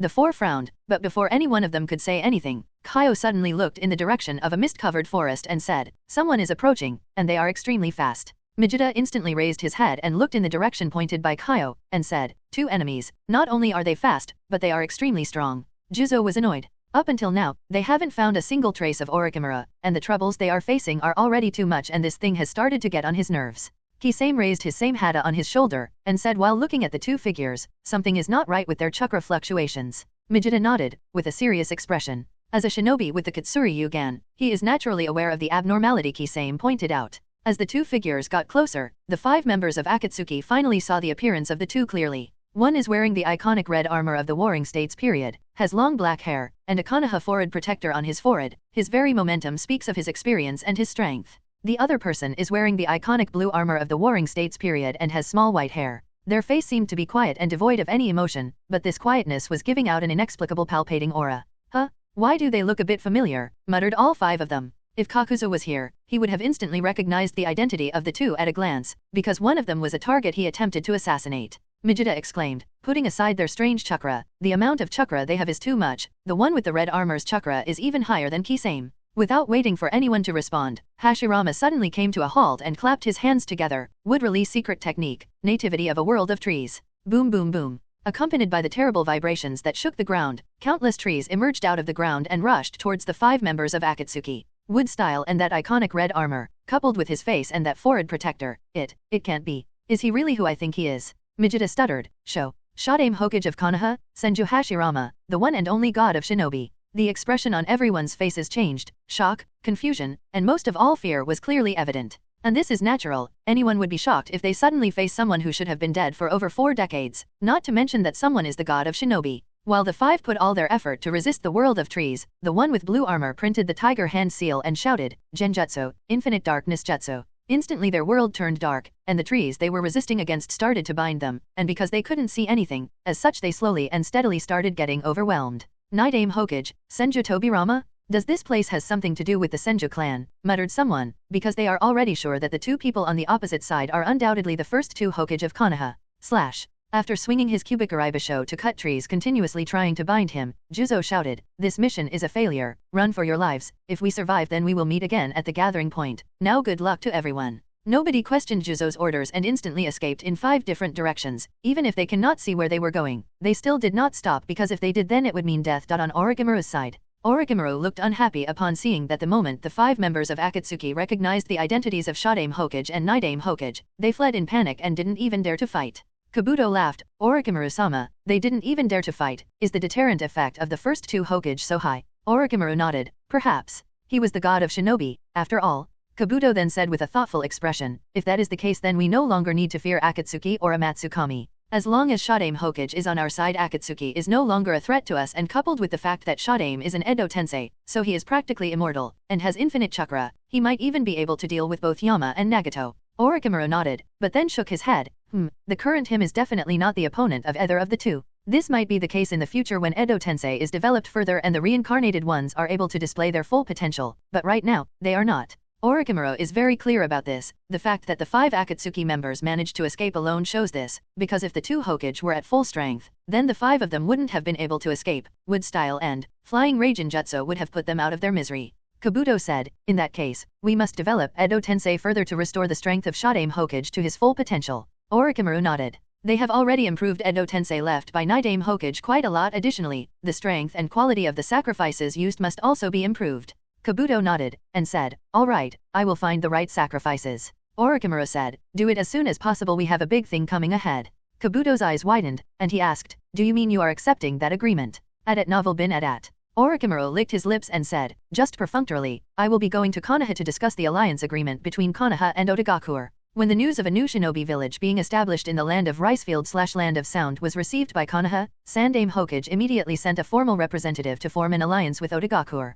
Kabuto asked again, have you notified Shimura Danzo? Danzo, Orochimaru said with a disdainful snort, Danzo no longer holds any qualification to cooperate with me. The path he is trying to follow will only lead to his doom. The only thing he is useful for is being a good guinea pig. Then jumped and moved towards the battlefield. Kabuto did not say anything and silently followed. Both of them did not. The white Zetsu clone hidden inside the ground who submerged itself inside the earth after everything was said and done. Konohagakuer, Kuroto's home. Looking at the pulsating green chakra, Kuroto's eyes widened, and he asked in surprise, so, you are already able to use Iryo ninjutsu? Yui shook her head, and said, I learned the right frequency, but the potency is still too low so I can only heal small cuts, no major wound. Kuroto patted her head, and said, still, that's a very good rate of progress. Yui smiled, she was genuinely happy. When Kuroto returned from Kirigakuer, he was surprised to find that on the very next day of his departure for the mission, Tsunade-sama had already summoned Yui and took a test on her. After she was satisfied with Yui, Tsunade-sama formally accepted Yui as her disciple.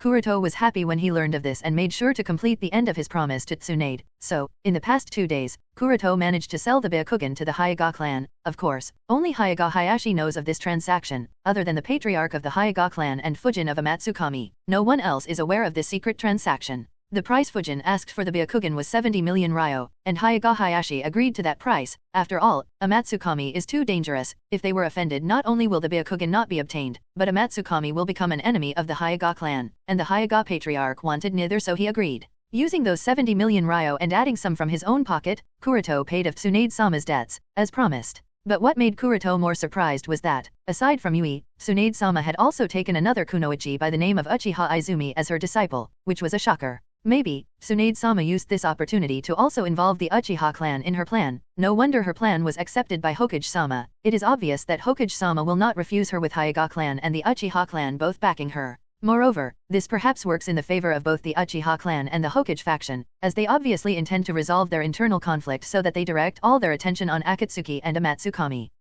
Poor Danzo. Kuroto smirked as he imagined what would be the mood of Shimura Danzo these days. Kuroto-kun, you are giving off a wicked smirk, Yui pointed out. Kuroto immediately put back his smirk, and said, oh sorry. Anyway, now that you are a disciple of Tsunade-sama, you do not need to waste time cleaning up the house or my meal. Focus on your growth, that's more important. Yui frowned, and asked, but you don't do these things, and if I don't do them either, won't this place become dirty? Kuroto shook his head, it doesn't matter, if it becomes let it become, if anything, I will do it myself. Yui looked at Kuroto as if she has heard the worst possible lie, and said as if she doesn't believe him at all, yes, I believe you. Kuroto's felt as if his ego was being questioned, and said with some emphasis, hey, I am being serious, don't do these tasks in the future, I will do them myself, or with my shadow clones, or if even that doesn't work, then I will arrange someone else to do it for me. Yui said with a pout, except for me, who else will take care of you? Kuroto smiled, I have subordinates in the Umbu, they are all free labor, if I order them to clean my home, obviously they dare not complain.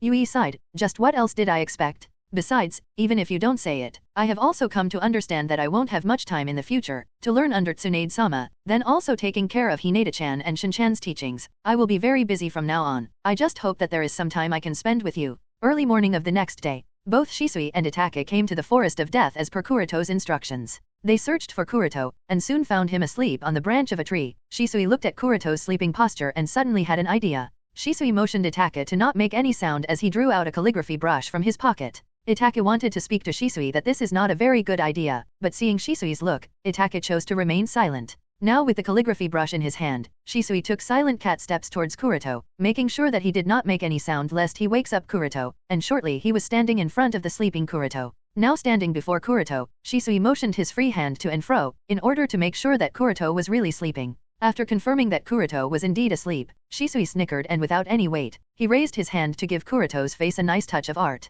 Shisui motioned Itachi again to make sure that he does not make any sound, all while bringing the brush closer to Kuroto's face, and just as he turned back towards Kuroto, Shisui noticed that Kuroto's eyes were wide open and Kuroto was looking at him with a deadpan expression. Shisui, what do you think you are doing? Shisui's hand stopped midway, and he blinked 2 times to realize the situation he was in. Sweat poured out of his face and he jumped backward in panic. Kuroto-san, you are awake. Then while trying to hide the brush in panic he said, I thought you were sleeping, and... Itachi sighed, I had known that this was a bad idea. Kuroto yawned and stood up. After stretching his body to get rid of all the sleepiness, Kuroto said to Shisui, it's early morning and you are already so lively. Shisui nodded. Why, yeah, it's such a lively day, isn't it? Just to make sure that Kuroto does not pursue the matter earlier. And of course, Kuroto did not pursue it. Shisui is nervous, Kuroto can see that. And if a bit of humor and prank can help Shisui calm his nerves, then it's all fine and good with him. Anyway, putting aside your childish antics, I hope you are ready for the implantation operation, Kuroto said to Shisui. At the mention of the operation, Shisui's face turned serious, and he nodded. Yes.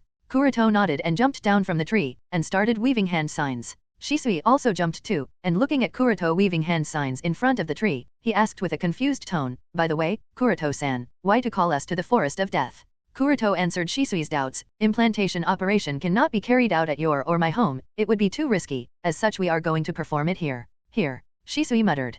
Kuroto nodded. Here was a secret laboratory of mine, but since we acquired Anchor Vantian, so I transferred the laboratory to the Sky Fortress, but it's still a secret hideout as this place was never found by anyone because of how cleverly it has been hidden. A perfect place to carry out the operation while still remaining in the village. Itake raised his brow upon hearing Kuroto's words. He still remembers that the genin team he was part of once had a mission of killing a very dangerous and ferocious wild boar that was disturbing the food chain in the Forest of Death because of how much it ate, and Itake remembers that Kuroto happened to be present here at that time, and took it upon himself to take care of that wild boar. At that time, Itake didn't think about it too much, as it isn't strange for a Konoha shinobi to be present in the Forest of Death. After all, this place is not only a site to carry out shinin promotion tests, but also a training field for frequently used by many shinobi. Not to mention, this place is also used for acquiring materials for brewing poisons and other medicines. And now that he is hearing of the secret laboratory, Itake can't help but think, it seems that it wasn't just a coincidence that we encountered Kuroto-san at that time. Kuroto-san had prepared a secret hideout here.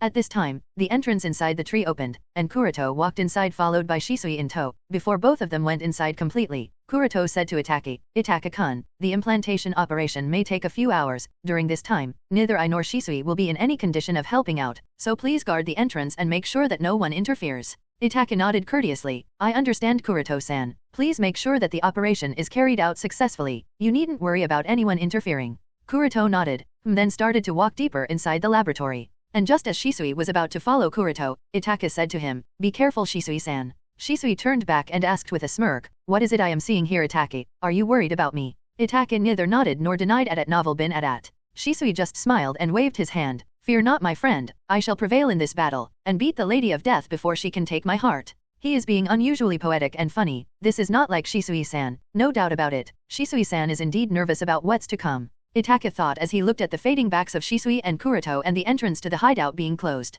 And with both Kuroto and Shisui gone, Itake jumped over the tree and sat there watching the surroundings. At the same time he spread his crows to help him keep watch over the surroundings. It didn't take long and the entire Forest of Death was already under his watch. Inside the secret laboratory, while walking through the passageway which was lit with several fluorescent lamps, Shisui's mind was filled with various thoughts. Just from one look at how deep the passage goes, Shisui can't help but sigh. I never expected that the secret laboratory you have here would be so big, Kuroto-san. Shisui's eyesight may have almost deteriorated. He was still able to see and sense many things. After all, his perception is still top-notch. Kuroto, while walking in front, nodded indifferently. It's nothing strange. Is it really? Shisui sighed lightly. After a while, both Kuroto and Shisui arrived in the operating room. This operating room was been neatly rearranged by Kuroto, all for the purpose of the implantation operation. A lot of money was spent by Kuroto for making sure all the instruments were present. Looking at the various medical instruments in the operating room, Shisui was stunned. Kuroto-san, isn't this just an implantation operation? What need there is for so many instruments? They are kind of making me more nervous.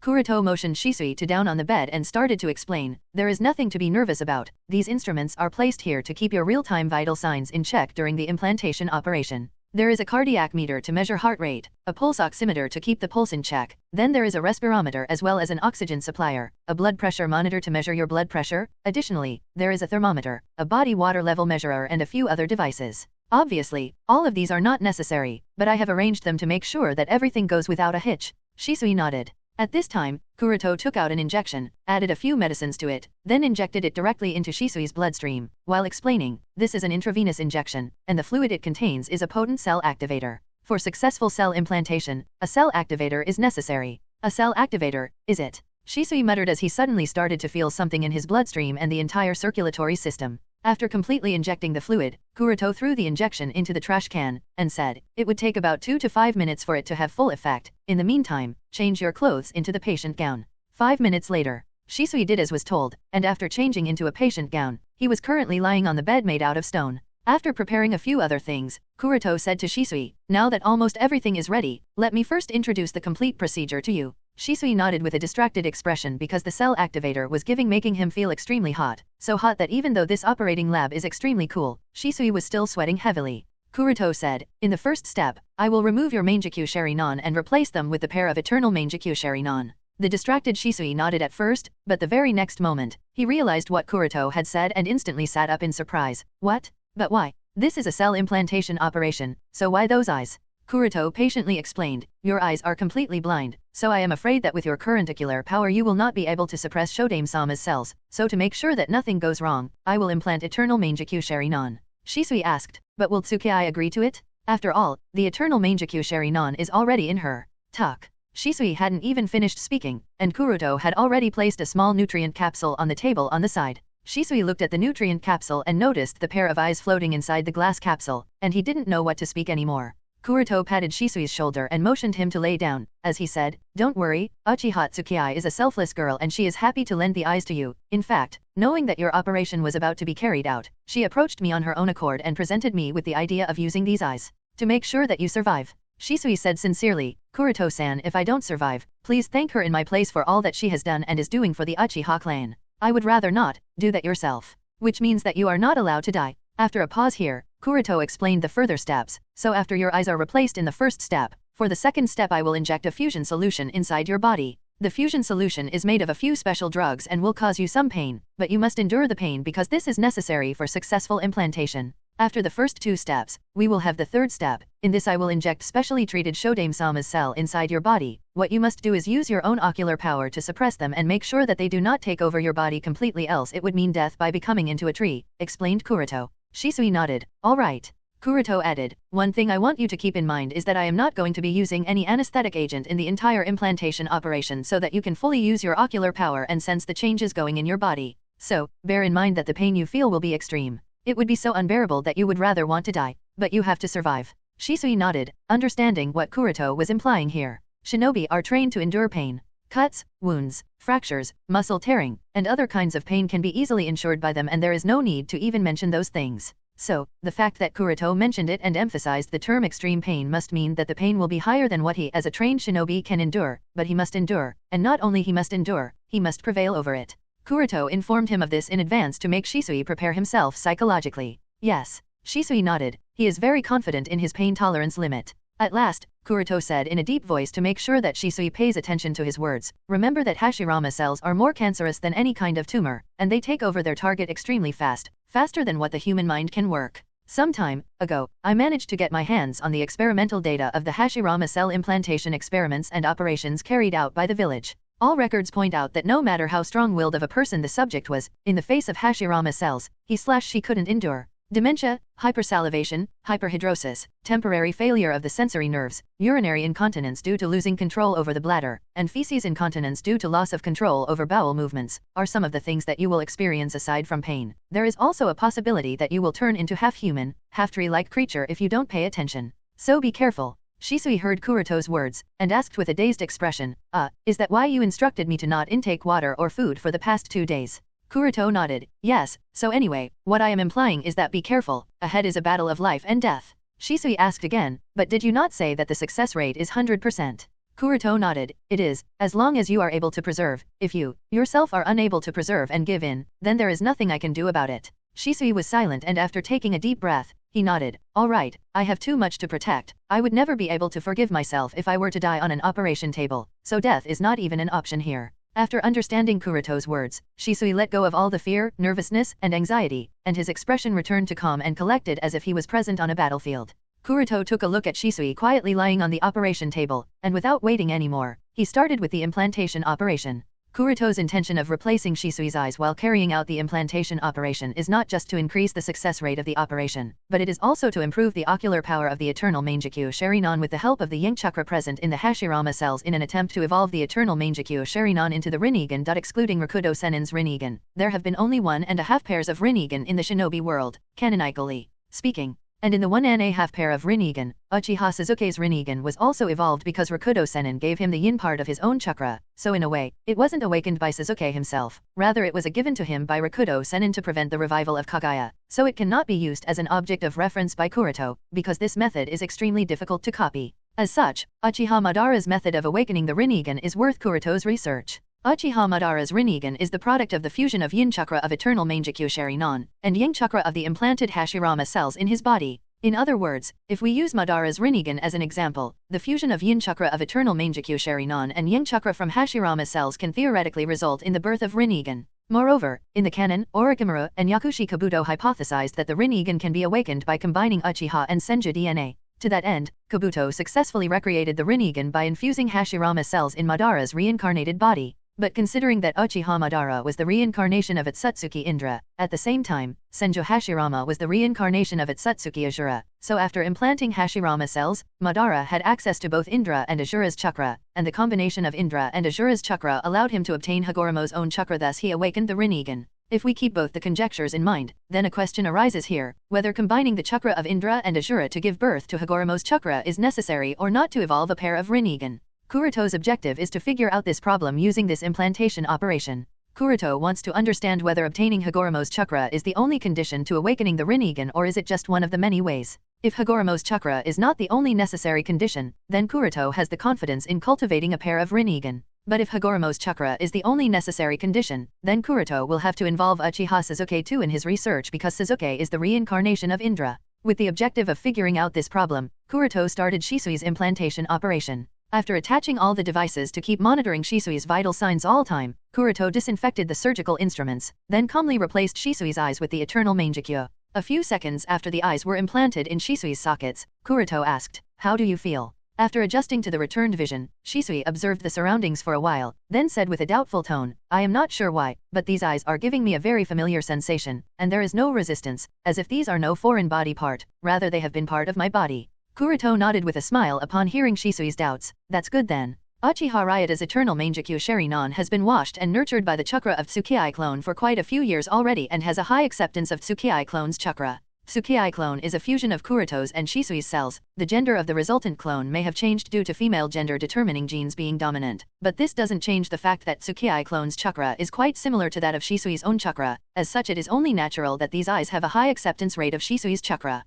While Shisui got more and more familiar with the eternal Mangekyo Sharinon, Kuroto monitored the slight changes in his vital signs, and said, "The cell activator is in full effects. The activity of the cells in your body has increased by 17%, and is still increasing, which might be because of the implant of these eyes. Activate the eternal Mangekyo Sharinon and let the yin chakra flow in your brain." Shisui nodded, closed his eyelids, then opened them, and this time, the black eyes in his sockets have changed into the eternal Mangekyo Sharinon. Seeing that Shisui was able to perfectly activate those eyes, Kuroto nodded. The first step of the operation was the replacement of eyes, which has been completed successfully. Now comes the next step of injecting the fusion solution. Fusion solutions are quite unstable in nature. They can only remain stable for about an hour, after which they start to decompose, and the reaction of decomposition they generally follow is a zero-order reaction, with a half-life period of 5 minutes. As such, they cannot be kept in storage and must be prepared on-site. So, Kuroto started the on-site development of fusion solutions. Since all the materials required were already prepared beforehand, as such, it only took about half an hour for Kuroto to prepare the fusion solution. After it was prepared, Kuroto transferred the fusion solution into an injector, and carrying the injector Kuroto walked towards the operating table. After taking a reading of Shisui's vital signs, especially his cell activity and body temperature, Kuroto said, "Now I am going to inject the fusion solution, be prepared to feel the pain." At novel bin at. Shisui nodded calmly. Kuroto then injected the medicinal green color fusion solution inside Shisui's bloodstream. As soon as the fusion solution was injected inside Shisui's bloodstream, all his veins bulged, and the dark green color veins were now visible to the naked eyes. It was as if something started to ferment in his body and the rate of transpiration increased again by 30%. If it hadn't been for a water dripper to have been attached to Shisui's artery, he might have died due to dehydration. Further, his heart rate increased to 240 beats per minute, which are already past the dangerous levels even for a top-tier athlete. But he is a shinobi, and shinobi must endure, and so did Shisui. Intense pain raged in his body. It felt as if all his blood vessels will explode, but Shisui only gritted his teeth and endured the burning pain. Kuroto could see that Shisui is suffering from intense pain at this moment, but he didn't say anything and proceeded with the third step. From a small freezer, Kuroto took out 2 injectors along with a dozen small glass capsules that contained a cloudy whitish liquid. The cloudy whitish liquid inside the glass capsules is the specially treated Hashirama cells. After placing the injectors and glass capsules on the side bench, Kuroto said to Shisui, the effect of fusion solution will only last for a while, so the cell implantation must be carried out immediately. Are you ready to face one of the most intense pains of your lifetime? Shisui chuckled with a ragged breath. Kuroto-san, you really aren't encouraging here. You are right, I suppose. Kuroto nodded, then said, okay, so how about this? Transformation jutsu. Poof. Instantly, Kuroto transformed into a cute and sexy nurse with a big bust, and said to Shisui in an encouraging tone all while winking her left eye, Gonbit kudasai Shisui-kun. Cough cough, that's not funny Kuroto-san. Shisui coughed in embarrassment, he was left speechless. Kuroto chuckled then released the transformation, and asked, are you ready Shisui? Only this time, his tone was much more serious. Shisui nodded, yes, I am. Okay, so now I am injecting the Hashirama cells. With that said, Kuroto placed a capsule in the injector, then after taking a reading of all of Shisui's vital signs, he started injecting Hashirama cells, and while keeping his eyes on monitors, he said, do not forget to use the visual prowess to suppress Hashirama cells from taking over your body. Willpower alone cannot stop the erosion of Hashirama cells. One by one, Kuroto started to inject all the 12 capsules into Shisui's body. The reason for more than one capsule is because he has reduced the potency of Hashirama cells quite a lot. At the same time, each capsule contains a specific gene-focused solution, therefore, all 12 are necessary for perfect implantation. Kuroto determined this segregation upon studying the Hashirama cells with respect to his own genes and reached the conclusion that for the perfect implantation this method is currently the most suitable one. By perfect implantation, Kuroto means no extra face or whiteness visible in the body, which is different from the Hashirama cell implantation of Madara, Obito, and Danzo. In Kuroto's view, their methods are quite crude, as such the result is not perfect. There are obviously visible traces of implantation of Hashirama cells. Shodame-sama's face is on Madara's chest, on Danzo's shoulder, and on half of Obito's white Zetsu-type body. Their implantation methods were quite crude and only successful on a cellular level, or organ level, whereas, the implantation operation, Kuroto is after is at the genetic level. Only when the gene itself is altered, will the implantation operation will be successful. This is his opinion. In the current shinobi world, there are very few people capable of reaching such a level. Currently, they only include him, Orochimaru, and Hiriko, at least, as per Kuroto's understanding that is. There might be a few others, but Kuroto is not yet aware of those. By the time the 12th capsule was being injected, Shisui was already writhing in pain, and this time the pain was so intense that even if he wanted to, he couldn't help but shout and wail, Arg. Multi-shadow clone jutsu. Poof poof poof poof poof. Hold him still. Kuroto created 5 shadow clones to keep Shisui on the operation bed, as well as stuffed a piece of cloth in Shisui's mouth to make sure that he doesn't accidentally bite his tongue. After completely injecting the 12th capsule, Kuroto put the injector on the side and observed Shisui's state with his Tenseigan. He could see the intense rise in cellular activity by more than 200% additional to the previous increase. Shisui was struggling, and it took all 5 of Kuroto's clones to keep Shisui's body on the bed. If it is said that Kuroto himself wasn't nervous, then it would be a lie. Few things in the shinobi world can make him nervous, and Shisui's current state is one of them. In fact, Kuroto could even see some tree buds sprouting out of Shisui's body and taking the form of a sapling. If those buds continue to grow, then it would be very dangerous for Shisui. But Kuroto can only watch and wait and let Shisui fight his way out. Come on Shisui, I know you can do this. Seeing the squirming buds under Shisui's skin, Kuroto's heart shuddered. Those wriggling buds are undoubtedly the product of yin chakra contained within the Hashirama cells, and Kuroto understands that if these buds were to sprout past the cordyces, then Shisui's body will be immediately swallowed by Hashirama cells and become nutrients for the growth of many trees. And yet, it doesn't seem that Shisui is able to stop it. Frustrated, Kuroto shouted, what are you doing? Suppress them with your visual prowess. At the same time, he injected another capsule of fusion solution into Shisui's bloodstream to help him take control of the cells. Overdose of fusion solution is very harmful to human bodies as that would lead to the fusion of various organs. 2 capsules are already exceeding the limit of what a human's body can bear, but Kuroto obviously can't care about this detail at the moment, because if Shisui is unable to suppress the Hashirama cells until complete fusion, he will die in the phagocytosis of Hashirama cells even before he is killed by the fusion of organs. Therefore, Kuroto had no choice but to inject the second capsule. As soon as the fusion solution was injected, the writhing of Shisui's body intensified. Eric. From a single glance, Kuroto can judge that Shisui's consciousness is blurring, saliva is foaming out of his mouth, and only the sclera of his eyes was visible. It seemed as if the pupils have rolled upwards, and blood and pus started coming out of various orifices, and the intensity of twitching in Shisui's body is increasing every 5 seconds. From Shisui's current state, it wouldn't be wrong to say that Shisui has completely lost control of his body as well as his consciousness. Worried, Kuroto checked the reading on various monitors to check Shisui's vital signs, and Kuroto was absolutely baffled by the data he read. Blood pressure, 180 mmHg systolic blood pressure, and 115 mmHg diastolic blood pressure and still increasing. Heartbeat, 300 plus heartbeats per minute and is still increasing. With this heart rate, he is entering the range of atrial fibrillation. He might even die due to a heart attack. Cell activity has further increased by 700% and is still increasing. This is too dangerously abnormal. Kuroto can't help but exclaim. The values on the monitors even made Kuroto think for a moment that he is hallucinating, or that the devices are malfunctioning because, at these readings, the chances of Shisui's survival are decreasing with every increasing digit.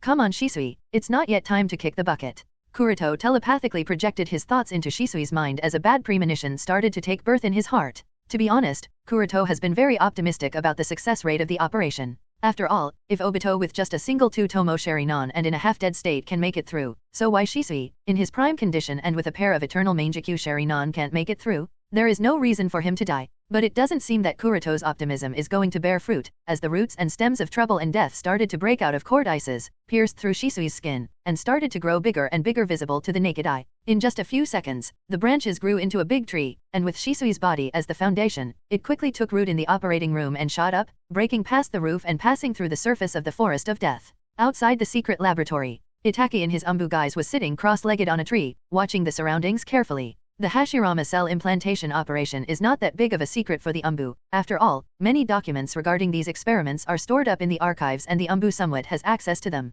Not to mention, when the news of Toby being able to use wood release was released, these experiments were even highlighted to be the possible cause. Therefore, Itake is very much aware of the casualties that took place in the Hashirama cell's implantation operation. As such, Itake understands how dangerous this operation is. Additionally, before Shisui came to the Forest of Death for the operation, Shisui had already entrusted him with the funeral, should Shisui not make it out of it alive, which again nerved Itake, who has always been calm and composed, to inevitably feel anxious and overwhelmed. I hope Shisui-san will be alright. Just as Itake thought, an intense tremor came from under the ground and shook the entire enchantment. Boom! Itake was alarmed and immediately stood up. He looked towards the ground, and he thought with an anxious expression, was there an accident during the operation? Boom boom boom boom. Immediately afterward, accompanied by the shaking of the forest, big trees with strong roots started to emerge out of the ground. Itake's eyes condensed, and various thoughts were flooding his mind. But Itake had to temporarily suppress all his complicated thoughts and calm down the chaotic state of mind. Immediately after doing so, he weaved the hand signs, and facing the trees that came out of the ground, Itake shouted, "Fire style, fireball jutsu." Generally, in the face of any situation, Itake maintains his meticulous chakra control and only consumes the minimum amount necessary, but this time seeing the gigantic trees continuously coming out of the ground, Itake was not at all scrupulous, and without any reservations, he poured his chakra into the flames and immediately flooded the forest with scorching hot flames. Whoosh whoosh whoosh whoosh. Just as the trees were lit with fire and started to burn, another team of umbu rushed over. Observing the surroundings vigilantly, the captain of the umbu team asked Itake, who was also in his weasel umbu disguise, "Report your umbu code and the team you are part of." "Weasel, Team Aro," Itake said coldly. Umbu captain's eyes narrowed. "Team Aro." Regular umbu members may not know Team Aro very much, but the captains of umbu squads are somewhat aware of Team Aro. Although the identities of the specific members of Team Aro are unknown even to him, he still knows that the members of Team Aro are all elite shinobi. So, without meddling much into the exact details that Team Aro is dealing with, the umbu squad captain asked, "Are you the one responsible for the movements here?" Itake nodded lightly. If it was in the past, some movements in the Forest of Death wouldn't have been enough to alert a squad of umbu, but the current situation is different. Afraid of Akatsuki's retaliation, the village is on a state of high alert. As such, the sealing squads and sensory squads are working 24/7 to make sure that nothing related to Akatsuki escapes their senses. That is why, because there were some problems in the sealing node present in this area, it immediately attracted the attention of the sensory squad that dispatched an umbu squad to check the situation. Being in the umbu, Itake obviously expected this. He knew that the movements earlier would be noticed by the sealing squads, and that is why he decisively used fire-style jutsu, which not only burned the trees coming out of the ground but also linked movements here to his fire jutsu, providing a good cover. Of course, the four crows sitting on various tree branches and casting slight genjutsu on all four umbu made the cover more believable. After recovering from a dazed expression, the captain of the umbu squad asked, "Why are you using jutsu here?" With the 3-tomo still spinning in his eyes, Itake answered, "I was testing a new jutsu." The umbu captain nodded, but also advised, "Alright, but you would better practice at the designated training fields, and I am sure I don't need to tell you the reason for this." "Alright, I will keep it in mind." Itake nodded and deactivated his Sharingan.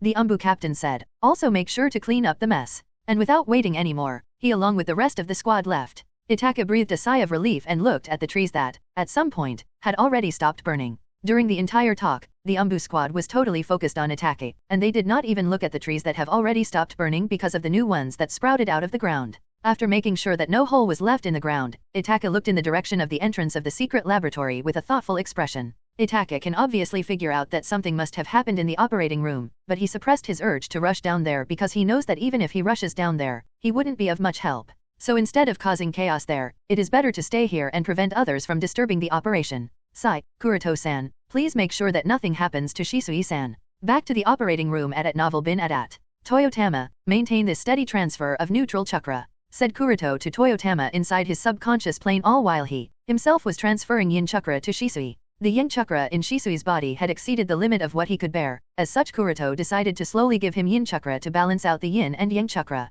Alright. Toyotama nodded and also started to transfer her refined chakra of neutral nature that would induce healing in Shisui's body and also synergize yin-yang balance. The fact that Obito managed to survive must also be related to the presence of Zetsu clones who helped Madara suck out the extra yang chakra in Obito's body. This was Kuroto's conclusion. Sucking out extra yang chakra to maintain yin-yang balance or transferring yin chakra to maintain yin-yang balance are almost one and the same thing. The key is yin-yang balance. This is the only way Obito could have survived. Shisui doesn't seem to be able to suppress the phagocytosis caused by Hashirama cells in his body. As a result, unconquerable trees that are a product of Hashirama cells consuming Shisui's vitality are continuously rushing out of Shisui's body. But this thing changed when Kuroto started transferring his chakra to Shisui. Hashirama cells are still as uncontrollable as before, but now they are consuming Kuroto's chakra for their growth. Of course, Shisui has not yet regained control over himself, and it doesn't seem likely that he will be able to, but Kuroto did not give up. The only reason is that the eternal Mangekyo Sharinon in Shisui's eye sockets is still active and spinning, which means Shisui is still insisting. He is fighting and trying to regain control over himself, and if Shisui has not given up,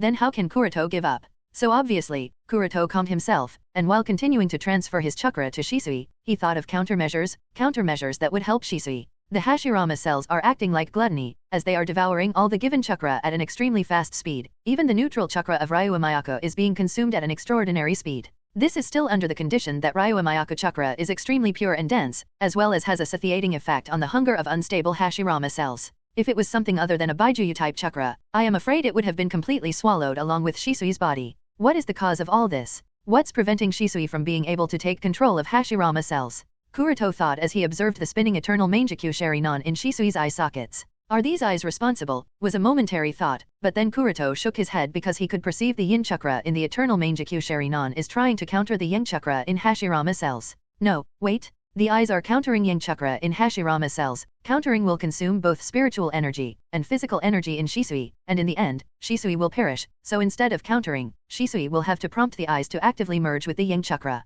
After all, the yang chakra may have been provided by Hashirama cells, but Hashirama cells are ultimately using Shisui's vitality to grow, and with constant fighting of yin and yang chakra, both physical energy and spiritual energy in Shisui is being consumed. As a result, it is natural that he will perish. Realizing the main problem that is hindering Shisui, Kuroto telepathically spoke to Shisui. Shisui, your yin chakra is conflicting with yang chakra in Hashirama cells. Instead of conflicting, proceed for active fusion. Consumption will be high and both will get damaged, but this is the only way. There was no response from Shisui, whose consciousness already seemed to have blurred.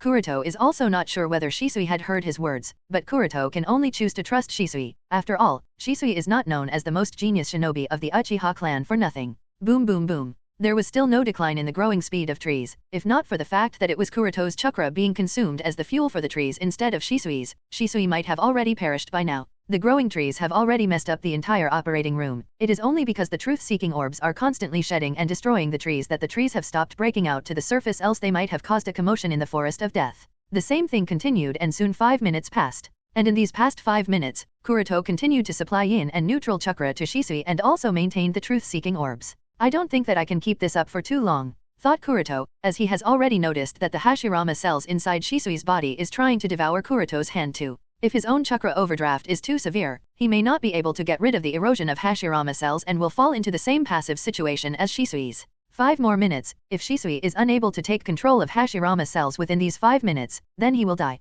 This was Kuroto's conclusion. Time passed second by second, and minute by minute. These 5 minutes may as well have been the longest 5 minutes of his life, but there was still no change in Shisui. By the time 5 minutes were completely over, Kuroto had a disappointed expression and a tinge of sadness. By now Shisui's entire body had turned white like that of a white Zetsu clone, and his breathing had also stopped. Looking at this state, Kuroto can't help but think, failed huh? But just as Kuroto was about to give up after determining that the operation was a failure and stop the supply of chakra, the scene started to reverse. It was as if a reversal in time. The whites that had taken over Shisui's entire body started to reverse in the same way that they spread and soon completely disappeared. At the same time, the trees that were wildly growing out of Shisui's body also withered away and turned into ashes. Then the bulge in Shisui's veins and arteries also subsided. As a result, the state of his body soon returned to normal.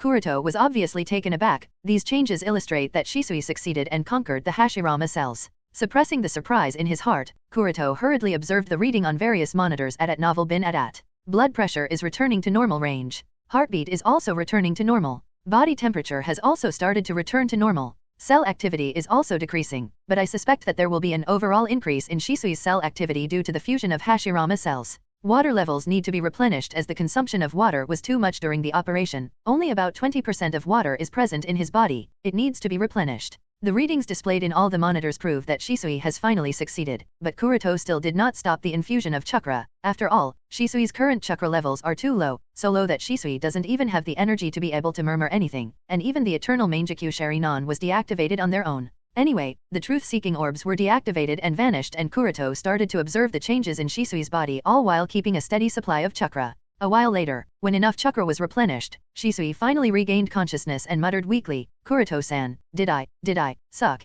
EED?" Kuroto smiled slightly, and nodded, "Yes, you did manage to make it through, and conquered Hashirama cells." Shisui was tired, but he had a relieved smile. "If it wasn't for you to give me chakra, I wouldn't have been able to persist. No, it was my mistake." After shaking his head, Kuroto said, "I should have made the part about fusion clearer to you." But Shisui shook his head, and denied, "That's not the case. The thing is, in the starting, I was going for active fusion too, but that wasn't working as my yin chakra and the yang chakra from the implanted cells were at constant war, trying to overpower and dominate each other but not willing to work together for active fusion. As a result, my own chakra started to deplete, but the yang chakra in Shadame-sama's cells continued to extract vitality from me and did not give up. Ultimately, I was overwhelmed as my spiritual energy was unable to keep up because of the consumption, as well as bearing otherworldly pain. During this process, I came to understand that only when my entire chakra is depleted, and when the Shadame-sama's cells have also depleted their energy, which means when both of us are at our weakest point, only then will the fusion take place. That's why the consumption was necessary, and I did not resist the consumption. But my chakra alone was not enough to completely consume the yang chakra, so it only became possible because you were giving me chakra. Is that so? Kuroto muttered in a surprised tone. Is the yin-yang fusion so difficult? Now that I think about it, this does make sense. After all, if yin-yang fusion was so easy, then Black Zetsu wouldn't have struggled for eons. Shisui nodded, and said, "Yes, in fact, there are certain changes in these eyes too." Shisui's words broke Kuroto out of his thoughts, and he asked eagerly, "What changes?" Shisui said, "The pattern of the eyes seems to have started to change a little and visual prowess is also increasing, so I am not exactly sure. Perhaps you can judge the changes better than I can." Kuroto nodded. "All right, show me." Shisui nodded, and using the chakra given to him by Kuroto, he activated Eternal Mangekyo Sharinon. Kuroto focused on these eyes and noticed that although very subtle, there are indeed some changes in the pattern. The original pattern has started to distort. Although the distortions are not very obvious, Kuroto with the insight of his Tenseigan can see that there are indeed some distortions. At the same time, a ripple-like pattern has started to emerge. As Kuroto continued to transfer his chakra, the ripple-like pattern became more and more obvious. The distortions of the previous pattern increased nanometer by nanometer, and the visibility of the ripple pattern increased nanometer by nanometer. Are they going to evolve into the Rinnegan? Was Kuroto's thought after observing these changes. And with this thought, he increased the chakra transfer hoping for the Rinnegan to awaken. Prompted by Kuroto's chakra, the ripple pattern and the previous pattern was almost indistinguishable by now, but for some reason, the changes started to slow down, and a few seconds later they became extremely slow as if something is hindering them to be able to break through the threshold. "A failure," muttered Kuroto with a bit of disappointment, but he did not let this affect him much. After all, Kuroto can judge that these eyes have gotten a step closer to the Rinnegan. Looking at the pair of Eternal Mangekyo Sharinon in Shisui's eye sockets, Kuroto had a thoughtful expression for a while, then clearing up the thought he said to Shisui, "You should take a good rest. At present, your body has just gone through genetic changes, which is undoubtedly a very tiring process, so plenty of rest is necessary. Additionally, there are chances of unstable elements to appear, so you have to be aware of them too." According to Kuroto's estimation, even if the implantation operation is completed, it won't be considered truly completed until all the hidden dangers are eliminated and the genetic change is completely stabilized, which will take at least 2 weeks to a month of recovery and analysis. Shisui was already in an exhausted state, so after listening to Kuroto's words, he nodded, closed his eyes, and soon fell asleep. The implantation operation, even with a 100% success rate, was no short of a life and death battle for him. Perhaps it was even more tiring than any life and death battle he has participated in up to now. As such, he really needed a short nap to be able to recover the bare minimum before he goes back to his home. Kuroto did not disturb Shisui, and while Shisui was sleeping, Kuroto cleaned up the messy operation room, realigned the fallen devices and monitors, and then reconnected them to Shisui's body. And while recording the data displayed on various monitors, Kuroto started analyzing the result of the operation. Without a doubt, after the successful implantation of Hashirama cells, yin and yang chakra in Shisui's body have fused, and the eternal Mangekyo Sharinon is currently in Shisui's eye sockets and has also entered a state of evolution at Novel Bin at. But perhaps because the stimulation for evolution wasn't enough, this state of evolution did not continue and stopped midway. As per Kuroto's speculation, there may be 3 reasons for the failure in evolution. First is the lack of Atsutsuki Indra's chakra. It is stated that Hagoromo's chakra is necessary for awakening the Rinnegan. The chakra of Azura was obtained from Hashirama cells, and if, for the awakening of Rinnegan, the chakra of both Azura and Indra are really needed, then the reason for failure this time was the lack of Indra's chakra. The second speculation is that Shisui is not the original owner of the eternal Mangekyo Sharinon in his eyes. The original owner of this pair of eternal Mangekyo is Uchiha Ryuta. Perhaps Uchiha Ryuta's body must be used as a breeding ground for the evolution of this pair of eternal Mangekyo Sharinon into the Rinnegan. After all, Madara's Rinnegan evolved from his own eternal Mangekyo Sharinon. And the third speculation in Kuroto's mind is the lack of chakra as a whole. This speculation of Kuroto is not without a reason. It must not be forgotten that the Battle of the Valley of the End took place when both Senju Hashirama and Uchiha Madara were probably in their 30s, so in a way, both of them were in their prime. At the end of the war, Madara faked his death with Izanaga through a time transcription seal, managed to obtain Shodame's cells, and later implanted them into his body. But he did not awaken the Rinnegan until his old age when he was near death. As such, he had no choice but to foster the Rinnegan in Nagato, who has the Uzumaki blood and hoped to be later revived by the Samsara of Heavenly Life Jutsu. From this point, it can be confirmed that Madara did not awaken the Rinnegan until decades later in the Battle of the Valley of the End. So, what took Madara such a long time to awaken the Rinnegan? Kuroto speculates 2 possible reasons for such a long delay. First is that because Madara has used Izanaga, so he completely lost the visual prowess of one of his eyes. Therefore, even if Madara has Atsutsuki Indra's chakra along with the eternal Mangekyo Sharinon, with just the visual prowess of a single eye, the yin chakra in his body was not enough. He had to wait for years for his visual prowess to be restored because of the Hashirama cells, then further wait for the yin and yang in his body to merge to finally awaken the Rinnegan when he was closer to death. The second speculation is that the evolution of Rinnegan from the eternal Mangekyo Sharinon takes a very large volume of chakra in addition to right stimulation, so the reason why he stayed in the dormancy even after the death of Shadame Hokage was to continuously accumulate chakra. It can be assumed just how huge would be the volume of chakra if a powerhouse like Madara took several decades to accumulate. Of course, it's also possible that both reasons are correct. But anyway, even if a single conjecture of Kuroto is correct, then it can be judged that the evolution of eternal Mangekyo into Rinnegan is still a very far sight in the future, and when reaching this conclusion, Kuroto can't help but think, awakening Rinnegan might really be not as simple as I had assumed initially. But Kuroto was not disappointed. Kuroto's main objective is the Project Godhood. Everything else is just some side hustle or hobby that Kuroto occasionally takes interest in. If they succeed, then well and good, but if not, then he will not delve too much of his time into them unless these side hustle and hobbies are related to his Project Godhood. About 2 hours later, Kuroto and Shisui slowly walked out of the secret laboratory. Of course, Shisui couldn't walk on his own because of weakness, thus Kuroto helped him. Itachi, who had been keeping watch over the surrounding for all this while, noticed the arrival of the two. At the same time, he also noticed that although Shisui looks weak and tired, he was still smiling and talking a bit cheerfully with Kuroto, which means that implantation operation was successful. This was Itachi's conclusion, and after understanding this, he hurriedly greeted the two with a joyful expression. "I knew you would successfully make it, Shisui-san." Shisui smiled bitterly and shook his head. He wanted to tease Itachi for worrying too much but did not have enough energy to do so. At the same time, he did not disclose how closer to death he was in this operation. Kuroto said to Itachi, "Shisui's current state is very weak. Let's not talk about missions. Shisui won't even be able to fight or defend himself in this period. If the enemy were to notice this weakness of Shisui, they will definitely take advantage of it. So I am assigning you the mission of protecting Shisui until he fully recovers. You are to stay by his side all the time and make sure that Shisui remains safe. Understand?" Itachi quickly nodded. "Understand, Captain."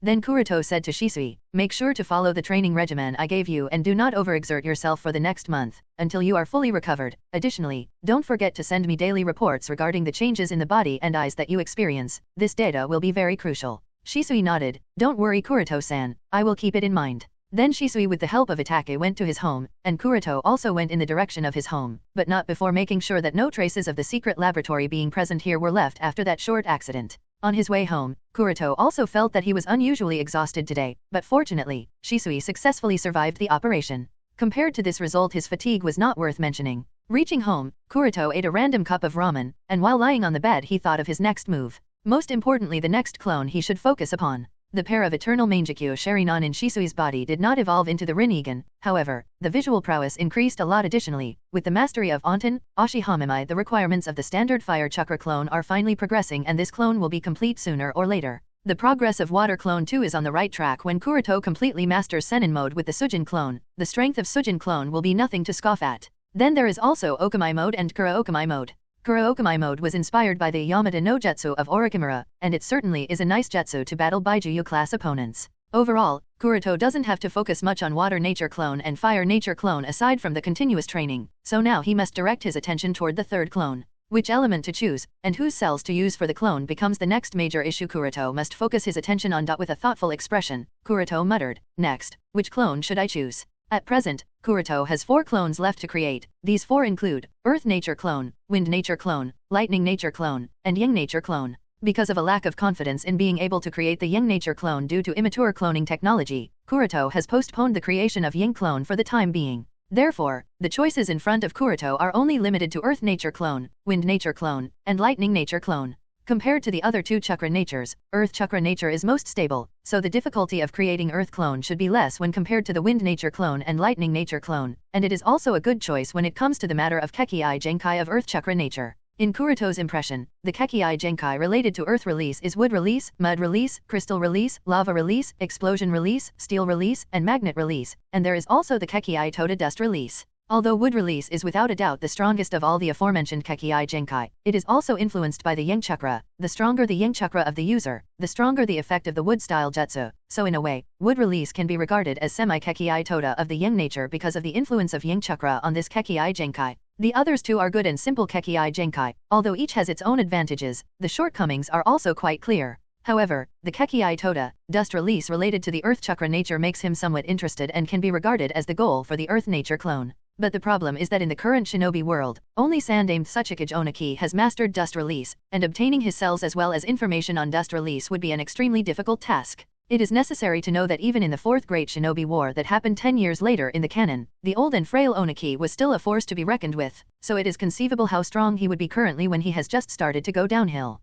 So even after thinking for a while, Kuroto couldn't make up his mind, and because of being really exhausted, he failed to reach a conclusion as he went to sleep unknowingly. 1 week later. Today the Konoha village is decorated all over, and there is a bit of a celebratory spirit in the village. The reason for such an occasion is the Grand Alliance ceremony that the village is hosting to officially finalize the alliance with the nations surrounding the Land of Fire. Kuroto's team Ro, except for Atake, was also participating in the alliance ceremony. They were responsible for taking care of the defenses in the ceremony. Of course, they were not in their umbu disguises, but rather in general shinobi vests. So, currently, Kuroto was dressed in his newly obtained Jonin vest, while the 3 of his subordinates were also in their Konoha shinobi vests, watching the incoming people. Standing on the roof of a house, with one hand on her waist, Kurane muttered with a frowned expression, "Is it really safe to allow so many foreigners to enter the village all at once?"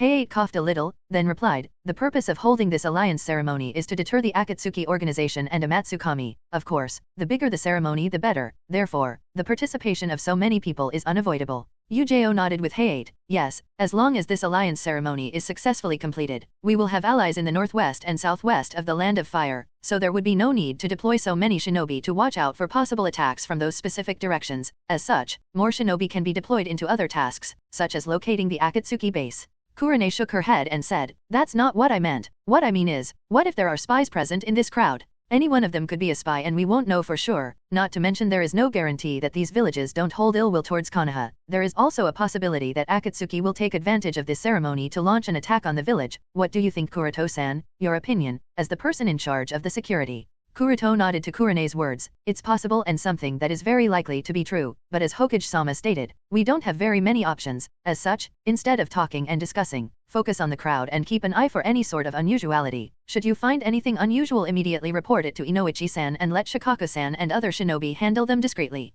Kurane, Heiei, and Ujo nodded and kept a watch on the crowd. And Kuroto too focused his attention on the crowd, quietly observing the comers. This time, there are 5 villages involved in the alliance ceremony. Konoha is one of the 5, and in addition to Konoha, there are Sunagakur, Kusagakur, Takigakur, and the newly formed Otagakur. Sandaime also wanted to let Hyuga participate, but that village has regressed into a hot spring town from that of a shinobi village. A Megakur no longer exists officially because the daimyo of the Land of Rain has disbanded the village. As for the other shinobi villages, they have their own internal matters to deal with. As such, they didn't have enough time to participate in such a fruitless alliance ceremony. At least those are some official statements issued by various shinobi villages. Kuroto wasn't much surprised about this alliance thing at novel bin at. Even in the canon, during Chunin exam arc, several shinobi villages participated in the Chunin exams, and all of them were allied to Konoha, even if that alliance was forced upon them. So anyway, it wouldn't be wrong to say that even if the threat of Akatsuki and Amatsukami did not exist, Sandaime would have still made some efforts to win the alliance of several shinobi villages in the countries around the Land of Fire. After all, the lesson of the Third Great Shinobi War is too profound to be forgotten. Konoha was besieged from all four sides, and had it not been for the Yondaime Hokage to single-handedly turn the tides of the war at all the four battlefronts, there is no telling where would Konoha be now. So, the alliance ceremony is not just a measure against Akatsuki, but also a measure against other great shinobi villages. Although, how serious these villages are going to be when it comes to the matter of alliance, is not that hard to figure out. Kuroto is not really interested in it as they would make no difference in the end anyway. While Kuroto was pondering over these things, suddenly his expression changed. This is because he caught the sight of a few familiar figures in the crowd. The leader of the representatives from Otogakur is a young man in his 20s, with long brown hair tied in a ponytail and a gentle smile plastered on his face. The facial features of this young man exude a calm and wise demeanor. Most of all, he seems to be a patient man of gentle nature. But those eyes, he is most definitely Orochimaru-sama, thought Kuroto. Orochimaru may be able to fool anyone with that disguise of his, but not Kuroto, because Kuroto can literally recognize him at a glance. He came here in person for the alliance ceremony? Does he intend to cause trouble? Thought Kuroto. Then he focused his gaze on the three shinobi following Orochimaru. That's undoubtedly Yamato, then Kimimaro, and finally Haku. The three shinobi following Orochimaru were all recognized by Kuroto, and this also made him feel surprised because Kuroto didn't expect Orochimaru to be courageous enough to bring Yamato to the village. Does he really intend to cause trouble? After all, why else would he bring Yamato of all people to Konoha if that's not the case? I think I will have to have a conversation with him, muttered Kuroto, because he is in no mood to deal with Orochimaru when the threat of Akatsuki is constantly lingering in his head. After making up his mind, Kuroto's gaze eased up and he moved his gaze to Kimimaro at the end of the line. Looking at Kimimaro, a thought flashed in his mind. Since Kuroto made the Yondaime Mizukage, Yagura a subordinate of his, he has read a lot of documents hidden in the archives of Kirigakuer. A lot of them even involved Shikatsumayako/Dead Bone Pulse, the Kekii Genkai of the Kagaya clan. The documents seized from the Kagaya clan before their annihilation even record a millennium-year-long history of the Kagaya clan, and it has been explicitly stated multiple times that Kagaya clan has existed since the founding of ninjutsu and ninja sect, or maybe even before that when ninja was prevalent. According to Kuroto's own impression from canon, Atsutsuki Kagaya has a Kekii Mora technique called all-killing ash bones. It is a certain kill technique where she uses her bone structure. And it wouldn't be wrong to assume that Dead Bone Pulse, that is the Kekii Genkai of the Kagaya clan, is derived from Atsutsuki Kagaya's ability to manipulate and weaponize her own bone structure, coupled with the name of the clan, that is the Kagaya clan. It is very likely that the Kagaya clan is closely linked to Atsutsuki Kagaya. Atsutsuki Kagaya had two biological children. The descendants of the elder of the two, Atsutsuki Hagoromo's, are fairly known, which include the Senju clan, the Uzumaki clan, and the Uchiha clan. There is also some inexplicable linkage to Kinkaku and Ginkaku, but there is no clear evidence in Kuroto's hand at the moment. But even if we take just the Senju, Uzumaki, and Uchiha clan, then the Senju and Uzumaki inherited Rakudo Senin's body of sage, while the Uchiha clan inherited the eyes of the sage. Therefore, if Kagaya clan is also a descendant of Atsutsuki Kagaya, then it is very likely that they are the descendant of the younger brother of the two, that is the descendant of Atsutsuki Hamura, similar to that of the Atsutsuki clan of the moon, and Hyuga clan. On a bolder hypothesis, if Hyuga clan and the Atsutsuki clan on the moon inherited the eyes of Hamura, then Kagaya clan most definitely inherited the body of Hamura. Kimimaro should be one of the last two survivors of the Kagaya clan, thought Kuroto as he focused his gaze on Kimimaro. Because of the information provided to him by Yagura, Kuroto knows more details about the Kagaya Takashi. As such, he knows that Takashi is a shinobi of the Kagaya clan. But even if that's the case, Kuroto still prefers Kimimaro for extracting the cells of the Kagaya clan. After all, Kimimaro is extremely talented and almost undefeatable. In the canon, there are not many records of Kimimaro's battle. Putting aside the doubtful battle where he helped Orochimaru in the assassination of Yondaime Kazekage, the mere statements about him make him an extremely strong character. As a child, Kimimaro was kept imprisoned because the patriarch of the Kagaya clan feared him. When released to Kirigakuer, he was able to continuously kill the shinobi of Kirigakuer and still managed to survive, whereas the rest of his clan save for Takashi was annihilated. Trained personally by Orochimaru, Kimimaro's strength further increased by leaps and bounds. Later he became the leader of Sound 4, and it was stated that he defeated all four of Sound 4 alone, the same Sound 4 who defeated the Konoha Special Mission Platoon. provided that the Konoha Special Mission Platoon was probably tired from their mission, but even then, their strength is nothing to scoff at. Not to mention, Kimimaro in his terminally ill state, the state where him being able to move alone was considered miraculous. In that very same state, he not only obliterated more than 300 of Naruto's Kyuubi chakra enhanced shadow clones, but even went on to fight a weakened Rock Lee and the Jinchuriki of Ichibai, Gaara, and in fact, he not only fought them but nearly killed them both before dying of his terminal illness. He may have had the advantage of being older and more experienced of the three, but that advantage can be put aside considering his terminally ill state where he was only a step away from death. And the next part comes in the Fourth Great Shinobi War, where he without even using his curse mark was able to match up to Kyuubi Chakra mode Naruto's shadow clone and still remained undefeated. Even the samurai of the Land of Iron were unable to do anything to him. Not to mention, he was and is still probably Orochimaru's first choice as a vessel after Uchiha Itachi. So overall it won't be wrong to assume that Kimimaro is most definitely as talented as Itachi. The same kind of talent if allowed to bloom will put down all, so it's no wonder that Kishimoto-sensei decided to put the bud in the nib before it could bloom into a flower. A fine choice indeed, muttered Kuroto. At this moment, perhaps it was because Kuroto wasn't trying to be discreet while observing Kimimaro, the kid noticed someone watching him. He raised his face to look in the direction of the watcher, and his expression instantly turned cold. At the same time, Orochimaru in his disguise also followed Kimimaro's gaze and looked in the direction of Kuroto. Looking at Kuroto dressed in his jonin vest, the corners of Orochimaru's lips quivered, revealing a smile that wasn't really a smile. Kuroto did not bother to entertain Orochimaru, but noticing Kimimaro's look, he muttered, "Very sharp indeed." Kuroto may not have been discreet, but this does not mean that he was being explicit, so the fact that Kimimaro noticed him alone speaks volumes about him. But contrary to Kuroto's attitude towards the disguised Orochimaru, the reaction of his subordinate was completely different. Kurane had subconsciously reached out for a kunao in her shinobi bag. She didn't know the specific reason, but her instincts were screaming at her to be very careful of that Otogakuren. Kuroto immediately put his hand on Kurane's shoulder and stopped her midway, and said, "Otogakur is going to be an ally of Konoha, so we can't make any move on him. Take a deep breath and calm your nerves. For now, he isn't an enemy, at least, I hope he isn't." As instructed by Kuroto, Kurane took a deep breath and let go of the kunao she had almost drawn out. "I am fine, thanks." Kuroto nodded and looked back in the direction of Orochimaru. At the same time, Heiate asked, "Captain, that shinobi of Otogakur is very strong, probably stronger than an elite jonin level. We would better keep a watch on him." Kuroto nodded. "Yujeo, inform Inoichi-san about him. Also have Shikaku-san instruct someone to keep a watch over him. The watcher need not be hostile towards him, just remain in close proximity to make him understand that he is under surveillance, to keep his actions limited." "Yes, Captain." Yujeo nodded and passed Kuroto's instruction to Yamanaka Inoichi. At this time, Kurane said, "That kid with grey hair, he also doesn't seem to be ordinary, especially that cold expression towards us." Kuroto smiled and didn't say anything, because Kuroto understands that Kimimaro is someone fiercely loyal to Orochimaru, and values Orochimaru's interest above everything, even himself. It didn't take long for Kuroto's instructions to be followed, and the village sent someone to not only keep a watch over him but also act as a guide for the Otogakuren shinobi. Coincidentally enough, the one who came was none other than Mitarashi Anko, and Kuroto can't help but sigh upon looking at her. Of course, it had to be Anko of all. After a brief greeting to the Otogakuren team, Anko led them in the direction of the Hokage building at Novel Bin Adat. Of course, Anko is not that bad of a choice. She might have been chosen for the task while keeping in mind that she can keep a watch over them, at the same time not make them feel uncomfortable because of her carefree attitude. Obviously, with the passage of time, Anko has gradually walked out of Orochimaru's shadow, and these days the girl has become almost similar to what she was in the canon, loud, stubborn, and prone to acting without thinking. While leading the Otogakuren team, she even went on to boast about Konoha's power to the disguised Orochimaru, in an attempt to give them a good understanding of who's the boss here. But everything she is talking about is quite useless because the one listening to her is none other than Orochimaru, who had a mocking expression as he paid great interest in Anko's boasting. At this time, Kimimaro also stopped looking at Kuroto and he seemed to have reached some sort of determination. Looking at Kimimaro, Kuroto also remembers a piece of information that he learned about the Kagaya clan from the confidential archives in Kirigakure. The document states that all the members of the Kagaya clan, without any exception, have wind nature as their main chakra attribute. This fact is quite similar to the Uchiha clan, as all the members of the Uchiha clan have fire chakra as their primary chakra nature. This fact also shows that Kagaya clan, quite similar to the Uchiha clan, is not only a very powerful shinobi clan, but also has a stable bloodline. If the Kagaya clan are really descendants of Hamura, then using Kimimaro's genes for creating the wind clone is a very viable option, thought Kuroto. And if Kuroto creates the wind clone using Kimimaro's cell, then that would mean, his main body has the eyes of Hamura, and wind clone has the body of Hamura.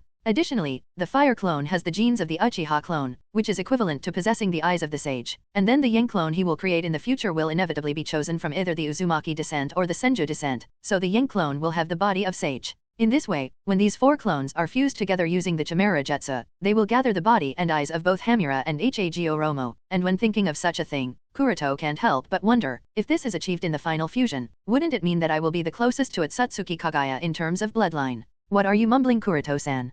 Kurone asked from the side. However, Kuroto was too busy to listen to Kurone's question and didn't reply. At a secret training field in Konoha. Kakashi was breathing heavily as he wiped off the sweat from his forehead. I wonder how long has it been since I trained so fervently, muttered Kakashi as he remembered the past month during which he has been training almost sleepless, without any care for the food or rest. When he was young, because of his talent and desire to prove certain things, Kakashi graduated early from the academy without much effort. Later, as the years progressed, he soon became a Chunin from a Genin and then a Jonin by the age of 11 or 12, even managed to develop a Class A lightning ninjutsu, Chidori. Kakashi's talent has always been superior to those of the same generation. Even those of 4 noble clone couldn't compare to him. Sarutobi Asuma, Hyuga Kuroto, and Uchiha Obito were no exception. However, after experiencing several tragedies one after another, which included the suicide of his father Sakumo, the sacrifice of his friend Obito, the death of his other friend Rin at his own hand, then finally the death of his sensei Minato and Kushina, whom Kakashi was supposed to protect as per the mission assigned to him, Kakashi lost all motivation he once had and became to grow darker and gloomier.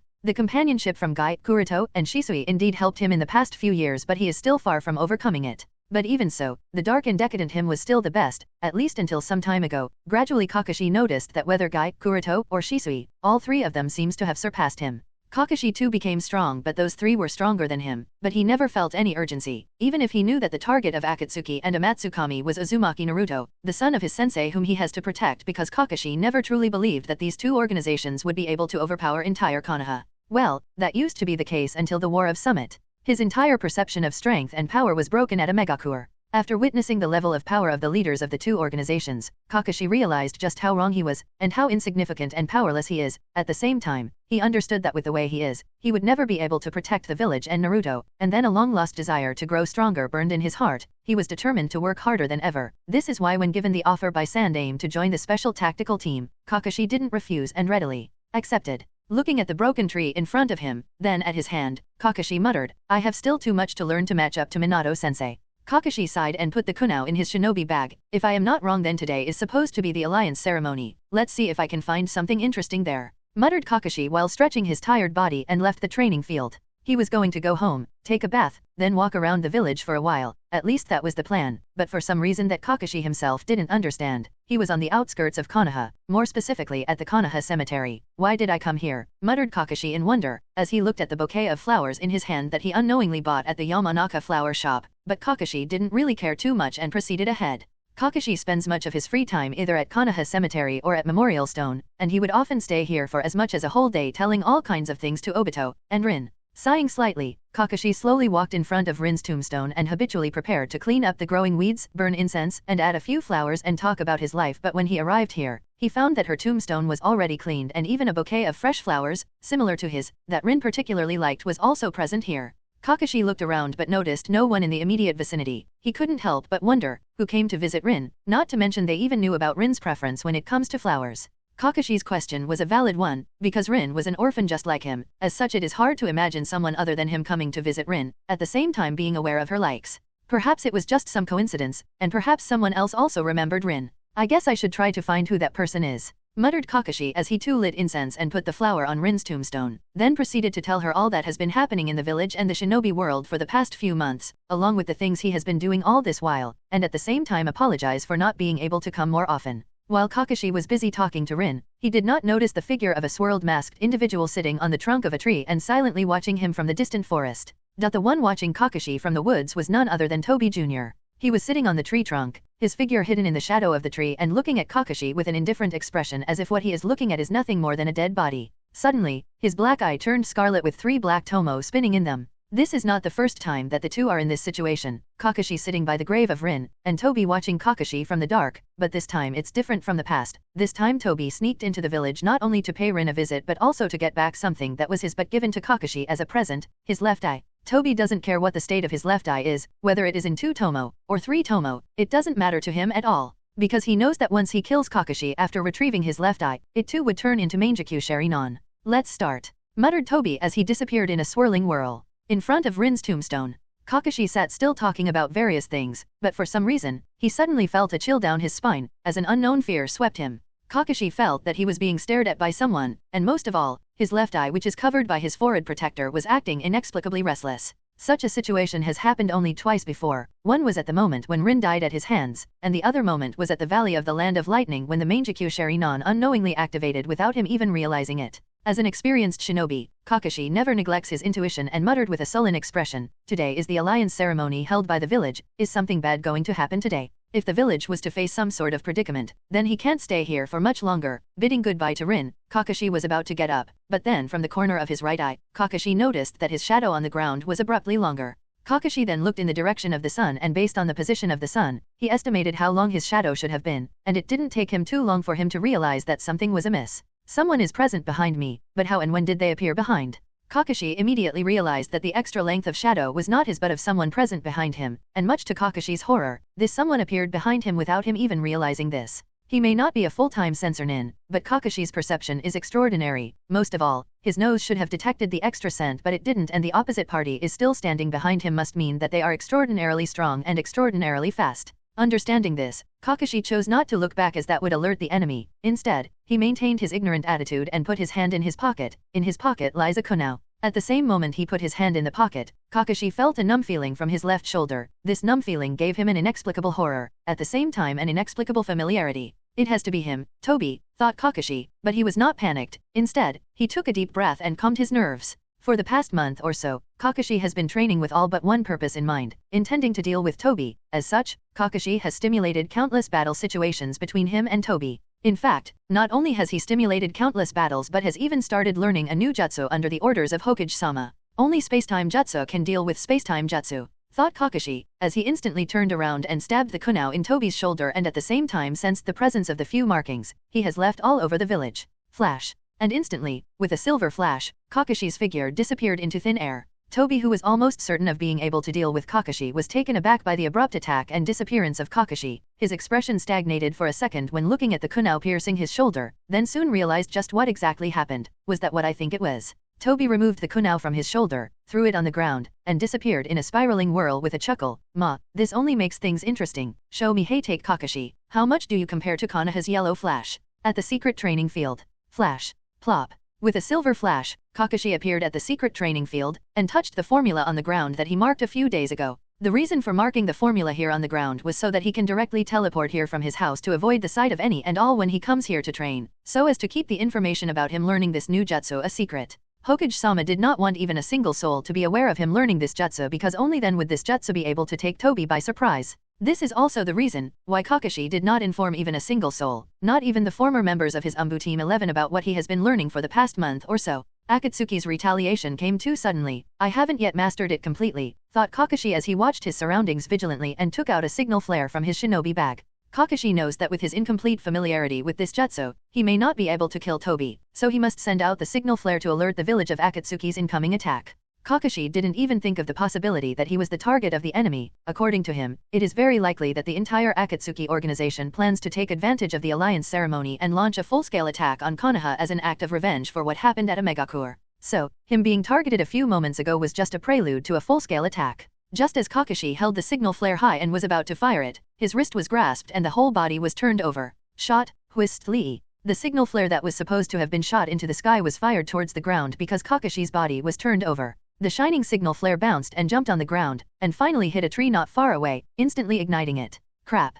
Kakashi cursed when he glanced at the burning tree in the distance. He was not worried about the tree, he was worried about the village. He is currently at the secret training field, and the secret training field has already been registered on the sensory team as a special zone. Which is to say, even if Sensor Nin were to sense intense chakra fluctuations from here, or even if they sense high-intensity fires, they would ignore it unless the degree of damage is extraordinary. Which is to say, no help is coming for him. And no one in the village would be prepared for an incoming retaliation from Akatsuki. That is why Kakashi was worried. Sigh, I must calm myself. Hokage-sama must have taken measures, in which case I must do my part too. Even if I cannot kill him, I must not allow him to go to the village, else that would be devastatingly damaging considering his abilities, thought Kakashi, and steeled himself for the toughest fight of his life. Kakashi understands that only someone who has mastery over spacetime jutsu will be able to match up to Toby. This is also one of the reasons why he teleported here, to make sure that Toby remains occupied here. Just as that numbing feeling again started to come, this time from his hand, Kakashi again disappeared with a silver flash and appeared a little distance away from Toby.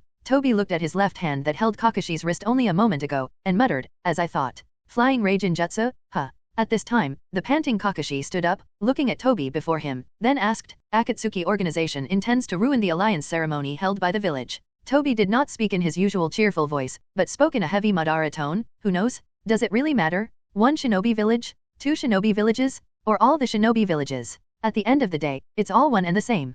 Kakashi frowned. What's that supposed to mean? Does he mean that, even if the entire shinobi race stands up against Akatsuki, it would make no difference? This means they don't care about Konoha's alliance at all, so why attack us? No, he is using wordplay, and trying to divert my attention, thought Kakashi as he lifted his forehead protector covering his left eye. Staring at the tree Tomo spinning in Kakashi's eyes, Toby nodded to himself, as I thought, it's a 3 Tomo Sharingan. At this time, Kakashi asked again, what is your true purpose for sneaking inside Konoha? Is it the Kyuubi? Toby chuckled, defeat me, and I shall answer all your questions. Chirp.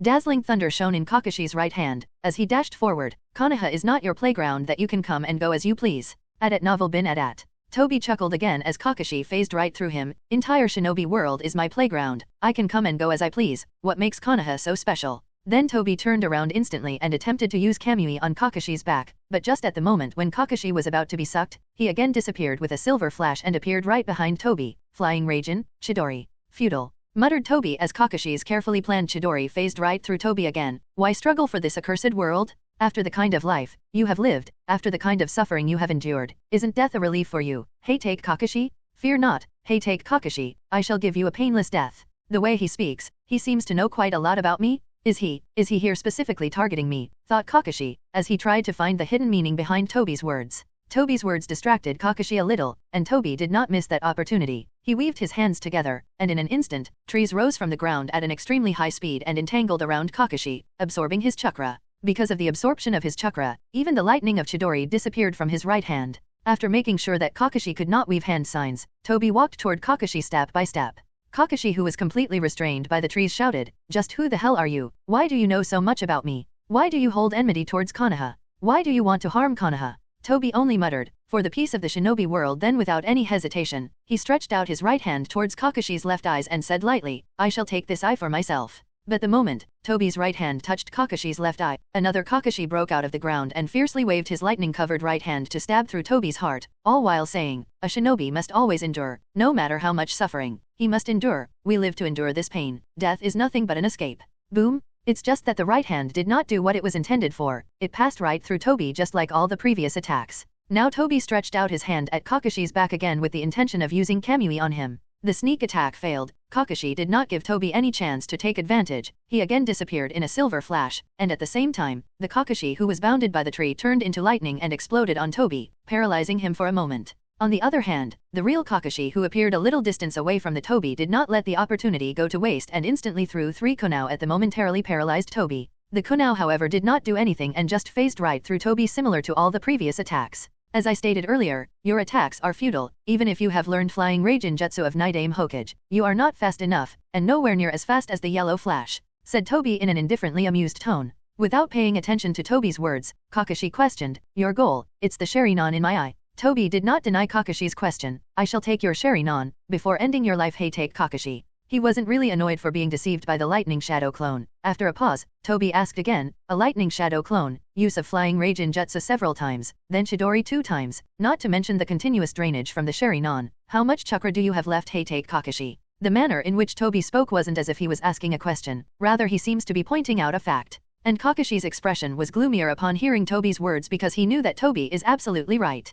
Kakashi has already consumed a lot of his chakra in the training a while ago, coupled with the heavy consumption now. Kakashi knows that he is really low on chakra. I must hold on until I kill him, even if I overconsume my chakra and die. If anything, I must at least take him down with me, thought Kakashi as he resolved himself to at least kill Toby along with himself. At this time, Toby looked at the various kunao with the Flying Raijin seal scattered around the training field and marked their exact positions one by one with his Sharingan. As a former subordinate of Yondaime Hokage, Toby is also quite familiar with the Flying Raijin Jutsu of Yellow Flash. On the night of Kyuubi's attack, Toby even fought against Yondaime Hokage. Although he was educated on the spot by the sensei and was forced to withdraw, however, he had garnered experience in actual combat against someone more proficient in the use of Flying Raijin Jutsu than the current Kakashi. Flying Rage Jutsu, developed by Senju Tobirama, is different from Tobi's spacetime dojutsu Kamui, which uses his eyes as the center point for spatial travel. With Kamui, he can travel to almost anywhere within the shinobi world as long as he knows where he wants to be. Flying Raijin is different in this regard, it requires coordinated positioning for spatial travel.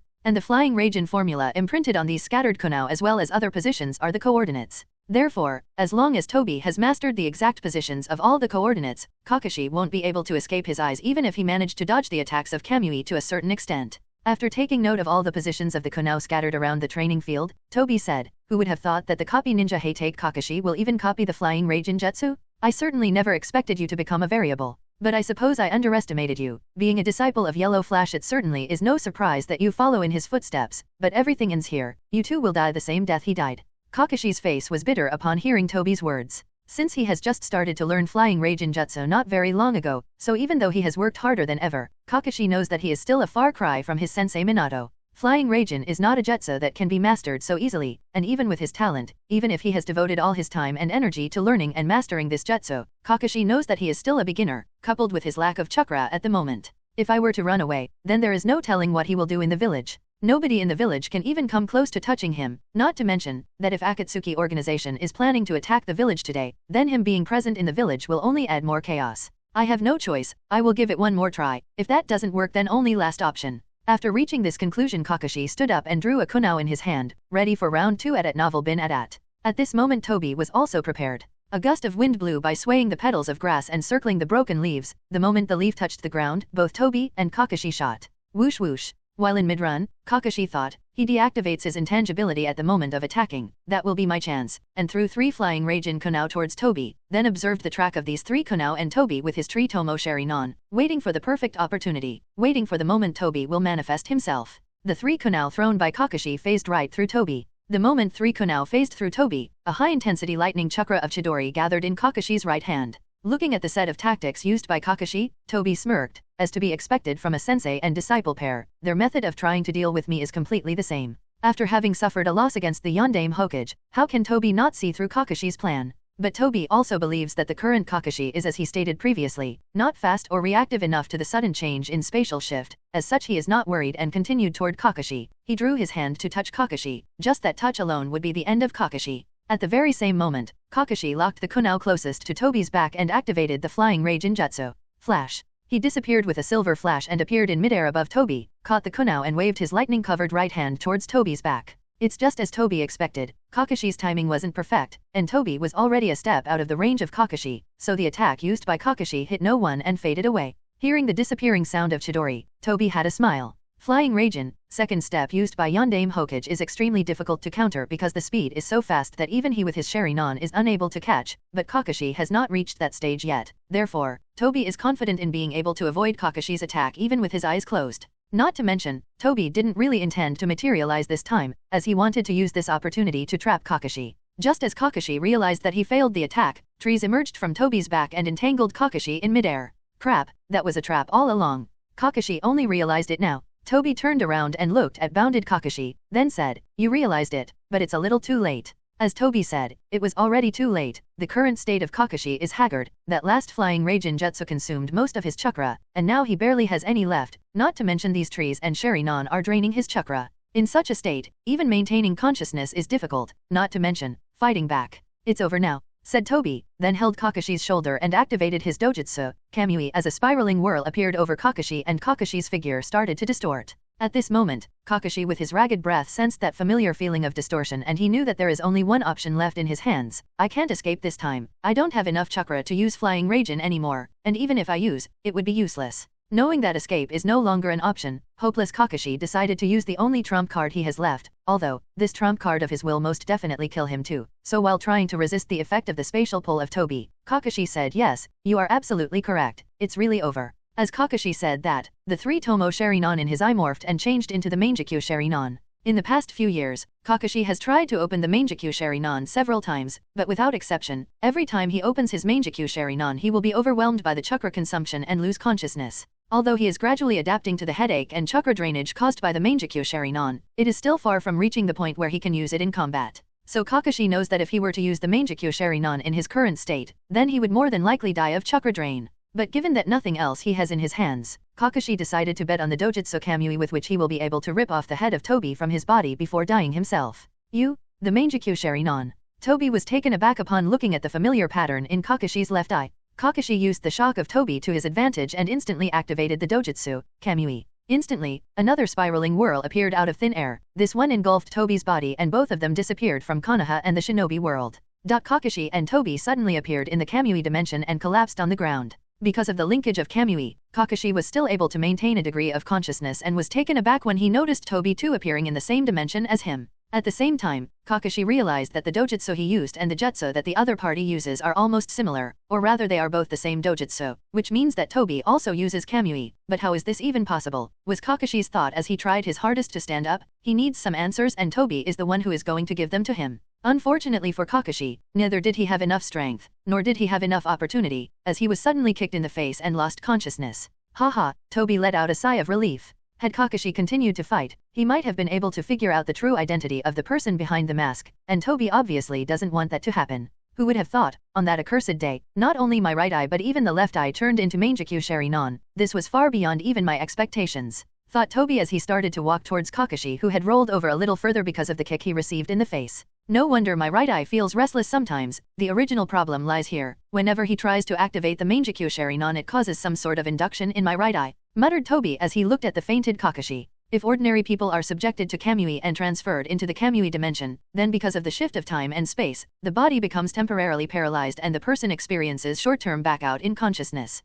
This is also the reason why he doesn't need to put too much effort into dealing with his targets. Once they are thrown into Kamui dimension, it's all over for them. After all, in the fight between shinobi, even a small mistake or inadvertent daze is equivalent to life and death, not to mention a short-term blackout in consciousness which will almost certainly result in death. The only reason why Kakashi did not immediately lose consciousness after the shuttle through spacetime was because of the protection provided by Kamui. Therefore, Tobi was certain that the dojutsu of the Mangekyo Sharinon in Kakashi's eyes is also Kamui. At this time, Tobi removed his spiral mask revealing his true face, forehead covered with a bandage, and several scars on the left side of his face. This is his true face, the true face of Uchiha Obito. Clang clang. Obito tossed aside the mask, then bent down to reach out for his left eye in Kakashi's left eye socket. Without even a shred of hesitation, Obito dug out the Sharinon that he once gave to Kakashi as a present, then proceeded to directly put that eye into his own left eye socket without even bothering to clean up the blood. After putting them back into his own eye socket, Obito entered a tranced state and staggered a little. A few seconds later, he opened his eyes and this time both of his eyes had returned to where they truly belonged and where they will show their true potential. Sharinon was activated and then turned into Mangekyo Sharinon. Obito raised his hand to cover his left eye and muttered in a realization, so that's how it is. Kamui is the dojutsu of both of his Mangekyo Sharinon but their specific roles are quite different. The Kamui of the right eye is a short-range version where the user needs to personally touch the object or person he wants to transfer to the Kamui dimension. In a way, it can be said that this Kamui is heavily focused on defense as it also grants the user intangibility, making the user immune to all physical and spiritual attacks in the intangible state. Short-range Kamui is the true ultimate defense. While the Kamui of the left eye is different, it is the long-range version. With the Kamui of the left eye, the user need not be in close touch with the targeted object or person. The target needs to be in the field of vision of the user and he will be transferred to the Kamui dimension. In a similar way, it can be said that this Kamui is heavily focused towards attack as it allows the user to attack, shred, tear, and distort the objects in their field of vision be small or large as well as transfer them to the Kamui dimension. Long-range Kamui is the true ultimate attack. Unexpectedly, the attack power of Kamui is in the left eye that I gave to Kakashi, muttered Obito in understanding, then closed his eye. Having achieved his purpose for coming to Konoha this time, Obito then glanced at Kakashi who lay on the ground unconscious and bloody-eyed. Obito drew out a kunao from under his sleeve and squatted next to Kakashi. Kunao's cold light reached Kakashi's throat, as Obito said indifferently, "Kakashi, this time I won." And then started to slowly cut Kakashi's throat. "You have lived a life of hell, Kakashi. I shall give you peace." As blood started to come out of the cut, Obito remembered Kakashi's words from their battle some time ago. "What was it that you said? A shinobi must always endure, no matter how much suffering. He must endure. We live to endure this pain. Death is nothing but an escape," were your words, Kakashi. Speaking so, Obito stopped the kunao, and shouted while clutching Kakashi's collar with both of his hands, "You broke your promise to me, Kakashi. You did not protect Rin. There was only one thing I entrusted to you but you failed to do just that. Heck, even I failed to reach there in time. Now tell me, Kakashi, how am I supposed to endure this reality? Why are you silent? Huh? Answer me, Kakashi, answer me." Ha, ha. After venting out a little, Obito calmed down, then put away the kunao and said, "You said that we live to endure, then I shall allow you show me." Then without waiting for even a second, he threw the unconscious, bloody-eyed, and bleeding Kakashi back to the training field. Show me how you live in this accursed reality, Kakashi. You have until I have gathered all the 9 Baijuyu and resurrected Juobi. If you don't show me anything worth it, I shall reflect the light of infinite Tsukuyomi on the moon and cover this accursed reality in a genjutsu world for all eternity. In Konoha. As the alliance ceremony was about to finally begin, Konoha's citizens were gathering near the Hokage Tower one after another. On the roof of the Hokage building, Sandaime Hokage in his Hokage cloak held his tobacco pipe in one hand and the other over his chest and was looking at the bustling village in front of him with a mild smile. According to the new plan that he has devised to deal with the Akatsuki organization, the alliance with the surrounding village is very important. Alliance with the surrounding villages will not only decrease the hostility with the nations around the Land of Fire but also reduce the pressure on Konoha to deploy more shinobi on the border of the Land of Fire. This way, much of the manpower can be withdrawn from the border and deployed in important areas within the Land of Fire. Standing behind Sandaime Hokage are the 2 Konoha Council advisors, Elder Homura, Elder Koharu as well as Jonin Commander Nara Shikaku. For important diplomatic matters such as the alliance ceremony, members of the council are bound to attend, but the 4th advisor, Elder Danzo from the Umbu did not show up for certain reasons, but no one truly minded his absence. In the large square below, Uchiha Sasuke followed his father, Uchiha Fugaku, captain of the Konoha military police force with a look of excitement on his face. His black eyes kept looking around and his face was full of curiosity. Looking at Sasuke's excited look, his mother Mikoto sighed, "Sasuke-kun, don't run around carelessly." But Sasuke paid no attention to his mother's words. This is the first time he has seen an event such as this one. As such he was very curious about many things, and said to his father, "Otusama, the village is very lively today. At novel bin at. Yes." Fugaku nodded with a distracted tone. His gaze was directed towards a few figures standing at the entrance of the Hokage building. The people Fugaku was looking at were not Hokage and his advisors, but rather 4 kunoichi standing at the entrance the Hokage building. Fugaku was looking at none other than the slug Sunin Tsunade and her 3 female apprentices. According to the agreement with Senjutsu Tsunade, Uchiha Izumi of the Uchiha clan was accepted as an apprentice by Tsunade. This is another step taken by the Uchiha clan toward reconciliation with the Hokage faction. The decision of choosing Uchiha Izumi out of the many kunoichi was made by the clan after much deliberation, especially after considering her closeness and relationship with Itachi. Over the years, Fugaku, or rather his wife Mikoto, has come to understand that their elder son Itachi holds romantic feelings towards Izumi. Itachi may not have been explicit about his feelings, but nothing escapes the eyes of a keen mother. So, after considering various angles, the Uchiha clan council finalized Uchiha Izumi to be their future marriage partner for Itachi. The news hasn't been made public yet and very few people know of this decision, but both Itachi and Izumi are aware of it, and both did not pose any opposition. Suddenly, Sasuke pulled the cuff of Fugaku's shirt, and said, "Look Otusama, the Hyuga clan is here too." Sasuke's words pulled Fugaku out of his thoughts, and he turned towards the direction pointed by Sasuke only to notice the Hyuga brothers as well as their children, Hyuga Niji, Hyuga Hinata, and the little Hyuga Hanabi along with her caretaker, Hyuga Natsu. The Hyuga brothers also noticed Fugaku's gaze and nodded in greeting. Fugaku and Mikoto nodded back toward them. At this time, Sasuke asked again, "Oka-san, that kid with long brown hair and Byakugan is Hyuga Niji, right?" Mikoto looked in the direction of the child pointed by Sasuke, and nodded lightly. "Yes, he is said to be a very gifted child. So that's Hyuga Niji." Fugaku thought with a bit of interest because he too has heard of the rumors about the prodigal talent of Hyuga Niji, but it was just some degree of interest because when it comes to talent the Uchiha clan is no short of geniuses. Aside from Uchiha Shisui who is undoubtedly one of the most geniuses shinobi in the history of Konoha, there is also his elder son Itachi whose talent is almost equivalent to or perhaps even superior to Shisui. Listening to his mother's words, Sasuke muttered to himself, "Is he really that gifted?" Although Sasuke suffered at the hands of the leader of Amatsukami and was almost kidnapped by Orochimaru disguised as Oto Yume, a low-level member of the Akatsuki organization, Sasuke is undoubtedly one of the best among his peers. Among the peers of the same age group, almost no one has been Sasuke's opponent and will be defeated within 1 to 3 moves. Had it not been for his elder brother Itachi to be very talented, so talented that anyone would fade away from the limelight of his brother, Sasuke would have already been shrouded with the aura of a genius long ago and would have gotten famous all over Konoha just like Hyuga Niji. Therefore, Sasuke was a little jealous of Niji, for being regarded as an unremarkable genius. It wasn't anything offensive or anything, just a child's desire to attract his father's attention. "Humph, I can defeat him within 10 moves." Sasuke deliberately snorted all while looking at his father from the corner of his eye. But Fugaku was too busy in his thoughts to be able to pay attention to Sasuke as he glanced at the other faces of the people on the square. Sasuke was a little disappointed at his failure and pouted. Uchiha Mikoto giggled at her younger son's antics and while ruffling his hair, she said, "Sasuke-kun, rather than defeating him, why don't try to be a friend with the child of the Hyuga clan? Maybe then you will have a friend and rival who is just as talented and strong as you." Sasuke pondered over his mother's words with a tough-thinking expression, like he was seriously considering whether to give it a try or not. Mikoto shook her head with a smile while Sasuke pondered over her words, then she too looked at the square. Aside from Uchiha clan and the Hyuga clan, almost all the other major clans have appeared here for the alliance ceremony, which isn't strange considering that it was Hokage's personal order. With just a casual glance, Fugaku noticed the current patriarch of various clans, and all these current patriarchs without any exception also had their next generation accompanying them, probably to start their training as the next patriarchs.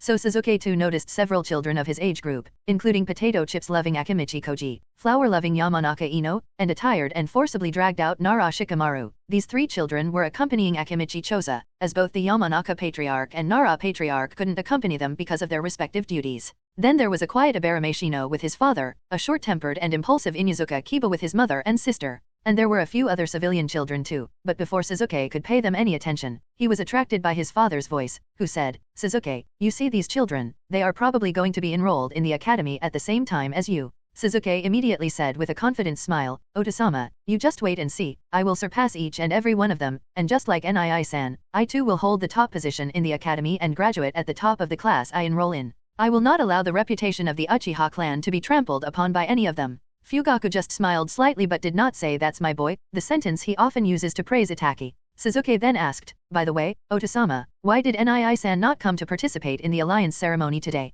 Putting away his smile, Fugaku returned to his serious expression and stated, "Itachi is taking care of Shisui." Fugaku noticed the sudden illness and weakness of Shisui and was reminded of how Shisui's father too became ill after having lost one of his legs in the previous Great Shinobi War and died soon after at Novel Bin Adat. Therefore, Fugaku is a little worried about Shisui, but because of Shisui's continued insistence that he will soon be alright, Fugaku decided to believe him and allowed his son Itachi to take care of Shisui, who volunteered to do so, to make sure that no accidents happen. Frankly speaking, Fugaku is very satisfied with Shisui and Itachi's brother-like bond. If nothing strange happens, Itachi, his eldest son, will become the next patriarch of the Uchiha clan. Itachi is certainly capable of the task, therefore, Fugaku is also quite happy about the close friendship of Shisui and Itachi. Because Shisui's support for Itachi will maintain the stability of the clan at the same time also stabilize Itachi's position as the next patriarch. At this moment, Sasuke pointed at the Otagaku Nin and his party walking towards the square, and asked, "Otasama, which shinobi village are those shinobi from? Their forehead protector has a symbol I have never seen or heard before even in the various scroll. Are they some secret shinobi village?" Fugaku looked over in the direction of Otagakurin, then said, "They are shinobi from a newly established shinobi village called Otagakur, a small shinobi village in the nation adjacent to the Land of Fire and Land of Hot Water." Sasuke responded with an O and looked in the direction of Otagakur shinobi who were being led by Mitarashi Anko. As if feeling the gaze of Sasuke on him, Kimimaro slightly raised his head and looked over. And immediately his sight landed on the eye-catching red and white Uchiwa fan printed on Sasuke's high-neck black t-shirt. After recognizing that fan, Kimimaro raised his eyebrow and his face showed an eager expression. Kimimaro is very well aware of Orochimaru-sama's obsession with the Sharingan and body of the Uchiha clan shinobi, but Orochimaru has never been able to get his hands on them. Therefore, Kimimaro especially hated Uchiha clan and their Sharingan. Moreover, Kimimaro also wants to understand what is it that the Uchiha clan has that Orochimaru-sama is so obsessed with them. In Kimimiro's opinion, the Uchiha clan should just offer themselves to Orochimaru-sama. What greater honor will there be for the Uchiha clan than to become the vessel of Orochimaru-sama? When the Otagaku team crossed the square under the leadership of Anko and approached the area where the patriarch of the Uchiha clan stood, Kimimaro suddenly stopped. Under the frowned gaze of all the spectators, he went up to Uchiha Sasuke, and after a bit of silence, he asked, "Are you an Uchiha?" Seeing the eyes of everyone on him, Sasuke straightened up his waist immediately, and said proudly, "Yes, I am an Uchiha, Uchiha Sasuke. Who are you, and what do you want from the Uchiha?" Kimimaro said indifferently, "Who I am is irrelevant. What I desire is to challenge the Uchiha. Since you are an Uchiha, then accept my challenge." Sasuke was stunned by the words of the other party. He did not expect the strange gray-haired red spot on forehead guy from the small shinobi village Otagaku to suddenly come and challenge him, not to mention the other party does not even have the basic manner of speaking his name as an introduction. However, Sasuke soon recovered from his stunned expression, because he found that this is a very good opportunity to showcase his strength and impress his father. But Sasuke also knows that he must maintain the majesty of the Uchiha clan, so calming down his excitement, he quirked his eyebrow, and said coldly, "Why should I accept the challenge of some no-name individual from an unknown shinobi village?" Kimimaro was unperturbed by Sasuke's cold attitude, and said, "Because I want to challenge you." Huh. Sasuke frowned then replied with a snort, "Just because you want to challenge me does not mean that I have to accept it, but you are in luck because I am a generous one. Since you have such a strong desire to taste defeat and see the power of the Uchiha clan, then I will let you experience it firsthand." Anko, who was in charge of escorting the Otagaku team to the Hokage building, frowned at the two kids. "You two, no one's challenging anyone, we don't have time for such farce, the alliance ceremony will soon begin." Kimimaro did not even bother to pay any attention to Anko, and just said lightly, "Don't worry, it won't take very long." Suzuki also did not care about Anko, and said while matching the gaze of Kimimaro, "Yes, I will let him have a taste of defeat within 1 minute." Anko was speechless at the attitude of the two children. "Don't give me a headache, you two, no one is fighting anyone." But seeing that her words were not getting through the two children who were itching to go at each other, and have sparks between their eyes, Anko looked at the parent and guardians of the two. The disguised Orochimaru said with a gentle smile, "It would be wonderful to let the two children compete. I too have heard of the mighty reputation of the Uchiha clan throughout the shinobi world. It would be an honor for me to be able to witness their power." Wait, what? Anko did not expect the leader of Otogakuer to be so unreliable, then looked at Uchiha Patriarch, hoping that Uchiha Patriarch will at least deny the request, but unfortunately, she had to be disappointed. Fugaku with his hands crossed over his chest stated, "Since the allies of Otogakuer are so interested in seeing the skills of the Uchiha clan, then obviously we can't disappoint them." Anko was again speechless that Uchiha Patriarch agreed. But before she could speak anything further, Anko suddenly received a telepathic communication from Kuroto. "Anko-chan, let Uchiha Suzuki and the boy of Otogakuer have a duel." Anko asked, "But will that be alright?" Kuroto nodded. "Yes, Hokage-sama has given the approval. It will serve as a form of entertainment for Daimyo-sama who wishes to see the battle. Moreover, it will also give us a better understanding of the strength of Otogakuer." Alright. Anko agreed. Since the Hokage-sama has personally given the approval, so she has no authority to raise an objection to this duel anymore, and nodded. "Alright, both of you, you are in luck. Hokage-sama has given his approval." The crowd immediately cheered. Great. Even the faces of many young children were very excited. Soon the crowd consciously dispersed and gave space for the two children to battle each other. Uchiha Mikoto asked Fugaku with a slightly worried expression, "Anita, is this really a good idea?" From the appearance of that boy, he seemed to be a remnant of the Kagaya clan, and they were known for their savage character. Fugaku nodded. But looking at him, his character seems to be slightly different. Besides, Suzuki has already faced worse, whether Yama of Amatsukami or Oto Yume of Akatsuki, both were undoubtedly more savage people, so Suzuki should have enough mental fortitude to face the child of the Kagaya clan. And this will also be a good experience for Suzuki. After thinking over the words of her husband, Mikoto nodded and said to Suzuki, "Suzuki-kun, don't let your guard down, okay?" Suzuki hurriedly nodded, "Don't worry, Oka-san." Uchiha Fugaku also said, "Suzuki, let the other party experience the skills of an Uchiha, firsthand." Suzuki nodded, "Yes, Otasama." On the other side, the disguised Orochimaru said to Kimimaro, "Kimimaro dear, don't be too hard on him, will you?" "Yes, I just want to see what Uchiha clan is capable of. I am not going to kill him." Kimimaro nodded. After some pep talk with their parents and guardians, both Suzuki and Kimimaro stood at the center of the ring, and the entire crowd's eyes gathered on the two. Anko had to temporarily act as the referee, so standing in the middle of the field, she said the basic instructions. "We will follow the rules of traditional shinobi sparring.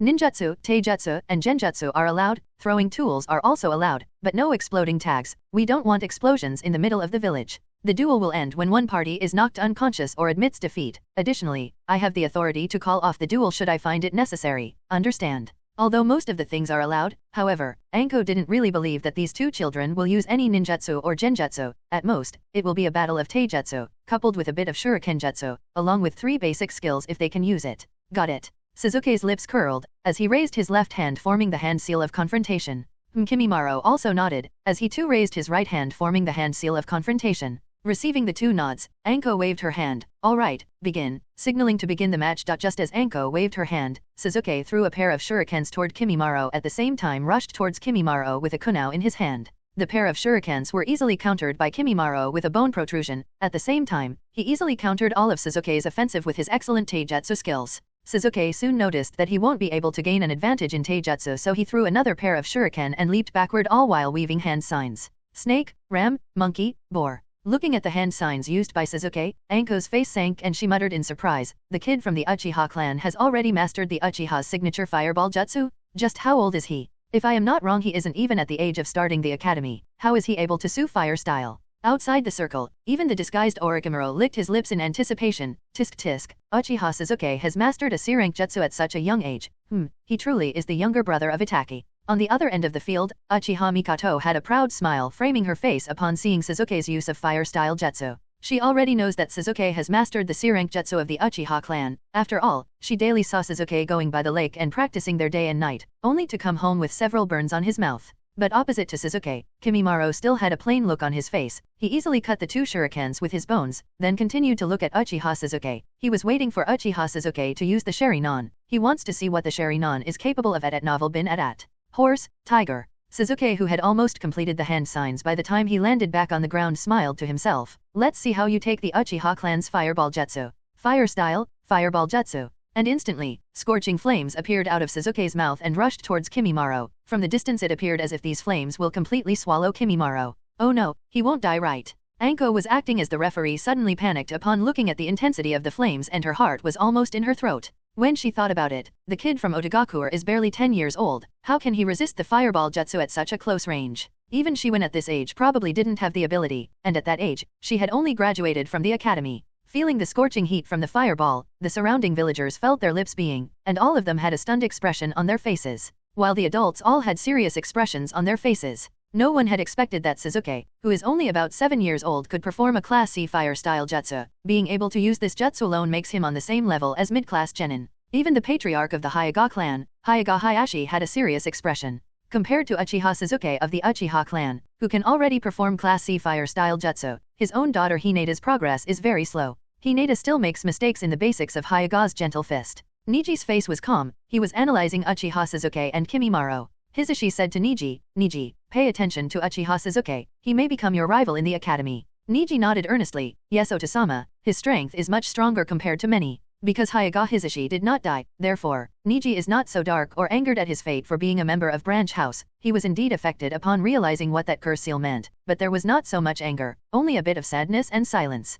Anyway, back to the matter of Uchiha Sasuke's fire-style jutsu. The use of ninjutsu not only requires a sufficient amount of chakra but also a good level of chakra control. And chakra control is exactly what the children find difficult to master because of their immature minds and restless attitude. This is one of the main reasons why Uzumaki Naruto sucks at using jutsu, although he has abundant chakra because of his Uzumaki lineage and the presence of Kyuubi inside him. However, his chakra control is extremely poor. This especially affects him and makes it difficult for him to master even the basic 3-body techniques of the E rank. This is the reason why everyone was highly surprised by the fact that Uchiha Sasuke can already use a C-rank jutsu. After using the jutsu, Sasuke looked in the direction of his father and mother from the corner of his eyes. He saw his mother smiling, but his father did not have a smile. Rather, he was looking in the direction of Kimimaro with a serious expression, and only thought was raised in Sasuke's mind. Why is Otasama looking at him, instead of me? On Kuroto's side. Kuroto currently sat on the edge of the roof of a tall building, and behind him stood Kurone. Both of them were obviously watching the battle between Uchiha Sasuke and Kimimaro. After seeing the fireball jutsu used by Sasuke, Kurone said with an impressed tone, "He is attack his brother, all right, no doubt about it." Then after a pause, Kurone continued, "The kid from Audiobook is going to suffer if he does not do something." Kuroto just smiled and shook his head at Kurone's judgment. Uchiha Sasuke is indeed a very talented child, and indeed nobody amongst his peer can match up to him, but unfortunately, Kimimaro is not ordinary either. Not to mention his older age compared to Uchiha Sasuke. Kimimaro has been personally trained by Orochimaru for many years now, and Orochimaru is not the type of person who would be lenient to you in training, which is why there was no way Kimimaro would be hurt by a mere rank C jutsu. Back to the battlefield. Accompanied by the howling wind, the fireball quickly covered the distance between Sasuke and Kimimaro, burned the ground black, and rushed straight towards Kimimaro. At this moment, everyone's eyes were focused on Kimimaro. They were all curious about how this 10-or-so-year-old kid is going to deal with the crisis in front of him. Of course, Konoha ninjas on the side were also ready to make their move to rescue Kimimaro should that become necessary. After all, Kimimaro is a shinobi from Audiobook, and both villages are going to be forming an alliance, so they can't have any casualties at the moment, else it would leave a bad taste in the mouths of everyone. However, what caught everyone's eyes was the unperturbed and calm face of Kimimaro. Does he have some trick up his sleeve, was the thought in everyone's mind. Whoosh. Boom. Soon the fireball collided at the position where Kimimaro stood, but just an instant before it, many shinobi witnessed Kimimaro's figure disappearing from the position with the sound of breaking past the wind. Wait, what happened? He did not dodge that. Is he dead? Villager 1. He has to be. No one can survive something like that. Villager 2 and Villager 3 said in a panic. Calm down, he is alive and well, and dodged that fireball at the right opportunity. A shinobi answered, then thought, although that jutsu the boy from Audiobook used. The body flicker jutsu, was the thought in the minds of all shinobi. Unlike the ordinary villagers who were at a loss for what happened and if the kid from Audiobook was still alive or not, the shinobi at the field recognized the jutsu used by Kimimaro at a glance and soon locked Kimimaro's new position. Soon everyone's eyes turned towards Sasuke, and feeling the gaze of everyone on him, Sasuke quirked his lips in a triumphant expression. Because of the fire burning in front of him, Sasuke's vision was obscured, and since he has yet to awaken the Sharingan, as such Sasuke was unable to see the disappearance and reappearance of Kimimaro at the last instant because the speed of Kimimaro was too fast for Sasuke's motor skills to the process. He only felt a gust of wind, but that was caused by the resulting impact caused by the collision of the fireball with the road. As such, Sasuke assumed that the kid from Audiobook was swallowed by his fireball jutsu. But soon Suzuki realized that something is wrong because his mother was not smiling, rather she was looking at him with worry, and at this moment, a cold voice came from behind him. Why are standing in a daze? What? How? Shocked Suzuki soon realized that his attack was somehow dodged. He instantly tried to use substitution jutsu but he was too late. Smash! As Suzuki was suddenly punched in the face and he flew out. At this moment, Kimimaro walked forward towards the collapsed Suzuki, and thought to himself, he is still not activating his Sharingan, but why? Is it because I am going too easy on him? Suzuki quickly got up from the ground, and muttered in shock, but how? That jutsu was supposed to defeat you. Whoosh! Smash! Suzuki did not get his answer. Instead, he got another punch in the face by Kimimaro who again used body flicker jutsu to appear Suzuki in less than an instant. This time the punch was harder than before, and Suzuki rolled over more distance and collapsed on his butt. As Suzuki was again knocked to the ground, sounds of murmurs spread on the square. All the shinobi, whether of Konoha, Suna, Taki, or Kuso, all focused their eyes on the 10-year-old Kimimaro. Kimimaro's use of body flicker jutsu twice in a row not only stunned Suzuki who was full of confidence but even the referee Anko was also shocked. Uchiha Fugaku's face was serious but he said nothing. Even before the match began, Fugaku could see that the kid named Kimimaro was extremely strong for his age. But even then, he allowed Suzuki to fight. There are several reasons for doing so. One of them is the hope that Suzuki will overcome that something that has been preventing Suzuki's growth. Uchiha Mikoto was also worried but upon looking in the eyes of Suzuki which clearly showed that he has yet to give up, she chose to remain silent too. On the Hokage building, Sandaime who was also observing the battle asked Nara Shikaka, what is the name of that child of Otagakuer? Shikaka went through his memories, and stated, according to the intelligence gathered by us in the short period, he seems to be one of the last 2 surviving members of Kagaya clan from Kirigakuer. His name is Kagaya Kimimaro of Shikatsumayaku. Kagaya Kimimaro? What is a child of the Kagaya clan doing in Otagakuer? Mumbled Sandaime to himself as he focused back on the field. Back to the field. Suzuki got up from the ground again. His cute baby face was swollen red from both sides, and he looked at Kimimaro as if he was going to chew Kimimaro alive. But even then Suzuki did not pounce on Kimimaro and took a deep breath to strategize his next move. Kimimaro this time chose not to attack again, and instead asked, hey, are you really an Uchiha? Suzuki was stunned, and said with an annoyed tone, didn't I already tell you before? I am an Uchiha. Is he really an Uchiha? But if so, why is he not using his Sharingan even now? Have I still not forced him enough? Thought Kimimaro to himself, then slammed his bone-hardened fist in Suzuki's gut. Vomit. Suzuki vomited out the snacks he ate in the afternoon, and knelt on the ground. At the same time some sort of fear that had been buried deep inside his heart for several years suddenly woke up again. This is how you punch someone, kid. Is he going to kill me? No, Nii-san, please, help me. Overtaken by fear Suzuki froze and couldn't even move. He only hoped to see his elder brother Itake at this moment who can save him. Fugaku narrowed his eyes looking at his state of Suzuki. So, the fear of Yama and the other one has finally come out. Now Suzuki, show me that you can overcome this fear. But Suzuki's thought process was too jumbled up to be able to realize the intentions and expectations of his father. Please, someone, help. I don't want to die, please someone, was all Suzuki could think as his eyes also lost their focus and he seems to be trying his damn hardest to not cry at this moment. The crowd was murmuring, many people had a frown on their faces because they too noticed something wrong with Suzuki at novel bin at. Kimimaro looked at the collapsed Suzuki and asked, why don't you use the Sharingan? Aren't you an Uchiha, so why not use the Sharingan? But Suzuki was too lost to be able to reply to Kimimaro. And just when it seemed that the match was almost decided, a young boy with blonde hair, blue eyes, and 3 whiskers on both sides of his cheek jumped up and down on the roof of a close-by building all while shouting, hey Suzuki, are you just going to get beaten up without even fighting back? What are you, a scaredy cat? This shout of the blonde child was not very inconspicuous, and hardly anyone paid attention to this taunt of his, but for some reason, Suzuki heard it, and as soon as he heard it, the eyes that had lost focus had regained their light. Listening to Naruto's taunt, Suzuki, who had almost given up, clenched his fists and secretly swear, damn it Naruto, do you think I don't want to fight back? But this guy's movements are too fast for me to be able to react. Although Suzuki thought so, there was still a slight smile framing his face, and this slight smile was noted by very few. Thanks, Naruto, thought Suzuki and started to analyze how to turn the tables on Kimimaro. I can't let fear get the best of me, I must do something to defeat this kid. This is the first time Suzuki has felt this kind of despair among peers around his age. The speed of the opponent is too fast for him to even be able to react. Suzuki knows that his taijutsu skills are not too bad, he can even fight back and forth with Itake and Shisui, but in the face of Kimimaro's taijutsu skills, Suzuki has not been able to take even the slightest advantage. How should I defeat this guy, thought Suzuki. Receiving no reply from Suzuki, Kimimaro turned around and moved in the direction of the Otagakuer party. Kimimaro may hate Uchiha clan very much, but he had no intention of humiliating Suzuki who was even younger than himself. Upon realizing that Suzuki is far weaker than expected and probably doesn't even have the Sharingan, Kimimaro completely lost interest in this fruitless battle that would do nothing except for wasting Orochimaru-sama's time. Seeing Kimimaro going away, Suzuki suddenly gritted his teeth. Hey stop, where do you think you are going? Compared to his fear and verbal provocation of Kimimaro, Sasuke couldn't really stand the indifference of the other party towards himself, because this indifference reminds Sasuke of Yama. Kimimaro did not even bother to look at Sasuke and just stated, "You have lost already." "No." Sasuke abruptly stood up and shouted, "I have not lost yet."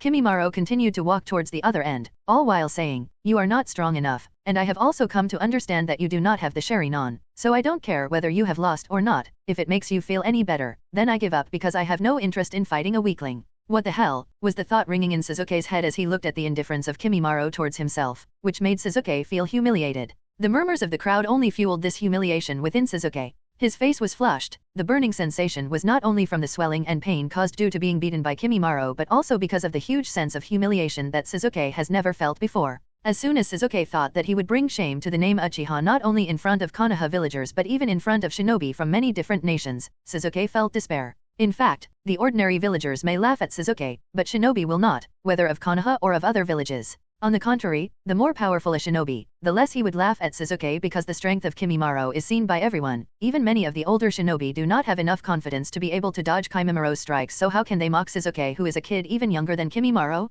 The young Uchiha obviously did not understand this. At this time, he was shrouded in boundless shame. Sasuke dare not look at his father and mother, afraid that he would see their disappointed expression. Damn it! Damn it! Damn it! Damn it! I am weak, why am I always too weak? Was the thought raging in Sasuke's mind. Intense anger and humiliation made Sasuke enter an inexplicable state. And in this state, Sasuke's chakra started to flare up and suddenly he felt that his vision had become unreasonably clearer, as if a window to the soul was opened. He could even see the wings of an insect far away, and see the dust particles in the air. At the same time, Sasuke could feel that his chakra has grown a lot. Kimimaro also sensed the flaring chakra of Sasuke. He stopped, turned around, and looked at his scarlet eyes of Sasuke. Everyone on the sidelines was also surprised. Even Fugaku's stoic face changed upon noticing the change in Sasuke. Mikoto muttered in shock, the Sharingan, at such a young age. This was really beyond Fugaku and Mikoto's expectations. It must be known that even their eldest son Itachi, who is an unusual genius, only managed to awaken the Sharingan at the age of 7.5, and that too on a battlefield.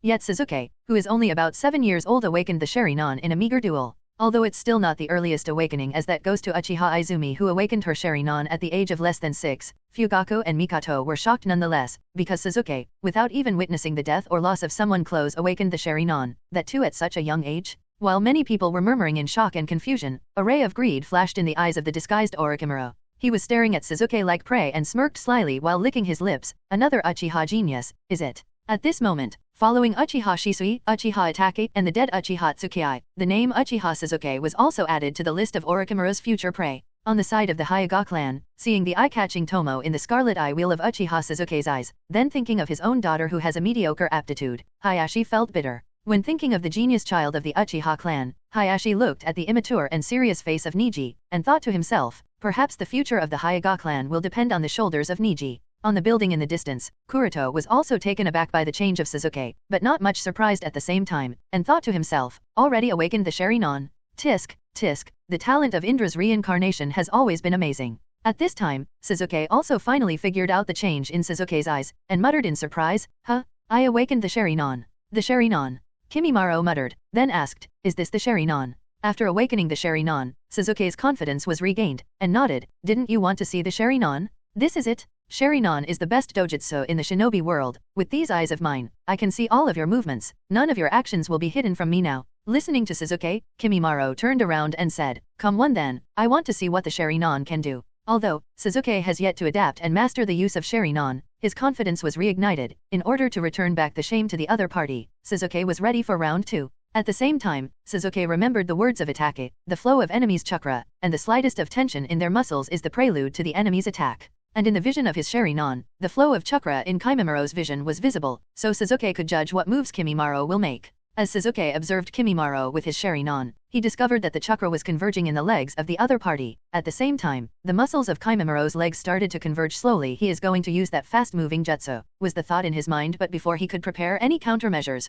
Kimimiro's figure in front of him disappeared. Bang! Huh? How? Sasuke exclaimed in shock as he collapsed on the ground again, and this time, even one of his teeth was knocked out. Sasuke unwillingly got up, and panicked, damn it, why was I unable to react? It was Kimimiro's straight punch in Sasuke's stomach that responded to Sasuke's question. This punch of Kimimaro directly blasted out Suzuki, although only about 20 to 30% of base strength was used. Suzuki was knocked down, nonetheless. Arg, the pain in the stomach caused Suzuki to curl up like a shrimp. He was at a loss. Looking at Suzuki in pain, Kimimaro looked surprised, and muttered to himself, "There is no difference, is there even a benefit that Sherry-non provides?" Suzuki, who was curled up like a shrimp, and was in great pain, tried to get up, but his immature body was hit too heavily this time, so he couldn't make any movement as he wanted. There is no difference, is there even a benefit that Sherry-non provides? Kimimaro's self-mutter reached Suzuki's ears, making him feel aggrieved. It's not like this, it shouldn't be like this, the Sherry-non is the ultimate Kekkei Genkai. With this unwillingness and anger, Suzuki's chakra became more chaotic and powerful. Pressing his discomfort aside, Suzuki got up from the ground again. Kimimaro said with a cold tone, "Do you think I will not kill you with the way you are acting?" Suzuki retorted, "I would rather die than the name of Uchiha clan be trampled by the likes of you." Speaking so, Suzuki controlled all his chakra, and printed hand seals. Perhaps because of having awakened the Sherry-non, this time his speed in making hand signs was significantly faster than before, and in just a few breaths he completed the hand seals. Fire style, Fireball Jutsu. In an instant, a huge fireball that was much larger, hotter, and faster than the previous fireball was exhaled by Suzuki. The heat generated by the huge fireball forced the villagers on the outer circle to hide their faces in fear of being burned. The provisional referee, Anko, had tick marks on her forehead, as she was fuming. "I should have known that this wasn't a very good idea. These two kids are just abnormal." On the side of the Hyuga clan, Hisashi looked at the fireball, and muttered, "His potential is terrible, not any less than yours, Niji." At novel bin at. Niji nodded with a more serious expression. If it was before Uchiha Suzuki awakened the Sherry-non, Niji didn't really care much, but now, he had to take Uchiha Suzuki a bit more seriously. Although Niji is still confident in being able to defeat Uchiha Suzuki very easily, Niji had to acknowledge that Uchiha Suzuki might just become a rival in the future. On the side of the Team Aro, Kuroto rolled his eyes at the larger fireball. He knows that it still won't change the battle situation, but he had to praise Suzuki for being able to amplify a rank C jutsu to such an extent. Whether hand seal speed or the amount of chakra used, all of them are remarkable, almost reaching the limit of what a 7-year-old child is capable of. Kuroto himself could never achieve something like this at such a young age, therefore, he genuinely praised Suzuki. Even Kurone looked at Suzuki with an odd expression. "This kid is really talented, reminds me of Kakashi during our academy years." In the eyes of the people of Kuroto's generation, Kakashi was the most impressive child in the academy during their time, and Uchiha Suzuki seems quite similar. At the entrance of the Hokage building, Tsunade held up her majestic bust with both of her hands, all while paying attention to the battle at the square. Different from the others who were awed at Suzuki's ninjutsu, Tsunade was not so impressed, and said to her 3 disciples, "No matter how high end of a ninjutsu you use, it would make no difference if your attack doesn't connect with your target." The strength and speed of the kid from Audiobook far surpassed the brat from the Uchiha clan, so the situation would still remain the same. This is the reason why I have always said that the 3 of you must never stop your taijutsu training. Yes. The 3 disciples, namely, Shizune, Hyuga Yui, and Uchiha Izumi, nodded again and again. Among the 3, Izumi looked worried for Suzuki, and soon Tsunade's words were proven correct as Kimimaro, with his superior strength and speed, easily avoided the fireball jutsu by sliding under it, and arriving closer to Suzuki, he raised his leg and kicked Suzuki. Kimimaro's kick connected with Suzuki's chin, causing Suzuki to fly high into the air and then fell heavily to the ground. After suffering another blow, Suzuki's whole world was turned upside down. He was unable to accept what was happening in front of him.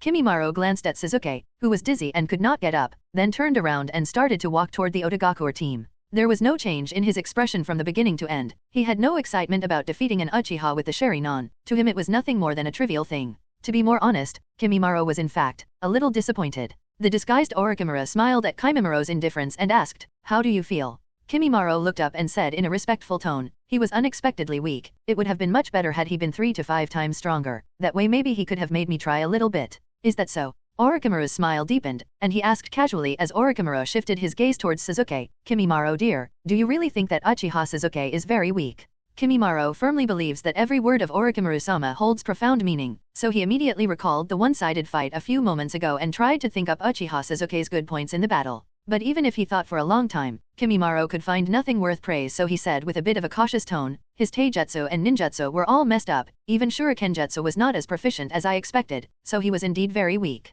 The disguised Orochimaru smiled and said nothing more. Kimimaro is his second most satisfactory work, and one of his prominent choice as a spare vessel. Therefore, Orochimaru knows better than anyone that Kimimaro is the kind of pure genius in the truest sense. Coupled with the fact that Kimimaro possesses Shikatsu Myaku, so his Kekkei Genkai is not so much inferior to the Sherry-non. However, the potential of the Uchiha clan should not be underestimated. After all, Kimimaro is 3 years older than Suzuki. If this duel takes place 10 years later, then the outcome of the battle may change. Kimimaro did not know Orochimaru's doubts and started to walk in the direction of the Hokage building. At this time, Sasuke in the field got up again and roared. He wanted to pounce on Kimimaro again. Enough, Sasuke. But Fugaku, who was standing on the side, stopped Sasuke. Sasuke turned his head blankly and shouted, "Otasama, I can win." Fugaku sighed and explained gently, "Come back, you have done enough. A momentary victory or defeat cannot determine anything." From the beginning, Fugaku has known that the strength of the child of Otogaku far surpasses the level of a high-level Chunin, so no matter how much Sasuke tries, with his current strength he would not be able to defeat Kimimaro, even with careful planning and tactics.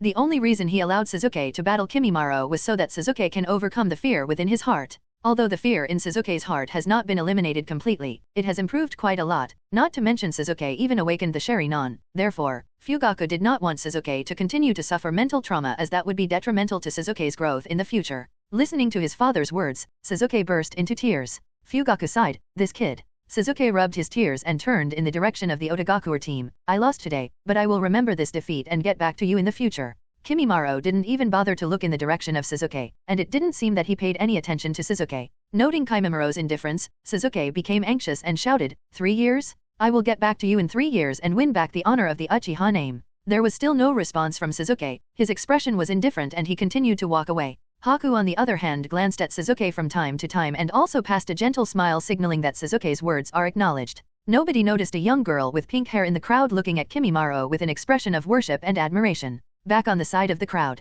Sasuke looked aggrieved, and the physical pain he had been suppressing due to his emotions finally broke out, making him feel agonized. Mikoto crouched down, checked up on Sasuke's injuries, and after making sure that Sasuke did not have serious injuries, she sighed in relief. Afterward, she dusted off and tidied Sasuke's clothes, and also wiped away the tear marks from Sasuke's face. After Mikoto was done, Fugaku said, "Sasuke, stand straight." Listening to his father's words, Sasuke immediately straightened his waist. Fugaku nodded and continued, "You may have lost today, but your performance was very good. Despite being young and inexperienced, you did well. Most of all, you did not give up. The spirit to not give up and endure is what makes a shinobi truly exceptional. Understand?" Sasuke immediately nodded, although he still had a frustrated look on his face. Fugaku smiled and said, "Now then, that's my boy, don't let this defeat get to you. If you feel frustrated, then work hard and you are bound to soar high." Hearing his father's praise, Sasuke felt that all the pain in his body had suddenly disappeared and there was boundless joy in his heart. Mikoto just smiled at Sasuke and ruffled his hair lovingly. The duel between the two children Sasuke and Kimimaro was only a small episode before the alliance ceremony.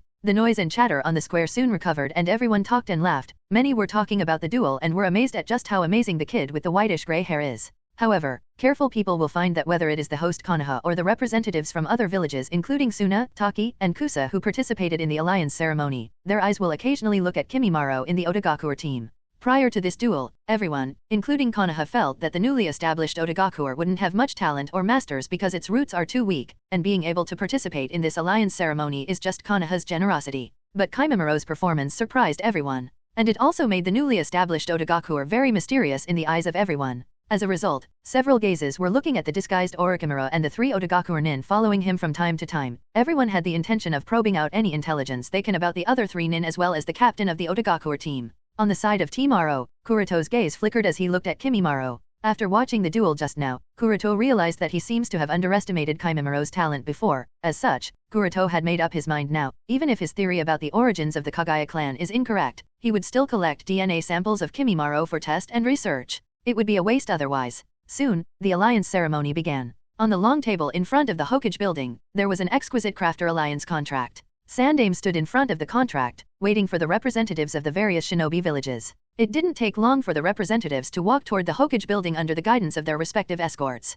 The representatives from Tsunagaku are Elder Cho and Elder Ebizo. Because of their ongoing treatment under Senjutsu Tsunade's watch until a few days ago, Elder Cho and Elder Ebizo were staying in Konoha. So the Godame Kaze Kage Pakara instructed the Sand siblings to be the representative of Tsunagaku for the alliance ceremony as she couldn't dispatch additional manpower. Then the representative from Takigaku is the current leader of Takigaku named Hisan and is the only person to know the location where the hero water is hidden. Then the representative from Otogaku is the disguised Orochimaru, who directly walked in front of Sandaime Hokage, and wasn't worried in the slightest about being identified by his sensei. The representative from Kusagaku is Yamada, the one Kuroto is quite familiar with as he was the person responsible for helping Kuroto find the location of the Raran tribe back he created Ryuamayaku Chakra source. After Sandaime read the particulars of the alliance contract to everyone by the use of an amplification device, he then bit his finger then pressed his hand to the contract. Immediately afterward, Elder Cho, Hisun, Yamada, and the disguised Orochimaru also did the same on the contract on the behalf of their respective villages. The moment Alliance contract was completed,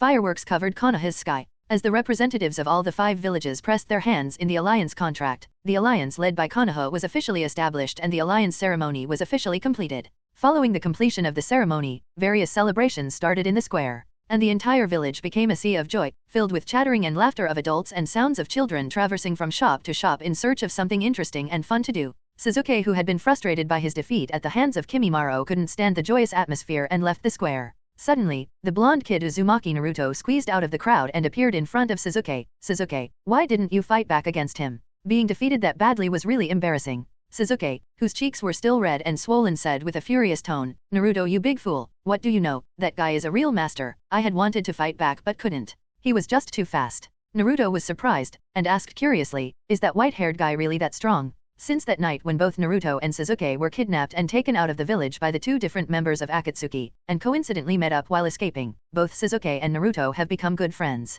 Of course, generally, it is Naruto who takes the initiative to pester Sasuke. After all, Sasuke, who has the whole family and clan caring for him, is not short of friends, but Naruto, who is always alone, is different. But Sasuke has never refused Naruto, and never given him a cold eye unlike the other villagers. This is because after spending a lot of time with Naruto, Sasuke has also come to see the village's treatment of Naruto. Not understanding why Naruto is treated as such, Sasuke asked his brother Itachi the possible reason, but Itachi just said, do not let others' thinking and treatment of Naruto-kun affect your friendship with him. If you feel that Naruto-kun is a good person, then be his friend. And Sasuke followed his brother's advice and has, therefore, maintained his friendship with Naruto. When Sasuke thought of Kimimaro, his eyes were filled with anger, and said to Naruto, Naruto, do you know Uchiha Shisui, the strongest shinobi of the Uchiha clan? Naruto shook his head with a blank expression. Less than 7 years old, Naruto's mind is filled with ramen and ways to prank the villagers in an attempt to attract attention to him. Where does he have time to learn the name of the strongest Uchiha shinobi? Besides, even if Naruto knows who Uchiha Shisui is, he doesn't know exact name of this person.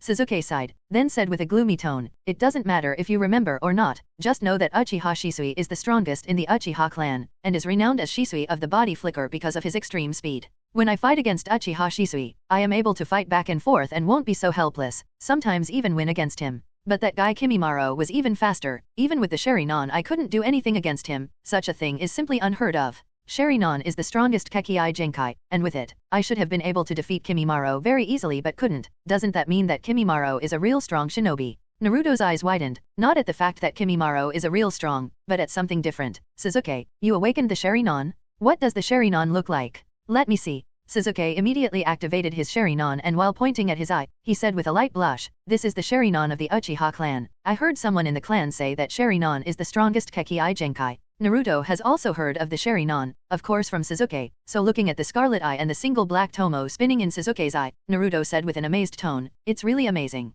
Sasuke nodded with a triumphant look, then said with a depressed tone, I awakened the Sharingan during the battle, therefore, my strength suddenly became much stronger than it used to be. But even so, I still couldn't react to Kimimaro. Doesn't that mean he is extremely strong? Naruto nodded again and again, he does sound amazing, but Grandpa Hokage should be able to defeat him, right? Sasuke thought a little, then nodded maybe, but it would be an extremely difficult battle. One thing is for sure, Kimimaro might be the natural enemy of the Uchiha clan. At this time, Naruto put his arm on Sasuke's shoulder, and said, okay, since Grandpa Hokage can defeat him, then I think we don't have much to worry about. Now come on, let's go to Ichiraku Ramen. You got beaten up, so you must be hungry too. I found 2 special coupons in my room today, it will be my treat. But Sasuke immediately tossed away Naruto's arm and said coldly, I am not interested in eating ramen. I must practice and devise a strategy to be able to defeat Kimimaro. I have to win back the honor that I lost today. This is what I, as an Uchiha, must do. Naruto asked, does that mean you are not going to eat with me? At novel bin at. Obviously not, I have to train to be able to defeat Kimimaro,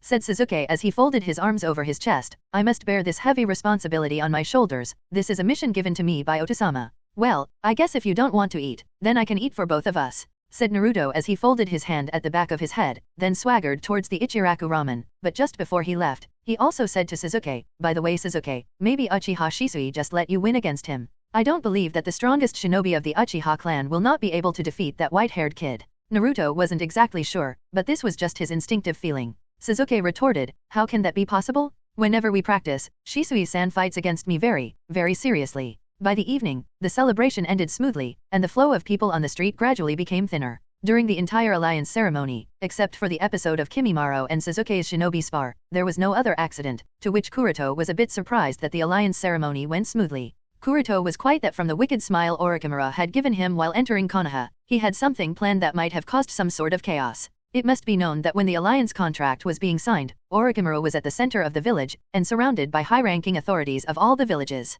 not to mention the crowd that had gathered only a little distance away. So, if Orochimaru had made any trouble at that time, it could have caused chaos within the village. Just the use of exploding tags alone might have caused heavy casualties, reaching up to 4 digits, but since he didn't do anything, so Kuroto was relieved. After finishing everything, and assigning Umbu to keep watch over the representatives of the 4 villages, Kuroto returned home for a short while. It wasn't very long since he returned home, that a knock sounded at Novel Bin at. Knock knock. Kuroto quirked his eyebrows as to who could be visiting him. After opening the door, Kuroto found that it was none other than Niji standing at the door with a box. Oh, it's Niji, what brings you here? Looking at Kuroto, Niji held up the box and said, Good evening sensei, Fumeo Bazan asked me to deliver this bento box, since Yui-san is extremely busy and won't be relieved until midnight. Although Niji has yet to be taught by Kuroto, formally at least, Niji still prefers to refer to Kuroto with the term sensei because of Kuroto's promise to accept Niji as a disciple in the future. Oh, Oka-sama send it. Kuroto asked, to which Niji nodded, then Kuroto said, Alright, come on in. Translator's note, Hyuga Fume is Hyuga Yui's mother. After receiving the lunch, Kuroto led Niji inside his house. When Kuroto opened the bento box, a rich fragrance was diffused out of the box and tickled Kuroto's nostrils. Kuroto couldn't help it anymore and immediately used the chopsticks on the side to have a taste. On the other hand, Niji sat opposite Kuroto, and his immature face was full of seriousness. Kuroto could see that something was bugging Niji and he wanted to talk about it, but didn't know how to bring it up. So, while eating slowly, Kuroto took the initiative to start a conversation with Niji. What's wrong Niji? Did you not have fun today? Niji did not expect that Kuroto would suddenly ask such a question, so he was stunned, then immediately recovered and said, I had a great time. It was my first time seeing so many people from so many different villages.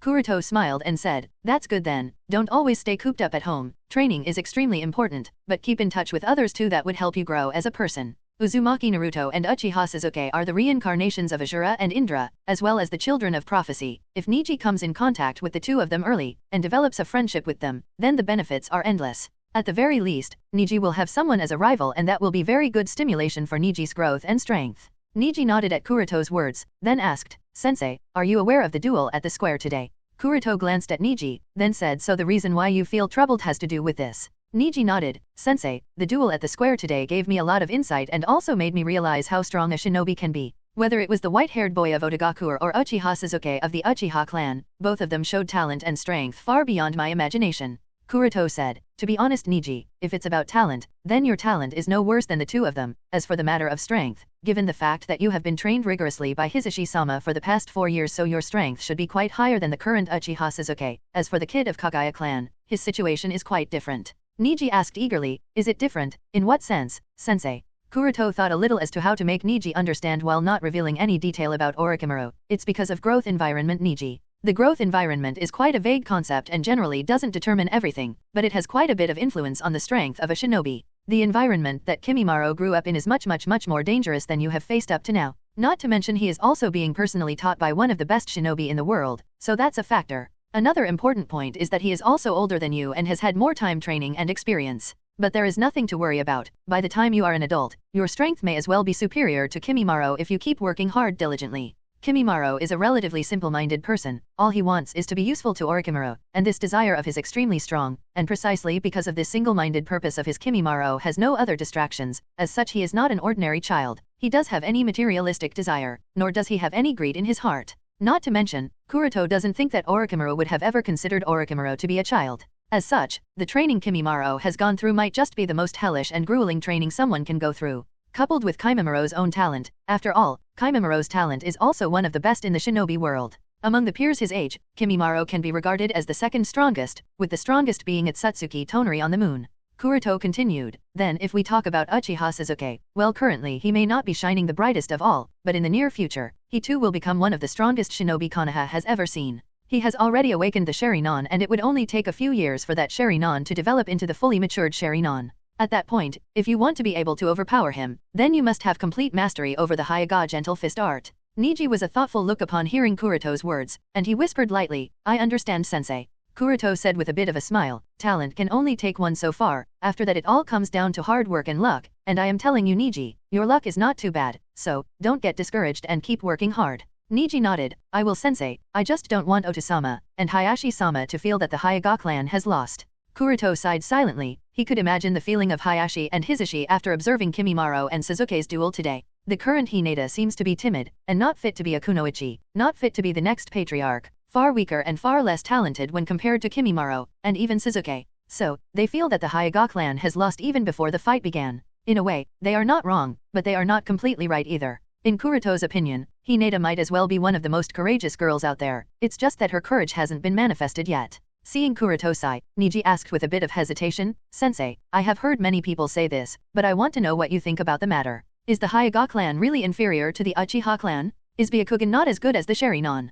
Kuroto chuckled at Niji's question, rather than even bothering to give out his opinion on the matter. Kuroto just said, this is not an issue you need to be worried about now. Niji's cheek inflated in a pout, then, when can I be worried about this issue? After defeating me, said Kuroto with a smirk, when you defeat me and become the strongest within the Hyuga clan, at that time you are free to worry to your heart's content whether Hyuga clan is superior or Uchiha clan is superior, whether Byakugan is better or the Sharingan is better. At this point in time, you haven't even reached the peak of the Hyuga clan, on what basis are you going to judge which clan is superior? Niji keenly perceived something from Kuroto's words and asked with a shocked tone, Kuroto-sensei, does that mean currently you are the strongest in the Hyuga clan? From what his father has told him, Niji knows that his sensei is undoubtedly one of the strongest in the Hyuga clan, but subconsciously, Niji similar to all other Hyuga clansmen believes that the patriarch, Hyuga Hayashi is the strongest within the clan, which is why he was really shocked by Kuroto's words. Kuroto of course did not deny Niji's question and nodded casually while continuing to eat. Kuroto doesn't claim to be the strongest in the entire shinobi world, because who knows what sort of existences are hidden out there, at least there is Nagato whose strength is almost equivalent to Kuroto. But when it comes to Konoha, and more specifically the Hyuga clan, without a doubt, Kuroto is the strongest. Niji hurriedly sat up straight and asked with an expectant look, Sensei, can I start formal training with you now? Kuroto shook his head, don't get impatient Niji, at this point when you are learning the Hyuga gentle fist art, I may not be able to teach you as proficiently as Hisashi-sama given the nature of my work and duties. But you don't have to worry, by the time you graduate from the academy and formally become a genin, at that time I will train you personally. Oh, Niji dropped his head, somewhat dejected. Kuroto said from the side, besides, not just anyone can become my disciple. If you don't graduate at the top of your year, then even if you graduate, I will not accept you as a true disciple. Listening to the heavy requirement for being accepted as a disciple, Niji was not panicked or shocked, but nodded, please rest assured Sensei, I will not let you down. Kuroto smiled, he, of course, knows that with Niji's talent and hard work, he will graduate at the top of his school year, but giving the kid a temporary goal that he can work for is a good approach as it will keep Niji focused and not waste his time on tasteless rumors all the time. Whoosh. Before either of them could say anything more, someone suddenly appeared at his house and rushed inside without even bothering to knock on the door. Kuroto frowned, more so when he noticed who the person was. Why would Guy be so panicked? Guy looked at Kuroto but given the emergency of the situation, he didn't notice the other kid, and hurriedly said, Kuroto, something happened, Kakashi was attacked. Kuroto quirked his eyebrow, then looked at Niji. Niji didn't need to be reminded by Kuroto, as even before Kuroto had looked up, he had already stood up, and was about to say, Sensei, I will take my leave, good night. Then bowed and left Kuroto's house. Niji has been informed by his father that his sensei's work and duties are extremely important and secretive to the village. Even the patriarch of the Hyuga clan is not aware of the exact particulars, which is why Niji knew that he should not be present at this time and left. After Niji was gone, Kuroto prompted Guy to sit down and patiently explain what exactly happened, take a deep breath and explain slowly, what exactly happened, and who attacked Kakashi.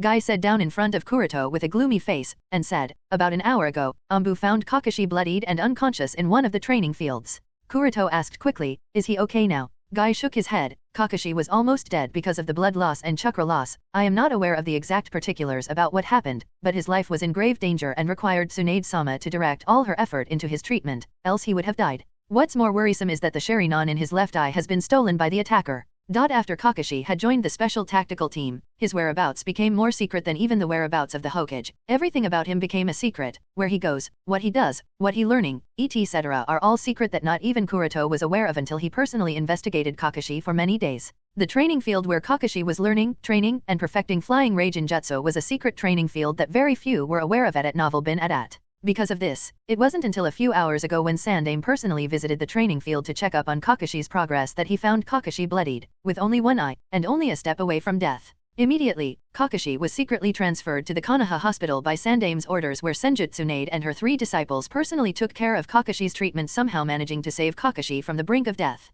Guy briefly talked about what he knew about Kakashi's situation. After listening to Guy, Kuroto supported his chin with his left hand and had an extremely solemn expression. The enemy attacked Kakashi inside the village, pressed Kakashi enough that he was unable to even fire the signal flare, at the same time, defeated Kakashi, but did not immediately kill Kakashi, just left him bloodied to die and only stole the Sharingan in Kakashi's left eye. No matter how Kuroto thinks about it, there is only one person who is capable of doing this in the Akatsuki, that is the original owner of that left Sharingan in Kakashi's eye, Uchiha Obito. How is it possible? Why did Obito take the left Sharingan back? Upon realizing the implication of this information, Kuroto was seriously taken aback, and completely caught off guard. Even in the canon, until the very end of the Fourth Great Shinobi War, Obito did not take back that eye from Kakashi. If not for the fact that Madara took it from Kakashi to enter the Kamui dimension, then that eye would have been with Kakashi all his life. Obito went after Shisui's eye that was with Danzo, but not after his own left eye that Kakashi had. Kuroto knows that had Obito wanted, he could have easily taken that eye, but Obito never even attempted to do so, which is why Kuroto was completely defenseless in this regard. Guy continued, as soon as Kakashi regained consciousness, he asked to see me, you, and Shisui. He said that he has a few questions from us. Kuroto no longer wasted any time in thinking, and nodded, alright, let's go to Shisui's home. Guy nodded, then Kuroto no longer cared about the leftover food in front of him, left it half finished and went to the Uchiha clan along with Guy. Shisui's home. Shisui and Itachi were exchanging their personal experience in the use of Mangekyou Sharingan, as well as developing theories as to how to improve their various abilities to be able to counter Akatsuki. Suddenly, Sasuke, who had been playing with Naruto for the whole afternoon, rushed in and asked the two of them, Nii-san, Shisui-san, when you both fight with me, do you both intentionally release water, and let me compete with you on an equal footing? Naruto's unintentional words during the day even made Sasuke realize that something is wrong, and he was worried about it until now. Itachi noticed the redness and swelling on Sasuke's cheeks, and asked curiously, what's wrong with your face, Sasuke? Sasuke pursed his lips, today I fought a duel against a kid, and lost to him. Shisui also became curious, who did you lose to? Normally, when Sasuke plays with Itachi and Shisui, both of them naturally let out a whole lot of water, otherwise, given the strength of these two, it would be impossible for Sasuke to even be able to see them, much less touch them or fight them. But even so, both of them are very clear about Sasuke's strength. Among the peers his age, Sasuke is undoubtedly one of the best, which is why both of them were surprised that Sasuke lost against a kid. Sasuke said with a bitter expression, it was a kid named Kimimaro from Odagakure. When fighting him, I even awakened the Sharingan, but I still couldn't defeat him. I brought shame to the Uchiha clan. Rather than focusing on the fact that Sasuke was defeated by a kid called Kimimaro, both Itachi and Shisui's attention was directed towards another fact. Sasuke, did you just say that you awakened the Sharingan? Both Shisui and Itachi were taken aback. Sasuke immediately activated his Sharingan and said, I awakened the Sharingan in the middle of the duel, but I still couldn't defeat him. This is completely different from our usual practice. Does that mean he is even faster than you two? Shisui stared at the single tomo in Sasuke's eyes and said with some emotion, sure enough, it's the Sharingan. If I am not wrong, Sasuke is only 7 years old, right? Itachi nodded, and his eyes were also looking at Sasuke's one tomo Sharingan. Sasuke said with a frustrated tone, Nii-san, Shisui-san, did you hear what I just said? Before either Shisui or Itachi could answer, Sasuke, Kuroto, and Guy appeared at Shisui's house, and Kuroto briefly told the two about what actually happened. Of course, Sasuke couldn't understand because the information was very concise. Hearing that Kakashi was attacked and even the Sharingan was stolen, even Shisui was taken aback, because he is one of the very few people actually aware of the fact that the Sharingan in Kakashi's left is not a fully matured Sharingan, but a Mangekyou Sharingan. The secret of Kakashi's Mangekyou Sharingan was only known to the 4 members of Team 11, and, of course, Itachi. Other than these 5, not even Sandaime was aware of Kakashi's Mangekyou Sharingan. Because Mangekyou Sharingan is too sensitive, once the other members of the Uchiha clan know of this information, it would be impossible to remain indifferent to the Sharingan in Kakashi's eye. Realizing the seriousness of the matter, Shisui did not dare to delay any longer and said, let's go, and see Kakashi-san. Itachi also asked Kuroto, Kuroto-san, can I come too?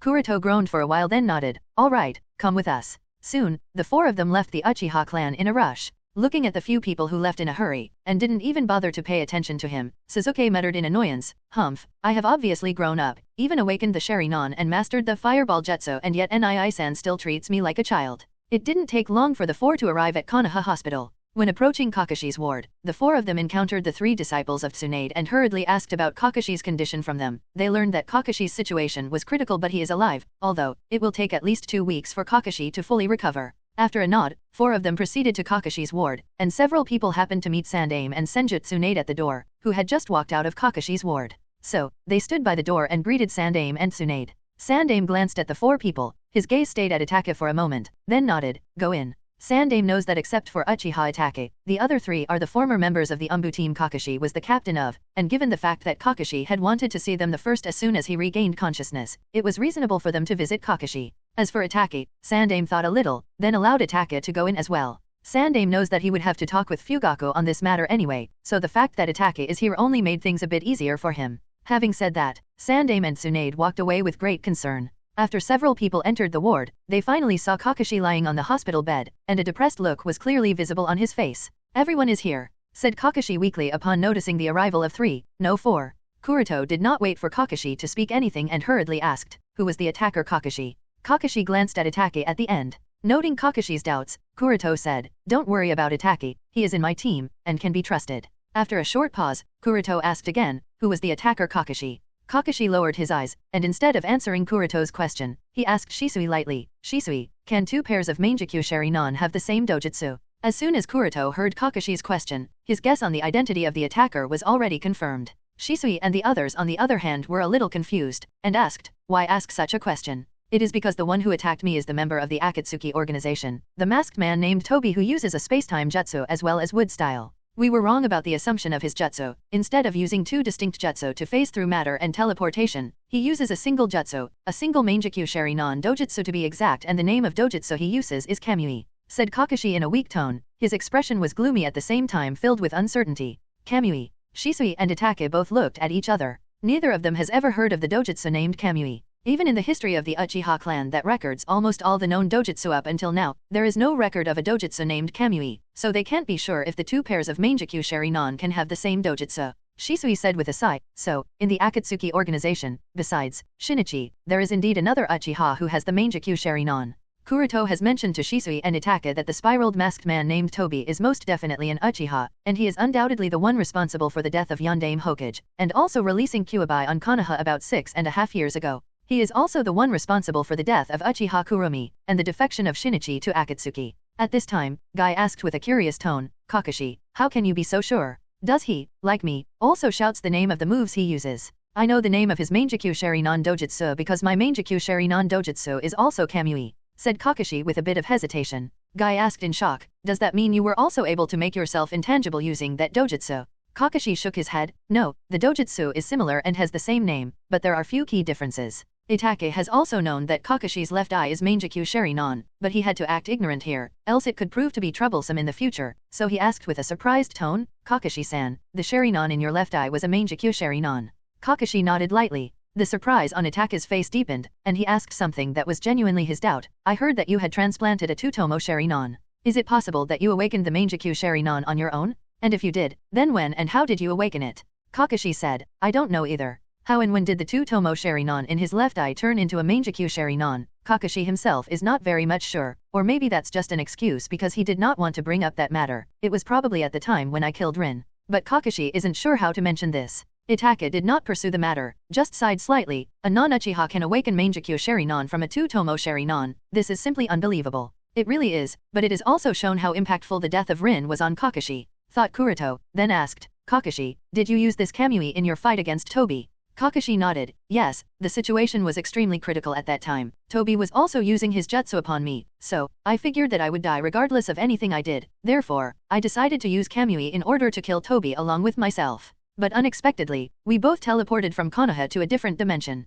A different dimension. Shisui muttered as he tried to analyze Kamui, so he travels to a different dimension in order to prevent the attacks on himself. My guess is exactly the same as yours. The dimension connected by Kamui is the key secret to his intangibility. Whenever he chooses, he can transfer himself into that dimension to avoid any damage. After a pause, Kakashi asked again, Shisui, in the Uchiha clan, has there ever been a precedent where 2 different pairs of Mangekyo Sharingan awaken the same dojutsu? Kakashi needs an answer to this question more than anything in order to maintain his sanity because he has come to realize something after realizing the secret of Kamui, and Kakashi doesn't want his guess to be true. The masked Tobi who attacked him happened to reveal the Sharingan in his right eye, while Kakashi coincidentally had the Sharingan in the right eye. Coincidentally enough, it happened to be a Mangekyo Sharingan of the same pattern, and also had the same or similar dojutsu Kamui. One coincidence may not explain much, but 3 different coincidences, each one pointing towards the same conclusion made Kakashi feel uneasy. Listening to Kakashi's question, Shisui thought about it, used his understanding of the Mangekyou Sharinon, the information and analysis of Mangekyou Sharinon that Kuroto had given him about the Mangekyou Sharinon and Dojutsu, as well as the information about the various records left within the Uchiha clan, and finally, he said, as far as I understand, an Uchiha awakens the Mangekyou Sharinon when he goes through an intense emotional turmoil that is akin to despair or probably a similar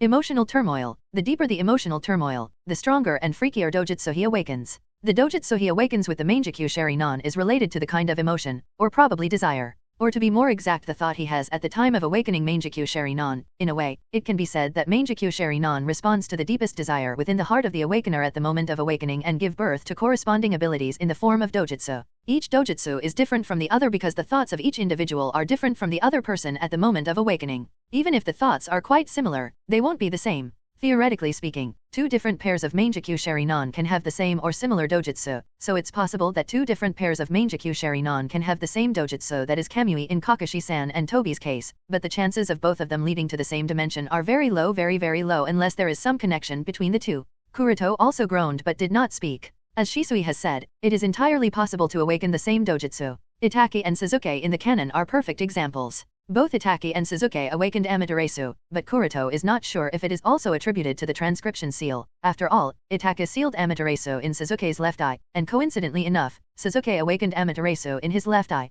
Secondly, both Suzuki and Itaki are brothers, so that might as well be one of the possible causes. And thirdly, Amaterasu is relatively ordinary when compared to Kamui. Even Nidaime Hokage stated that he has previously seen Amaterasu, although it was not as powerful as Suzuki's. These words of Nidaime Hokage clearly indicate that Amaterasu must have appeared even before Itaki and Suzuki, but no one had previously seen or heard of Kamui. Listening to Shisui's analysis, Kakashi swallowed deeply. Although Shisui did not say it explicitly, his words do indicate that the Sharinon that was with Kakashi and the Sharinon that is with Tobi is somehow connected. And there is no doubt that Kakashi has already a guess in his heart, but Kakashi does not want to believe that his guess is true. Shisui asked at this moment, Kakashi-san, other than us of the Team 11, did anyone else know about your Mangekyou Sharinon prior to this incident? Kakashi shook his head. No one currently alive. Kakashi himself has never disclosed the secret of his Mangekyou Sharinon to anyone, not even to Sandaime Hokage. So, all those who had known about his Mangekyou Sharinon are already present in this ward. Shisui then glanced at Guy, who also shook his head. I have never mentioned it to anyone. Receiving a positive reply, Shisui said with a confused tone, so, if none of us revealed the information about Kakashi-san's Mangekyou Sharinon, then how did Akatsuki come to know about it? Tobi must have known that you have the Mangekyou Sharinon, because if he wanted the Sharinon, then he did not need to specifically target you. There are so many Uchiha with 3 Tomo Sharinon, he could have taken it from anyone there, similar to how he did with Uchiha Iragi a few years ago. Guy asked, could it be because of your presence, Shisui? Shisui pointed at himself, because of me? But, if he can travel to and fro from a special dimension, he didn't need to be afraid of me. Not to mention, with how Kakashi-san was attacked, it seemed as if Tobi was specifically aware that Kakashi-san occasionally visits Konoha Cemetery. The attack pattern clearly shows that he is quite familiar with Kakashi-san's habits. Kakashi's face turned gloomier. This was another point that pointed toward what Kakashi fears the most. At this point, Itaka suddenly asked, Kakashi-san, if I remember correctly, the Sharinon of your left eye was a gift from Uchiha Obito, right? Kakashi nodded. Yes, Obito is a war hero. He sacrificed himself, and just prior to his death, he gave me his Sharinon, so that I can see the world for the both of us. How Kakashi spoke reflected that he is desperately trying to convince himself against all facts. Kuroto could only shake his head as he looked at Kakashi's desperation. Itaka then said with a calm tone, same Dojutsu, your left eye, and his right eye. Even if we assume that he isn't Obito-san, his right eye is very likely to be Uchiha Obito's, that he managed to obtain somehow. Shisui suddenly said, so does that mean he wanted to take away Kakashi-san's eye in order to make a pair? This way he will be able to use Susanoo too. Might Guy suddenly asked in a low tone, Kakashi, you don't think it's Obito, right? Kakashi gulped. What he feared most has been spoken, but knowing full well that Guy's guess is most likely correct, Kakashi berated him in a stern tone. I said that Obito sacrificed himself. He is a war hero. He wanted to be Hokage. He valued his friends and comrades over everything, even his own life. He is the one who taught me the importance of comrades. He would never become an evil person and join the likes of Akatsuki, who intends to destroy this world. Tobi has to be someone else who managed to get his hands on Obito's right eye and somehow managed to awaken the Mangekyou Sharinon. So, we both may have similar dojutsu. Adat novel bin adat. This was not a denial to Guy, but himself, but even then, Kakashi's words are somewhat persuasive. If a non-Uchiha can awaken Mangekyou Sharinon, then certainly Tobi, who could possibly be an unknown missing Uchiha, can also awaken the Mangekyou Sharinon, so it's not impossible that both have a similar dojutsu. But Guy's next words completely shattered through Kakashi's persuasive shell. Then why did he not kill you before he left? Kakashi couldn't answer, because he knows that no amount of reason or persuasion could answer this question. If Tobi isn't Uchiha Obito, then why does an evil criminal like him, who did not hesitate to kill countless shinobi at aim, almost incited civil war within Konoha by capturing and nearly killing Uzumaki Naruto, not kill you immediately after he had taken the Sharingan? Why did he leave you alive with the possibility that you can be saved? If this would have happened in a deserted place, then it would seem reasonable because no one could find you, and you'd have died without a doubt. But it happened in Konoha, so he should have definitely considered the possibility that someone would eventually find you, and you are likely to not die. Even then he still left you knowing full well that the intelligence about Kamui can be leaked through you, not to mention that he even knew about you learning Flying Raijin, which could turn out to be problematic for Akatsuki, and yet, he did not finish you off. Why? Guy asked again while pointing out all the facts to light. Faced with Guy's question, and the facts that Guy brought to light, Kakashi couldn't answer, because he knows that there is only one answer to this question, and in his heart, Kakashi knows the answer, more so because of those words that have been constantly resounding in his heart. If you don't show me anything worth it, I shall reflect the light on the moon and cover this accursed reality in infinite Tsukuyomi for all eternity. But Kakashi doesn't yet understand the meaning of these words. At this time, Kuroto said to Guy, let's not put too much pressure on Kakashi. He is seriously injured, and needs to recuperate. Putting too much pressure on him wouldn't be good. Kakashi needs time to collect his thoughts, and I think we should give him that time. Kuroto could see the struggle in Kakashi's heart, which is why he did not say anything to break that shell of Kakashi. After all, Kuroto can be sure that Kakashi too has come to realize it, but just isn't ready to face it. Besides, even if the identity of Tobi to be Obito is revealed, it would change nothing in the broad sense. After all, Naruto is far from mastering his talk no jutsu to god level, so no one can change Obito's determination for Project Tsuki no Mi. And there is no one left in the village to whom Obito is attached. His only grandmother had been dead for a few years now. Even the last bond with Kakashi was also cut when he took back the Sharingan. So, at this point, revealing Tobi's true identity wouldn't do any good, and only put more pressure on Konoha and give an excuse to other shinobi villages to target Konoha and the Uchiha clan. Listening to Kuroto's words, Guy, Itaki, and Shisui nodded. They too can see the struggle in Kakashi's heart, and since the current Kakashi's spirit is extremely sluggish and tired, so they too understood that it's not the right time to delve into the true identity of the attacker. So, after some more casual talk with Kakashi, the four of them left the ward. And after bidding farewell to Guy at the hospital gate, Kuroto, Shisui, and Itaka too proceeded towards their home, and on the way home, Kuroto can't help but think about the reason why Obito went as far as to take back his left Sharingan. Why did Obito do this? This question is quite reasonable because Kuroto thinks that unless something extreme happens, Obito wouldn't bother taking back his left eye from Kakashi. No one knows of this fact better than him. Therefore, he feels a bit overwhelmed, and to be honest caught off guard. He had expected everything and made a lot of calculations, but he did not even take into account the possibility that Obito would take back his left Sharingan. Was it because of his defeat against Tsukii at the Mizukage building? Was a momentary thought, and it seemed reasonable enough. In the canon, the reason why Obito never bothered to take back his left eye from Kakashi was that after the death of Yondaime Hokage in the aftermath of the Kyuubi's chaos, there was no one who could actually threaten him in the entire shinobi world. At least not until the Fourth Great Shinobi War started, when he was slightly coerced by Kabuto, who had somehow found the remains of Uchiha Madara and used the forbidden jutsu, Edo Tensei, to reanimate Madara into the shinobi world. Therefore, Obito was left with no choice but to agree to Kabuto's proposal. Not to mention, by the time the Fourth Great Shinobi War started, Akatsuki had already captured 7 of the 9 Baijuyu, so even then Obito did not bother taking back his left eye. In addition to taking into account his past fetters with Kakashi, it was also because there was not much need. After all, with just the Kamui of his right Mangekyou Sharingan, Obito was capable of controlling the entire shinobi world in the palm of his hand, well except for a few deviations that mostly involved the existence of Uzumaki Naruto. But this is not the case in this time and space. The existence of a Matsukami is a very big variable to which Obito has yet to find even the slightest of hints that might lead to a possible solution. When Obito realized that Yama, the leader of a Matsukami, actually possessed terrifying power that could rival the Rinnegan, he was obviously shocked and uneasy. The calmness he had when dealing with the first iteration of Akatsuki, and even at the time of conspiring against Yondaime Hokage and Konoha, naturally disappeared. And what really drove Obito to make up his mind should have been the battle against Homusubi in the Mizukage building. At least Kuroto thinks so. If he had lost to the leader of a Matsukami, Obito might have been able to grudgingly accept it. But at the Mizukage building, he was fooled by Homusubi and lost to her, who is probably not even the second strongest member in a Matsukami, so Obito obviously couldn't accept this fact. Without the necessary strength, collecting all the 9 Baijuyo will be close to impossible, and Project Tsuki no Mi will obviously never be completed if he can't even collect the 9 Baijuyo. And compared to Project Tsuki no Mi, the bond with Kakashi is not so important. Okay, maybe it is important, but that is probably the only reason why he did not finish off Kakashi. But still, the fact that Obito took back his left eye really caught Kuroto off guard. Damn it, the plot has changed so much that I cannot judge anything. Even the characters and thinking process of others cannot be judged by using my knowledge of the canon. I should have known that this would happen eventually, and I should have taken the Sharingan in Kakashi's eye, or even if not taken it, I should have at least made Shisui seal Koda Amatsukami in Kakashi's Sharingan, or maybe made Itaka seal Amaterasu in Kakashi's Sharingan. This way the threat of Obito would have been neutralized.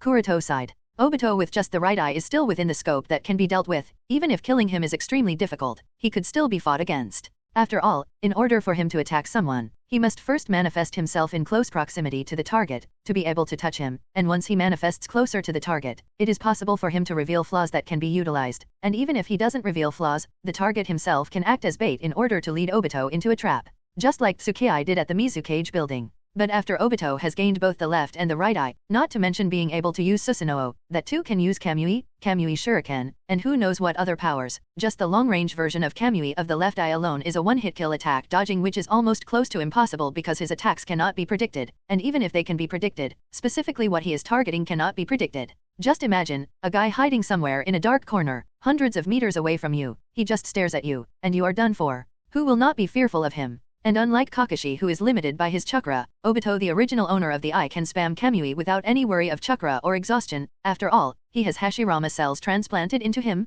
Even thinking of this possibility, Kuroto can't help but feel stressed. Ever since the War of Summit at Omegakure, things have started to get out of his control. One by one everything is changing drastically and Kuroto has been unable to keep up with the changes. This is probably fate's mockery, and I am still too weak to be able to completely resist it, thought Kuroto while clenching his hands. At this time, Itaki asked telepathically, Kuroto-san, if this person of Akatsuki really has both the eyes of Uchiha Obito, won't he be able to use Susanoo too? Shisui continued with a solemn expression, and he can even use wood style, probably because he has the cells of Shodame-sama transplanted into him. Kuroto rubbed his temple in stress, even though he fears when he thinks about it. After all, Obito's Susanoo is something that can not only interfere in the battle against Otsutsuki Kagaya but even injure her. Itaka then asked, how should we respond to this? For Itaki, Sharingan, or Mangekyou Sharingan are not very important, different from other Uchiha. Itaka does not care too much if the Kekkai Genkai of the Uchiha clan falls in the hands of others, as long as someone can use it, they can obviously have it, and if they use formal means to get their hands on the Sharingan then all the better. But what Itaka can't accept is the fact that someone using the Kekkai Genkai of the Uchiha clan to cause harm to the village, shinobi world, and the Uchiha clan. For Itaka, the existence of Shinichi is still acceptable, because Itaka has made a lot of guesses about why Shinichi is in Akatsuki, but the existence of this Tobi fellow is unacceptable even for him. This is why Itaki is quite eager and really wants to get rid of Tobi. Shisui also looked at Kuroto with an expectant look. These days, whenever he encounters trouble that cannot be solved no matter how he thinks about it, he would subconsciously look at Kuroto, hoping for some kind of solution, and this is why Shisui really feels that he has grown dependent on Kuroto. After pondering a little, Kuroto said, I do have an idea that might prove effective on Tobi, but to find that solution I need more information, and the most likely source of obtaining that information is the ancient scrolls of the Uchiha clan.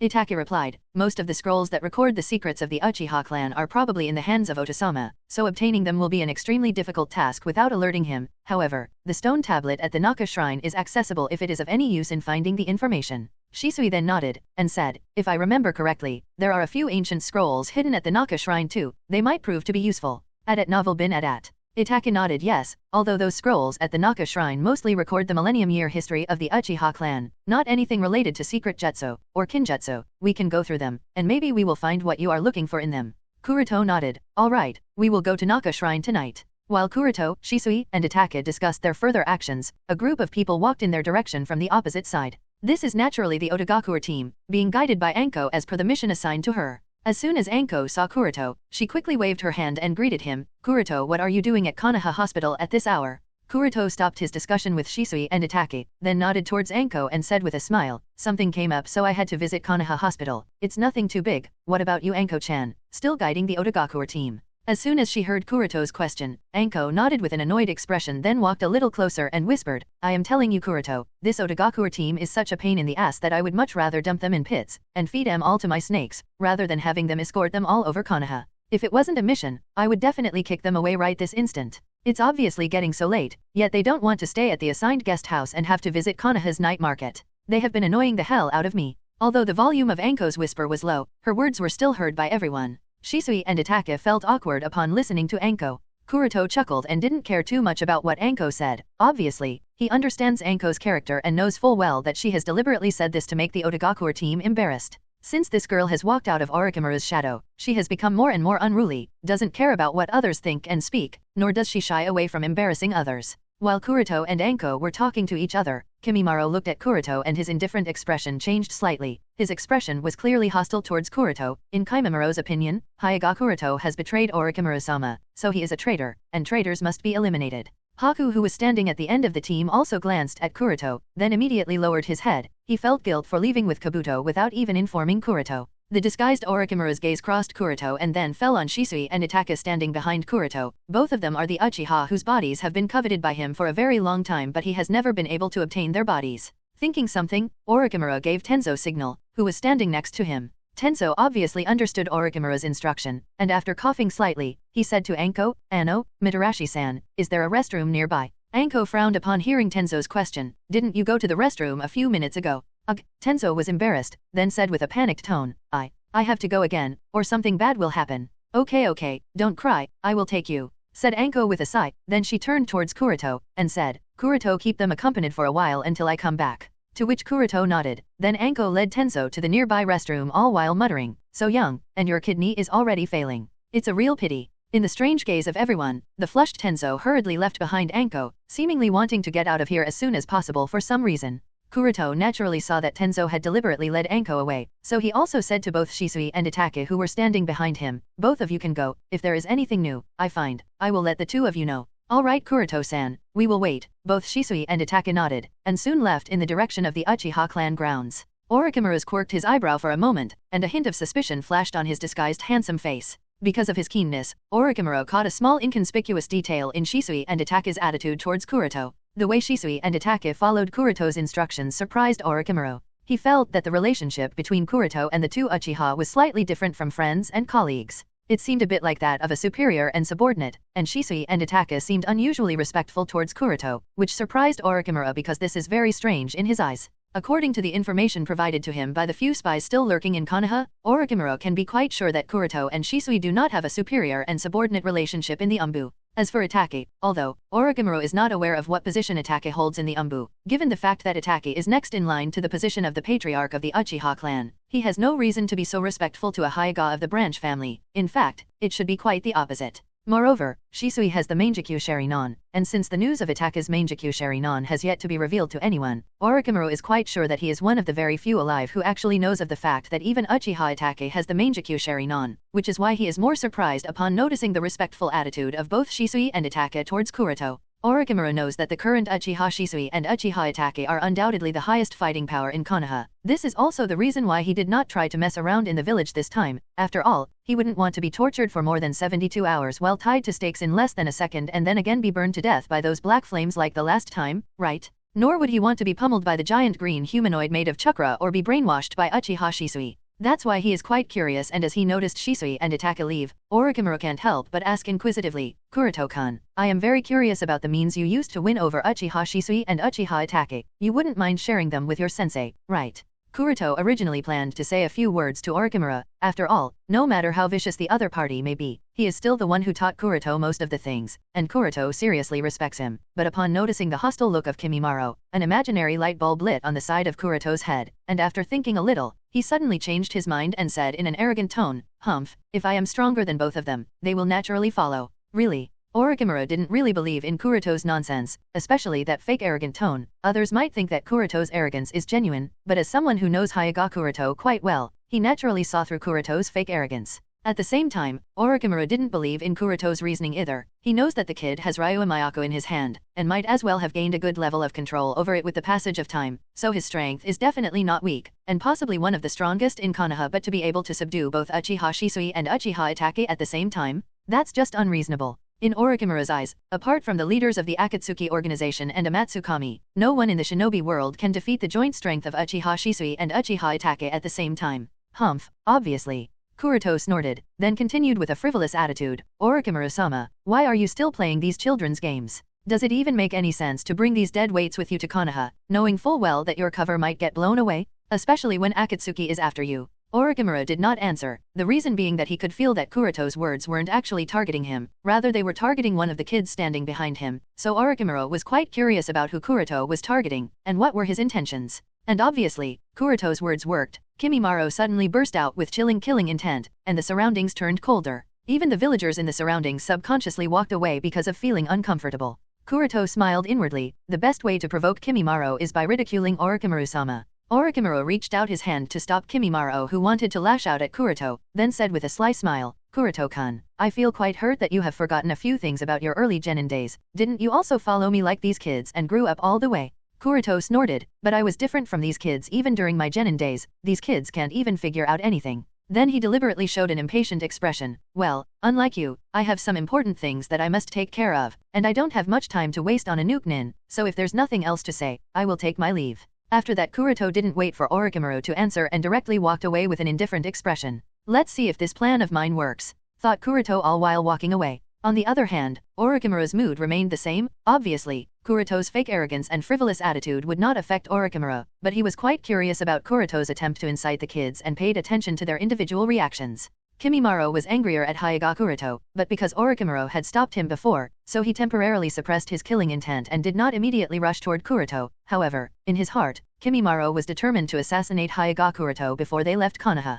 Haku still had his head down. As a result, he did not really pay much attention to what Orochimaru and Kuroto discussed. It wasn't until Kuroto disappeared from their gazes that Kimimaro asked Orochimaru with a puzzled look, "Orochimaru-sama, he dared to be rude to you so openly. Why did you stop me from teaching him a lesson?" Orochimaru lightly said, "3 Konoha Umbu are hidden, and keeping a watch over us. Had you made a move, they would have wasted not even a second to subdue you, and even attempted to take me under custody." Kimimaro immediately apologized, "Forgive me for not noticing," then covered his killing intent towards Hyuga Kuroto. Orochimaru shook his head and did not say anything to Kimimaro, but inwardly, he had a smile and thought, so it is Kimimaro he was trying to rile up. What does this kid intend to do with Kimimaro? Sigh, his behavior is getting more and more difficult to read. At this time, Anko walked back with a flushed Tenzo, and noticing that there was no sign of Kuroto, she asked the disguised Orochimaru, "Where did he go, the one with the white kimono?" The disguised Orochimaru said, "Oh, he said that he had something very urgent to do, so he left." Anko nodded, and did not question anymore. Then she escorted the 4 Otogakuer shinobi to the night market of Konoha. Looking at the grown-up Mitarashi Anko, Hyuga Kuroto, and the third kid he met up with not too long ago, even Orochimaru can't help but reminisce the old days when he took the 3 young genin under his wing. Sometimes later outside Naka Shrine. "Kenji, man, did you hear about the duel that took place today?" asked the Uchiha guard responsible for guarding the Naka Shrine. "Of course, I heard about it, Tanaka-san." The Uchiha named Tanaka nodded, then continued, "Who would have thought that Sasuke-sama would awaken the Sharingan at such a young age? Hehe, Sasuke-sama is certainly Fugaku-sama's son, and Itachi-sama's brother. Sasuke-sama too will become a very strong shinobi in the future," the Uchiha named Tanaka said. "I couldn't agree more, Tanaka-san." Kenji nodded with a chuckled. Step. At this moment, both Kenji and Tanaka heard the sound of footsteps and were on full alert. Tanaka even had a signal flare drawn out. After all, he doesn't want to become a victim similar to Uchiha Ryuta, Uchiha Hideki, and Uchiha Iragi. Soon the sound of footsteps got closer. Both Kenji and Tanaka got a closer look at the identities of the persons who came to the Naka Shrine, and then took a light breath. "Itachi-sama, Shisui-san, you both come to the Naka Shrine at such an hour."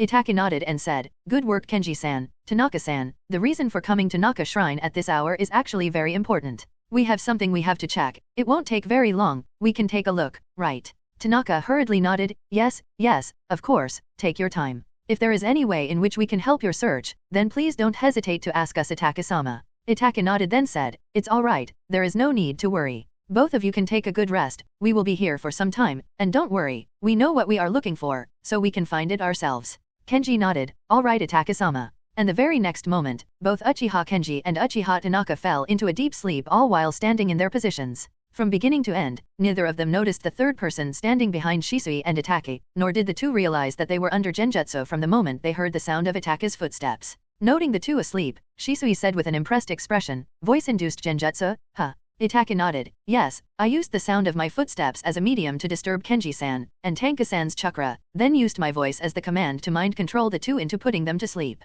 Kuroto quirked his eyebrow and asked, "If I am not wrong, one of the partners of Zabuza during the Kirigakuer coup d'etat used such type of voice-induced genjutsu, right?" Itachi nodded, "Yes, this genjutsu is called demonic genjutsu, cajolery of glamour, and it was used by a Kirigakuer shinobi named Gengo. His use of genjutsu piqued my interest as it is quite similar to Shisui-san's Kota Amatsukami, although much weaker. After I had captured him and went through his memories, I learned quite a lot about voice-induced genjutsu and its potential. The current him was not much proficient in this form of genjutsu, but its potential cannot be denied. It can take many by a surprise who are vigilant against the Sharingan." Kuroto and Shisui nodded in understanding. Sharinon is a fear of many, and they train specifically in order to avoid being trapped in a genjutsu. Might Guy is one such example, in which case sound-induced genjutsu would work wonders against such fellows. After all, nobody would think that an Uchiha with the Sharinon would use sound-induced genjutsu, rather than a visual genjutsu at novel bin at. Itaka continued, in any case, now that the coast is clear, we can go inside the Naka shrine. I will also spread my crows in the surroundings to keep watch for anyone else coming here, so we can search for what we are here for without any worry. Kuroto and Shisui nodded and proceeded towards the inner hall of Naka shrine. There was no other guard in the main hall, so Kuroto went unimpeded all the way as if strolling through his back garden, and soon arrived at the secret underground meeting place of the Uchiha clan, beneath the 7th tatami mat from the far right. Looking at the stone tablet in front of him, Kuroto muttered lightly, so this stone tablet is the cause of all the problems. This stone tablet was left behind by Rakudo Sennin in order to discourage the descendants of Otsutsuki Indra from attempting to recreate the Rinnegan, but because it was tempered by black Zetsu, so it can be said to be the cause of all the problems. After all, if Madara had not read the stone tablet, he wouldn't have chosen to leave Konoha and proceeded with Project Tsuki no Mi, so it wouldn't be wrong to say that this stone tablet is truly one of the greatest causes of all the problems. At this moment, Itaki arrived after spreading his crows, then said, the stone tablet can be deciphered by the Sharinon and the Mangekyo Sharinon, but even me or Shisui-san cannot fully decipher it, as we would most likely need a higher level of visual prowess for it. Kuroto-san, do you need me to decipher it? Kuroto shook his head, there's no need, said Kuroto as his Byakugan turned into the Tenseigan. Looking at that royal blue dojutsu with a white floral pattern in Kuroto's eyes, and feeling the power emanating from them, even the always calm and collected Uchiha Itaka felt waves in his heart. Shisui patted his shoulder, and explained, that's the Tenseigan, a dojutsu above the Byakugan. You do remember what Tsukii-san told us, right? Itaka nodded, yes, Tenseigan, a dojutsu that can rival the Rinnegan. In the summit war at Omegakure, while fighting against Konan, Itaka did see quite a few abilities of Kuroto, but this is the first time he has seen the dojutsu itself, and he could feel the power that it contains, although he doesn't really have much of an understanding of Tenseigan given that he has only once seen Kuroto using its powers. And this is also reasonable, because Kuroto rarely uses his Tenseigan these days. After all, there are very few enemies who could force him to have to use the Tenseigan. Besides, the current Kuroto's Byakugan is also one of the purest, so using only the Byakugan is more than enough for completing most of the Anbu missions. Kuroto ignored Shisui and Itaka's discussion and focused on deciphering the stone tablet in front of him. For him, who has the Tenseigan, the stone tablet can obviously be deciphered without any issue. After all, the key point is the visual prowess. And in the face of the visual prowess of the Tenseigan, the entire stone tablet was deciphered quite easily. After reading the content of the stone tablet, Kuroto sighed. It really is one of the two major causes of all the problems the Uchiha clan experienced and is still experiencing. According to Kuroto, the content of the stone tablet can be roughly divided into 4 parts. And the higher the visual prowess of the reader, the more parts of the stone tablet they can decipher. The first part is sort of a fairy tale. It mentions the story of Otsutsuki Kagaya who ate the fruit from the Shinshu and became the first human to bear chakra, then using that power she calmed the troubled times, unified the world, and later gave birth to a child. Although it contains a lot of information, for the most part, it is of little significance to the present and can be read by those with the 3 tomo Sharinon. The second part has some more important content. It mentions the story of the son of Otsutsuki Kagaya who became the first human naturally born with chakra. He defeated the violent Shinshu turned Juubi and came to be known as Rakudo Sennin. Later he spread the creed and teachings of Ninshu, becoming the forefather of all shinobi. It then states some of the secrets of Mangekyo Sharinon, the method of obtaining it and how it can be used to control any of the 9 Baijuyu at novel bin at. It also states the regrets of Rakudo Sennin, the worries he had for the future of the shinobi world and the Uchiha clan. This part clearly points out that the Uchiha clan are the descendants of Rakudo Sennin, and is perhaps one of the key reasons for the inborn arrogance of the Uchiha clan. In addition to having the extraordinary chakra that the Sharinon grants to the Uchiha, the words left by Rakudo Sennin on the stone tablet may also have a certain influence on the mindset of the Uchiha clan and ingrains them to have a natural superiority when compared to others. After all, when an Uchiha gets to learn that he is a descendant of Rakudo Sennin, the forefather of all shinobi kind, he would obviously be subconsciously proud of his ancestry and his origins, thus giving birth to natural superiority and arrogance towards others of not so superior ancestry. Then there is the third part, and Kuroto can guess that it can't be deciphered with the ordinary Mangekyo Sharinon. The reader either needs the eternal Mangekyo Sharinon or probably the Mangekyo Sharinon with a very high visual prowess that can match up to the eternal Mangekyo Sharinon. The third part records very little content and can be easily summed up in a single line. Seeking stability, one god was divided into yin and yang, these opposing two acting together obtain all things in creation. The meaning of this line is very simple, but it actually has 2 meanings. One is the true meaning and the other one is the meaning that Uchiha Madara and perhaps most Uchiha perceived. That is, only by combining the yin of the Uchiha clan and the yang of the Senju clan can the chakra of Rakudo Sennin be obtained, which is ultimately the Rinnegan. Although, this is not wrong, it is not the correct meaning either. Originally, the intent of leaving behind the stone tablet was to discourage the Uchiha from awakening the Rinnegan. Rakudo Sennin actually hoped that the Uchiha clan will realize that only when the Uchiha and Senju unite, that is, the Uchiha's reconciliation with the Senju clan will truly save the Uchiha clan and the shinobi world. Madara obviously misunderstood the underlying meaning, which is why the Battle of the Valley of the End took place. Madara may have lost the battle, but he completed his objective and gained the Yin Chakra of the Senju clan, more specifically, the Yin Chakra of Ashura that resided within Shadame Hokage. Therefore, he managed to combine the Yin and Yang and obtained the Rinnegan that represented the power of all creation. Then finally there is the fourth part which mentions the sealed Kagaya and the concern of Rakudo Sennin towards the other Otsutsuki clan members.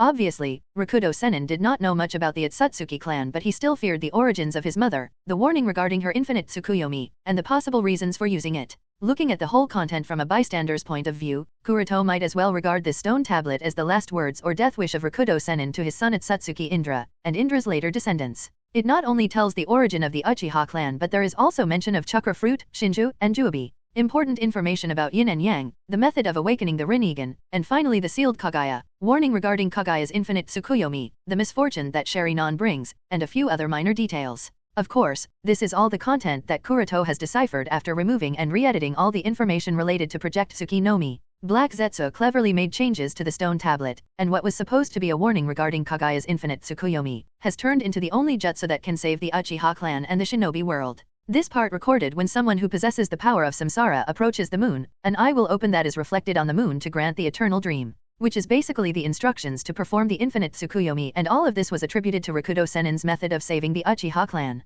At that time, Madara was emotionally agitated because of the death of his younger brother Izuna, whom he deeply cared about, and had just awakened the eternal Mangekyo Sharingan, so when he deciphered the stone tablet up to here, there were obviously waves in his heart. Later Madara realized that forming the village won't lead to true peace, thus his conflicts with the Shadame started. He tried to convince the Uchiha clan to leave Konoha, but no one chose to follow him. Betrayed by the shinobi of his own clan whom he protected for all those years, Madara left the village alone, determined to complete the Project Tsuki no Mi and bring true peace to the shinobi world. It's a pity, thought Kuroto, but didn't really care too much. After regaining his gaze, Kuroto did not care much about the stone tablet, but he still had a few doubts in his heart. Black Zetsu neither has the Sharingan, nor the Rinnegan or any other dojutsu of the same level, yet he can decipher the stone tablet and also edit the inscriptions without leaving behind any traces, and this is quite puzzling. If not for the fact that Kuroto had known the truth beforehand, even he would have been confused and swayed into believing it to be true. Does that mean Kagaya, the creator of Black Zetsu, also gave him a port to her own powers?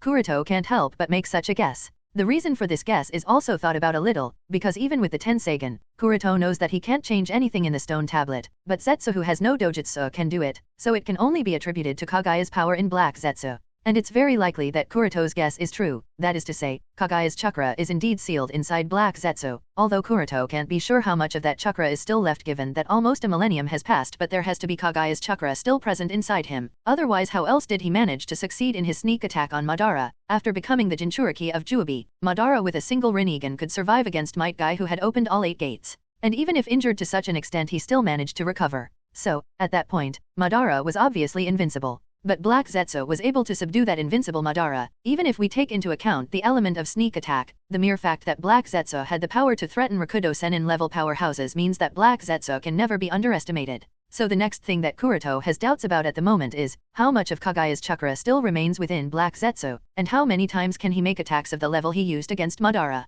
If there is only one time, then Kuroto can rest assured against Black Zetsu, because Black Zetsu's threat will be small as he will definitely not waste it upon Kuroto. No matter what happens, he will only use it on the Jinchuriki of Juobi for reviving Kagaya at the most critical time. But if he can use such an attack twice, or maybe 3 times, or perhaps even more times, then the threat of Black Zetsu is perhaps no inferior to Nagato and Obito. Black Zetsu is the entity that Kuroto and the rest of the members of Amatsukami will have to be extremely careful against. Sigh, I must calm myself, thought Kuroto, then looked at Shisui and Itachi, and asked, what do the two of you think about the message left by Rakudo Sennin? Itachi said seriously, Genjutsu is Genjutsu, no matter how one describes it, and what's false will remain false until the very end. I don't know what Rakudo Sennin thought while leaving such a message for us Uchiha, but I do not think that the infinite Tsukuyomi can save the Uchiha clan or bring peace to the shinobi world. Undoubtedly, Itachi who possesses Tsukuyomi do not agree with Project Tsuki no Mi, even if it is something proposed by Rakudo Sennin himself. This is because Itachi knows better than anyone that infinite Tsukuyomi is an artificially created Genjutsu world working as per the wishes of the creator. If the world itself is artificially created, which means if the world itself is a false one, then how can it bring true peace?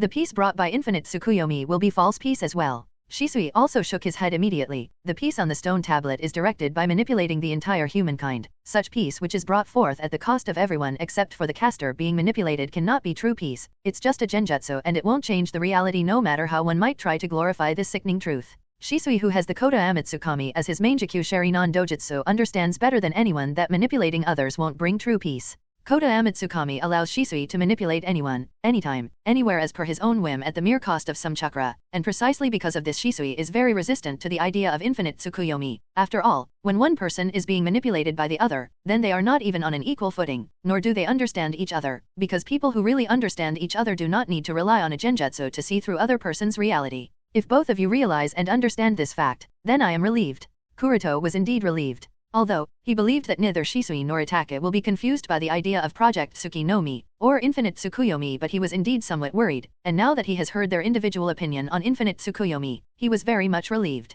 Immediately, Kuroto can't help but snicker a little. Oh, the irony. Neither Madara nor Obito possesses a genjutsu-type dojutsu, nor are they genjutsu-type by nature. Of course, they may be extremely proficient in genjutsu, but genjutsu is not their specialty, and both of them were confused by the Project Tsuki no Mi and wanted to reflect the light on the moon to cover the entire world in a genjutsu. They thought Project Tsuki no Mi to be the only method to save the world and bring peace to this war-torn world. On the other hand, Shisui and Itake are both the genjutsu type, perhaps being the two best genjutsu masters in the entire shinobi world, including the past, present, and perhaps even the future. And despite their genjutsu mastery, neither of the two is confused by Project Tsuki no Mi and understood that such a peace can never be considered true peace. Ironic indeed, thought Kuroto, then did not care about the stone tablet at all, rather he focused on the objective at hand, and asked Itake, where are the ancient scrolls? Itake nodded and immediately opened a secret compartment hidden in the wall, and took out a delicate box containing several scrolls and a few books. The books appeared quite old, with yellow pages, clearly indicating how old they are, giving Kuroto a bit of expectation and hope that he might be able to find what he is looking for in them.